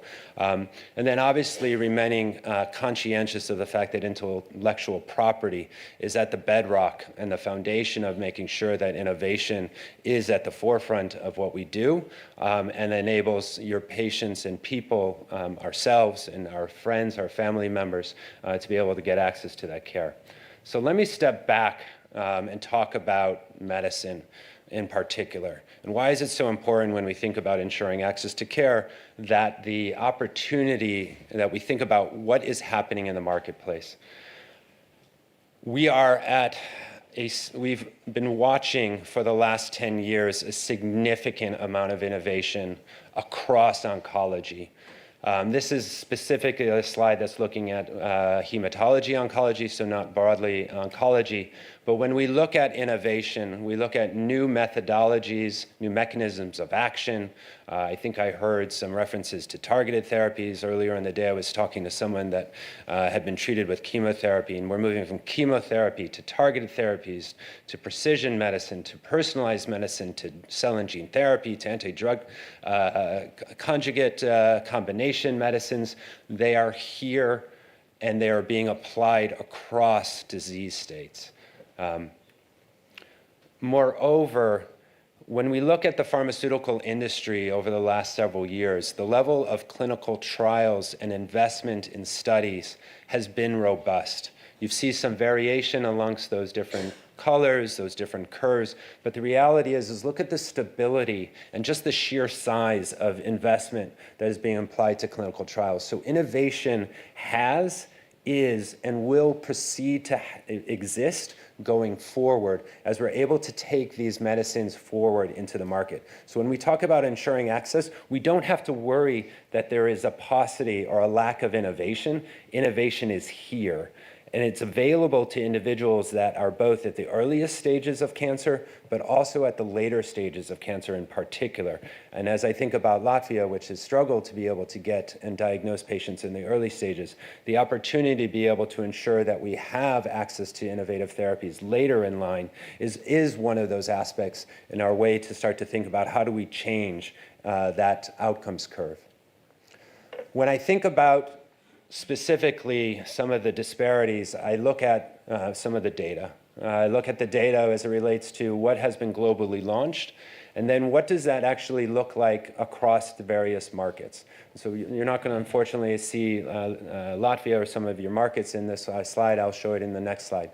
But it is important to note, first and foremost, within hematology oncology, 56 drugs have been approved over the last 9 years, from 2014 to 2022. When you look at what is actually approved in Europe, so this is amongst your peers, it's only 31. So you already see a significant drop. And then I'll show you in a little bit what that actually looks like across your various markets. This is a slide that tries to reflect on what the availability is across Europe for these therapies. So remember, I said that in Europe there are 31 products, but if I look at Estonia, Latvia, Lithuania, I'm really reflecting on the fact that on the bottom blue, if you look at the bottom, those bottom row, you have 11, 10, and 5. Those are the number of products that are actually reimbursed. By reimbursed, obviously, that's the reflection of whether or not you have any level of access or coverage within your own markets. And then when we look at those various different shades of blue and green and red, this helps to constitute the degree to which you actually have that level of availability. So unfortunately, there's a lot of disparity across geographies. And one of the things that we obviously want to ensure is that we can start to make headway if we just look at changing some of the trajectories on availability, as well as obviously approvability. Some of the other things that we think about in this context are, what is the time that it takes? So it's not just the fact that we are getting some of these products reimbursed, but can we actually improve the timing? I think someone had referenced before 5 or 7 years. I would like to be able to say within our data, we were looking at, again, what is the average time to reimbursement? If you look at Latvia, Estonia, Poland, for example, Lithuania, those are roughly more than about 1,000 days. That constitutes, for those that can do the math, I'm a little bit challenged, it's about 3 years or more. Latvia is just shy of 3 years at about 1,100 days. But there's also some level of variability. You can see that the dots that are on that slide help to give you some sense, not just in terms of the context of the average, but what is the median. And so you can see that some products are actually seeing some even greater significant delays in oncology. Do I only have 5 minutes? Jeez. Okay, I'm going to move faster, but hopefully not too fast. So I wanted to also just give you a sense that, again, if we start to look at some of the ways that we can ensure access, we can reflect on the fact that there are differences between hematology and solid tumors. So the way to look at this slide quickly is that if the bar is moving to the left, that means that there's greater delays in hematology products. If the bar is moving to the right, that means that there's greater delays in solid tumors. For better or for worse, there are some significant delays in hematology oncology products, and this has to do with some of the differences in terms of how we actually measure the clinical efficacy of products and also the speed by which some of these products have been approved. And I'll try to reflect on that here. Within hematology oncology, we have a lot of products that have gone through accelerated approvals. So those, and if there's 2 bars in every country. The first bar is reflection of phase 1, phase 2 studies. I think we got a lesson on clinical trials development earlier. Hopefully that resonated. And then on the right is the phase 3. What it does suggest here is that obviously those products that move through the approval process, the regulatory approval process faster and earlier, have more difficulty getting reimbursed. That doesn't mean that they are less effective. It means that actually they could be even more effective, and they've been approved based on the opportunity for their effectiveness to be into the market. But it does mean that there is some difficulty in terms of getting approvable. This slide actually starts to then break down some of the differences and some of the rationale, helping to explain some of the reasons across countries. Don't get too overly caught up on the circles. It does try to highlight, again, where some of the challenges are. Clinical methodologies, efficacy outcomes, and health economic analyses are some of the highest and most consistent reasons across markets. And we have the opportunity, again, as we're trying to ensure access, to start to change the way that we evaluate reimbursement dynamics and also how we bring pharmaceuticals to market to be able to address those challenges. Again, if we're trying to ensure access, we need to reflect on where the problems are, and these are where many of the problems are. I don't want to understate budget because obviously everyone in this room recognizes that budget is one of the most important considerations here. I think, Marcus, you did a wonderful job of presenting aspects of this slide before us, so I won't highlight it too much. But let's remember the fact that the challenge that we have with innovative medicines is not just getting approvability. These are products that are actually in the market. And these are patients that have access to treatments, and yet when we see the daily number of days on treatment across markets, even if for less effective therapies, the sheer number of days on treatment is lower across many of these markets. And so when you look at, for example, Lithuania, Poland, or Bulgaria relative to the European markets, it's a question as to why is it that even though we have available treatments, that we're not using those treatments and keeping these patients on treatment for longer periods of time. So I have 2 more minutes, and I have like 2 slides, so that's great. Within that context, I want to just kind of summarize quickly for you. We really do have an opportunity to increase dramatically the level of innovation. It's here, and we will continue to see it. There are a significant level of advancements within those life-saving therapies, and that we do not need to worry about innovation. We have disparities, and we need to address those disparities across markets, or they will only grow wider with time. Those hurdles can be addressed. We'll actually have a panel to speak through many of them. But again, I would speak to the fact that we actually have efficiencies to be able to start to deliver and improve upon geographic disparities just in the context of digital innovation. And I'll talk about the fact that there's true real potential for meaningful outcomes. We already have the evidence. We don't need much more in the context of medicines to be able to demonstrate that evidence already exists for many of these products. And sustainability of healthcare. Obviously, within governments, the challenge is working within the constructs of your own systems and having budgets that are run and operated on a single year. We need to start to reflect on what we can do in terms of our mission-based model to be able to ensure that those budgets are consistently applied from year to year. So with that, there's a call to action. Quickly, evolve the current value assessment. We will talk about that more in pricing approaches. Coordinate that healthcare readiness, that healthcare system readiness, so that we have the opportunity to ensure that we get that reimbursement into the market and that we actually have better accessibility to innovation when it's there. And obviously, thinking from the perspective of a patient, we really do need to ensure that we have patient representation within the key decision-making process, whether it's through patient-reported outcomes, whether it's through patients who are involved in the HTA decision-making, and also through making sure that they're being heard through the treatment process. Okay. With that, I leave you a thing to scan if you want to. I don't know if I have time for questions.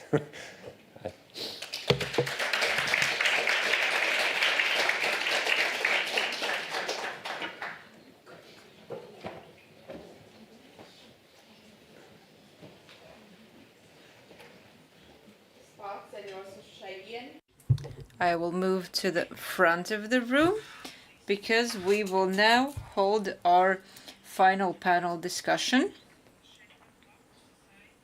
And I will ask my panelists to join me. I got lost in my notes for a second there. But the topic of our final discussion will be ensuring equity, existing tools, and potential avenues. I hope that I'm not mistaken. So I ask the panelists to join me. Ms. Ingrid Tirtsen, Deputy Chair of the Social Employment Matters Committee, and head of the Parliamentary Support Group for Oncology Patients, Neringa Siakiene, head of the Lithuanian Cancer Patient Coalition, Aija Geriņa, chair of the Latvian Society for Medical Oncology, and Maija Āboliņa, member of the Supervisory Board of the State Audit Office.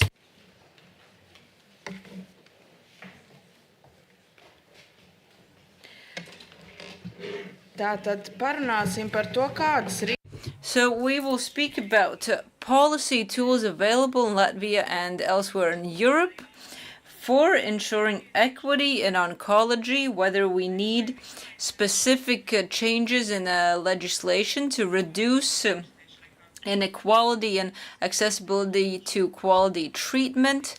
What are the role of government actions? I know that the State Audit Office had a very interesting study on the rights of oncology patients, how they are exercised, and on rights of patients as such to obtain the innovative treatments. So I know that your study was quite an interesting one. Well, hello. We completed our audit of the oncology system several years ago, and we want to already follow up on the recommendations this year. I was very interested in the topic of our panel discussion, meaning how to ensure equity in the healthcare system.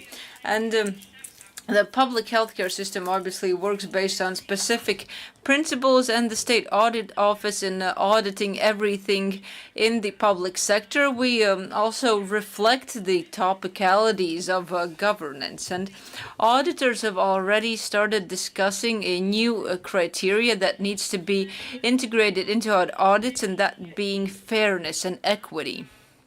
So oncology is indeed a sector where we see very well how equity and fairness are important factors to take into account when auditing the system and assessing availability of all treatments and medicines. And we're speaking about precision medicines, customized approaches, value-based payment models.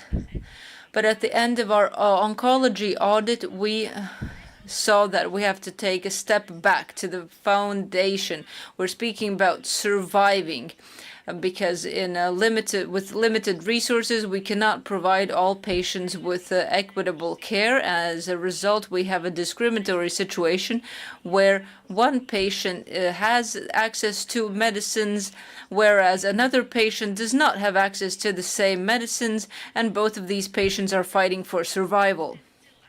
So this is actually an issue of human rights that we have to speak about right now, and we have not, the government has not done its homework to ensure equity and fairness in allocating financial resources, to ensure that it is clear to everyone what the principles for setting priorities are. Ms. Tsirtsene, what is your opinion? I'm sure that you have familiarized yourself with the results of this audit. Well, I completely agree with the audit office, because the situation in the healthcare sector in Latvia, we are lacking about 30 to 40% of the necessary funding that we would need to ensure comprehensive treatment based on all of the strategies that we already have in place, and plans and agendas. I can speak to the last 2 years that with the limited resources that we have at our disposal, some progress has been made, and based on statistics rather than my personal or subjective opinions, we see that there is a certain positive trends visible, because if we look at oncological mortality, then if the overall mortality rate is pretty much the same year to year with our population aging, but diagnostics are improving.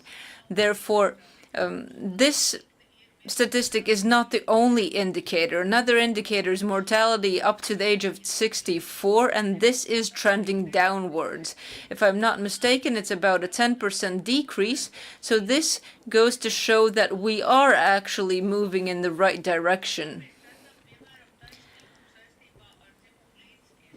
About equity vis-a-vis gender equality, because this is also an indicator of our understanding of what equity and fairness is.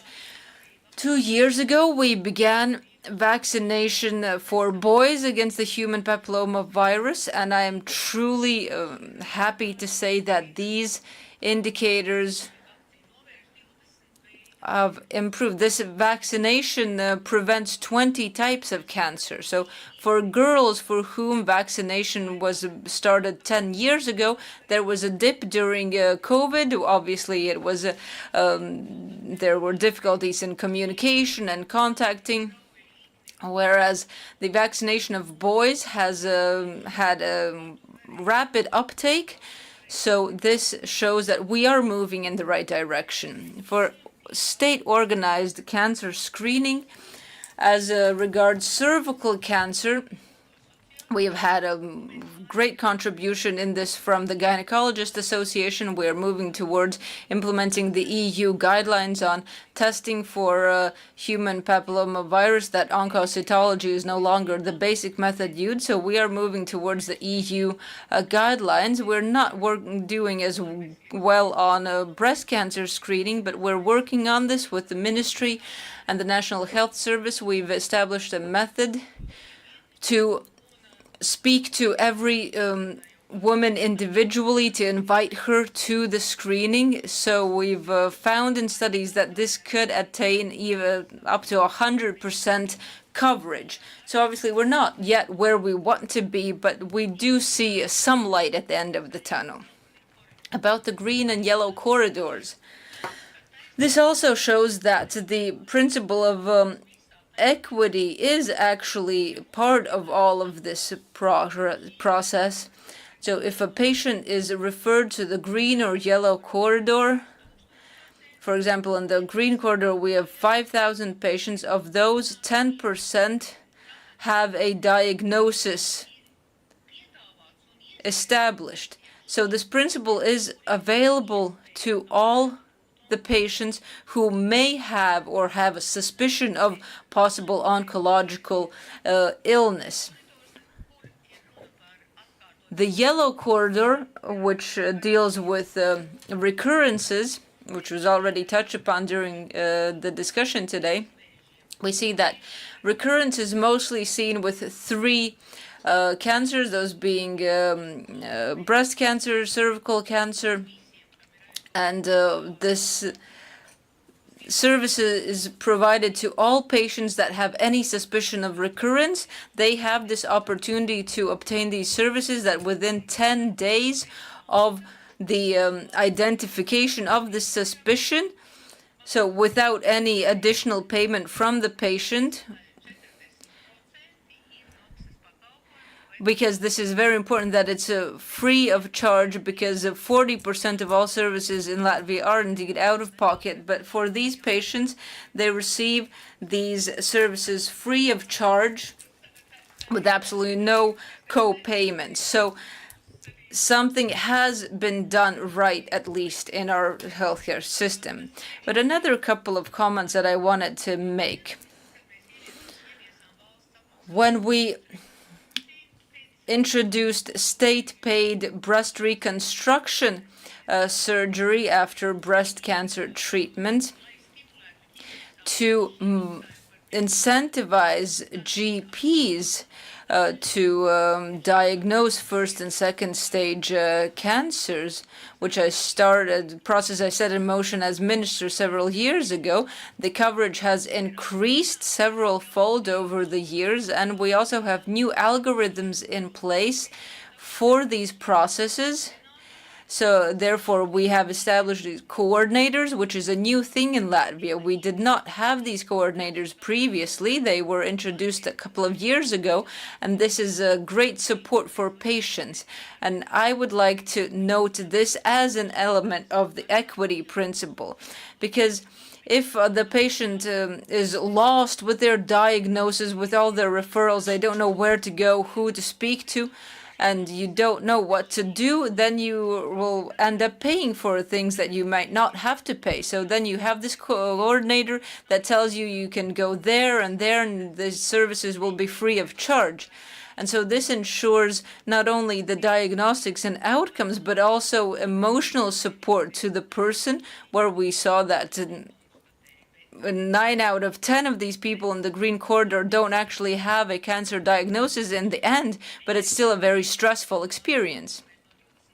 Over the last year, what we introduced last year is the state-paid palliative care and mobile teams at home. We still have a lot of work to do in this regard, and the State Audit Office could possibly also tell us what more we should do. but we have made certain progress over the past 2 years that this has finally been introduced. Mistakes have been made. I'm not going to dwell on those today as it's a separate issue altogether, but this is very important. As of last year, the decision was taken to collect and store with the state budget funds the reproductive cells if a patient during their reproductive years has been diagnosed with an oncological disease. So prior to starting chemotherapy or other treatment, the reproductive material is collected and stored, and this is a state-paid service. To ensure that it's not a separate vision by each institution, we have created a umbrella organization that coordinates these services across various medical treatment institutions. We have a plan elaborated. So we have the methodological coordination center and a general plan so that it's not separate visions for each medical institution, that we have a general agenda, general plan. I don't want to go over my time too much, but I just wanted to say that this oncology plan consists of 3 main areas. First of all, preventive, diagnostic, screenings, everything to arrive at a diagnosis, then treatment, and then another area is pediatric oncology. And this is a very important area. We've worked with Mr. Abols. I don't see him here in the room at the moment. But in any case, I've also worked with the Switzerland Interparliamentary Cooperation Project, and that in the framework of that, we invested, I think, about 8 million in the pediatric oncology treatment project for the Children's Hospital, because pediatric oncology is a very serious issue. If we have this precision individual treatment, there's a good chance that these children will lead meaningful and good lives. So obviously, this is all to do not only with goodwill, but also money. For 10 years already, I've been fighting for stable funding for healthcare. I have not, unfortunately, succeeded in this. I don't have enough power on my own, but we need the stable funding to be able to say that we have this much money this year, so much money next year, and so forth. Until we arrive at that situation, we'll not be able to introduce all the possible innovative medicines. And while we have improved our ranking in terms of payment for medicines, as we've introduced more funding for oncological medicines that are compensated by the state, but these cancer medicines are so prohibitively expensive that we don't have enough funds for everyone. So I'm sorry I can't do more, but I'm trying to defend your rights as much as possible. Now I'll give the floor to Ms. Siekienė. What is the situation in Lithuania? We just heard that Latvia still has a long way to go. How is it in Lithuania? Hello, thank you for everyone and for inviting me. And actually, during this conference, I was feeling real as sister countries, because we not just share the very similar language, but also we share the same problems and challenges. In Lithuania, we are very together in all the registries and indicators, and unfortunately, comparing not the cases we could be proud of, but the cases where we face the inequality and where we face lots of challenges. But actually, the session is about the potential avenues and what can we do more. And 2 weeks before, we had a discussion with our all stakeholders regarding the innovations, what could be done in the future. And actually, one of my remarks was that I am kind of optimistic for the next year, because during the last year, lots of good examples were shown. Actually, last year we have parliamentary elections in Lithuania, and I was very happy to see that every party included the need to reimburse more innovative medicines into the programs. Everyone was discussing about this need, and actually it resulted. At the end of the year, of the last year and in the beginning of this year, lots of very important decision was taken. And I know beforehand that the next year weight indicator will be much better for Lithuania. And also at the moment we are in the stage when we are updating our national cancer control plan. And I'm very enthusiastic about the EU membership and the strength of being the EU member. And I do believe if the health was one of the EU competences, the situation in all the countries would be much better because there would be a very strong control and push. And here we have a very nice instrument, the EU cancer beating plan. But the situation is that, for example, in Lithuania, we struggled a lot by pushing our Ministry of Health to coordinate our national cancer plan according to the EU cancer beating plan. And now we are in the process of updating it, and now we are having the discussions every second week. And we will push very strongly to put all the criteria regarding where to go and regarding how to achieve this equality issues into this plan, because we need to have the instruments for the control and to raise these issues in the media, in the mass media.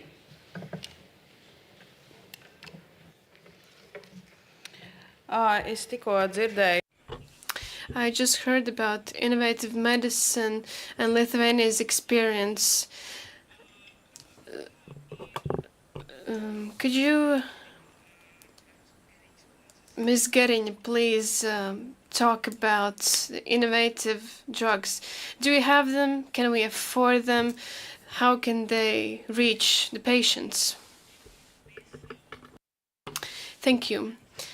I wanted to thank OncoAlliance for the opportunity to be here.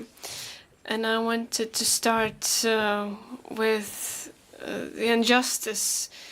Every person that is diagnosed with cancer feels this injustice. Why is it me? Why did this happen to me?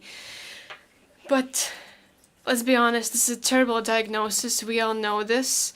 It has high mortality rates. And the only thing that patients want is to survive with a good quality of life and to live as long as possible.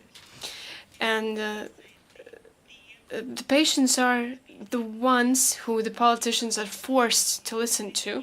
And I want to thank the patients for their input in making sure that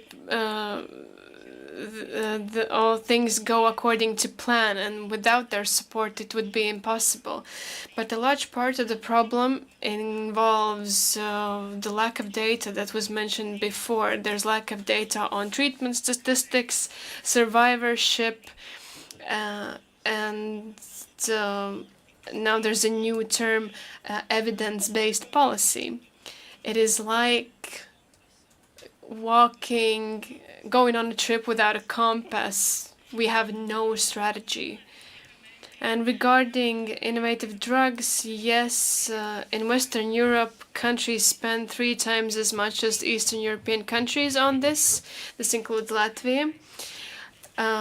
Also, Western European countries are quicker to approve new drugs. In Germany, it takes 150 days from approval to remuneration. In Latvia, it takes about 3.5 years. If we look at the development of new drugs, in 1995 to 2000, every year one new innovative drug was approved. From 2021 to 2024, 40 new innovative drugs for oncology are being approved. This is what we must take into account because we need to plan for funding. We need to allocate more funding. We need to give the very best to our patients. As you saw in the previous presentations, the inequality in Latvia is catastrophic, even if we are at the European Union. The unmet needs in terms of medicine is 40 to 45%, which is unavailable. Of course, we have our oncological treatment plan and various strategies which are ongoing. We need more regulatory mechanisms. But when it comes to innovative drugs, we should probably think about stratifying the patients and focus on biomarker-based treatment, which are proven to be more effective, and therefore our delayed efficiency is justified. If we prescribe this medicine later on, we lose the healthy life years, we lose patients which should be treated today and not tomorrow.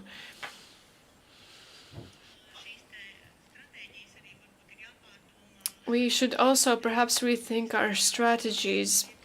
In Latvia, and I don't know how the state audit found the cancer medicines are just as effective but more cheaper, which is what we've also been told at the EU level. So we should definitely have more work ahead of us. I wanted also to give word to Mr. Zon. You have perhaps something to add in all of this. Thank you. Thank you very much. I agree with all of the statements thus far. What I would also add is that there's additional opportunities within some of these countries to be able to start to adopt some of the technology in the ways of digital technologies to the extent that it's possible to be able to support some of the challenges with access. So I would think of telehealth and asynchronous levels of diagnosis and coverage. I would think about being able to employ, first of all, the care coordinators is a wonderful model and very, very supportive of that from that perspective. I do think that there's digital technologies that you can start to employ that has the ability to be able to do that as well, but recognizing that you need some personalization. So at sometimes there's the need for either social support. I think we heard of economic support. I think it was Inessa that spoke about logistics and financial. The other opportunities to be able to facilitate access in terms of simplicity of access for Uber, well, you guys don't have Uber here, Bolt, and other taxi support to be able to just enable that coverage, because the hardest thing is it's not just the cancer patient, it's the family members that have to take the time off for care. So all of those things, digital technology is here. China is a perfect example of a country that was slow in terms of adoption, but has leveraged technology in very, very meaningful ways to start to close that gap. We can do it in this geography as well. Bet tad varētu teikt. But so you could say that artificial intelligence and the new upcoming technologies could be the ones to save Latvia and Lithuania from the difficulties that we face in terms of cancer treatment. Vai Ādam, kā jūs domājat? Mr. Zon, what do you think? I love machine learning, artificial intelligence. I think that it has a lot of potential. I would also be cautious that it is not yet ready for prime time. I think we need to be reflective on where it's quite useful.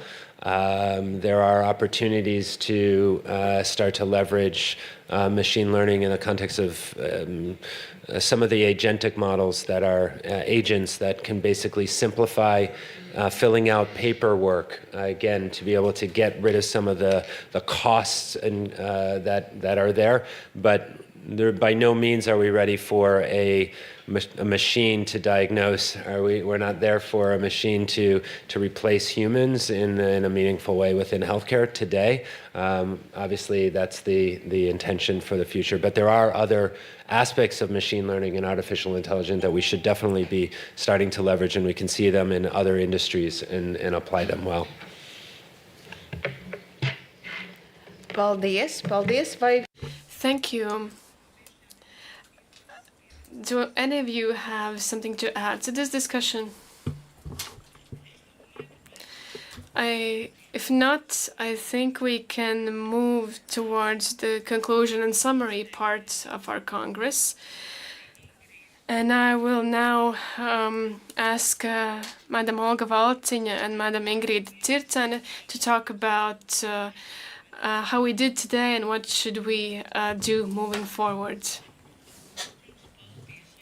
First of all, I would like to thank all of you for being here today. A huge thanks to Madam Olga Valciņa, who was actually the cornerstone and the reason for this Congress.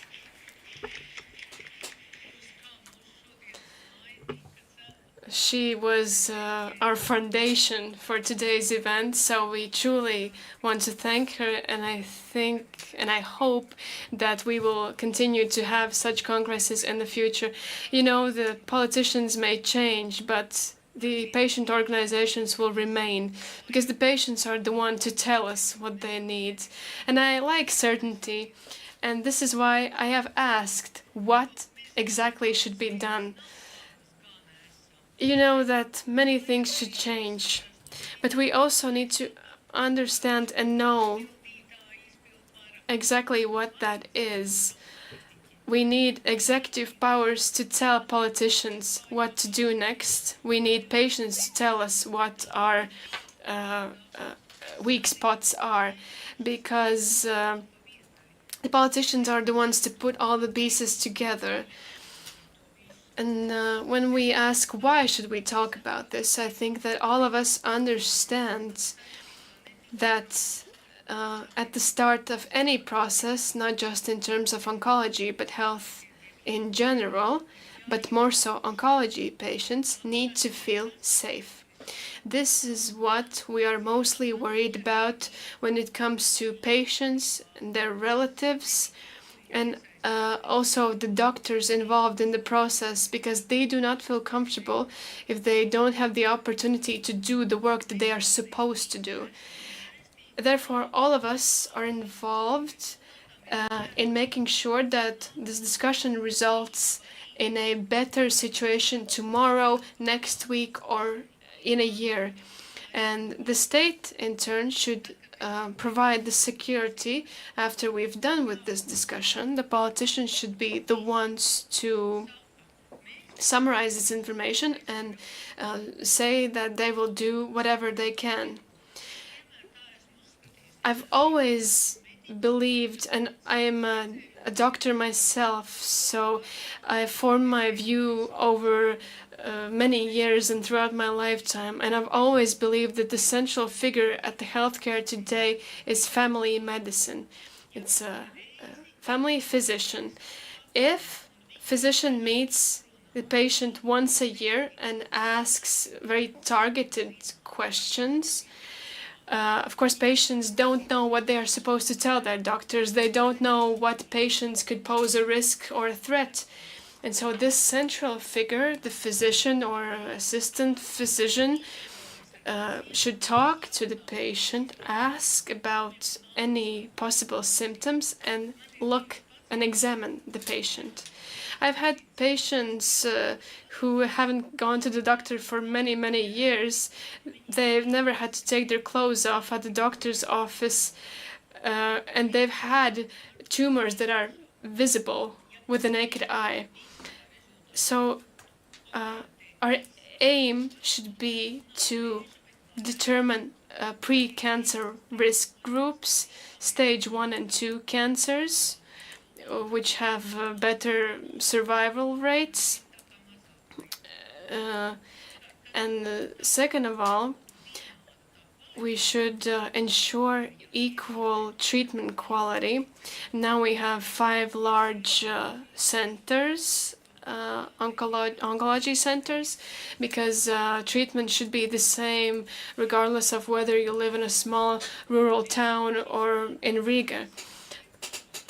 And so these quality requirements are an absolute necessity regarding regardless of the place where we live. And of course, we should ensure equal access. Of course, some people just need to cross the street and others need to take a 50-kilometer ride to the hospital. But still, we must strive towards ensuring equity. And finally, we can have all kinds of criteria according to global guidelines, but unfortunately the funding is where we stop. And I also call on patient organizations to bring this matter higher on the agenda, to say that we need to increase funding proportion of the budget so that we could get help, because we do have qualified doctors, but we don't have the opportunities to receive treatment without adequate funding.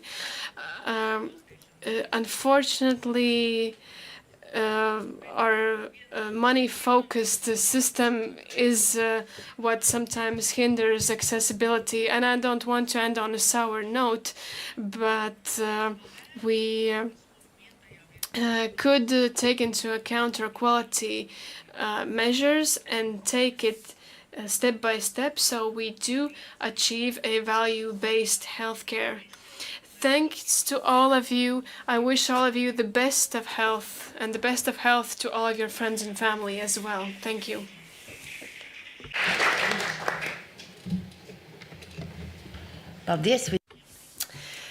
Thank you, everybody, for lasting this long. This was a long day. We had many discussions. What we should remember when it comes to oncology, everybody, especially those who this Congress is dedicated to, is that patients already know what they need. We know our values. I want to remind the politicians and decision makers that when it comes to cancer,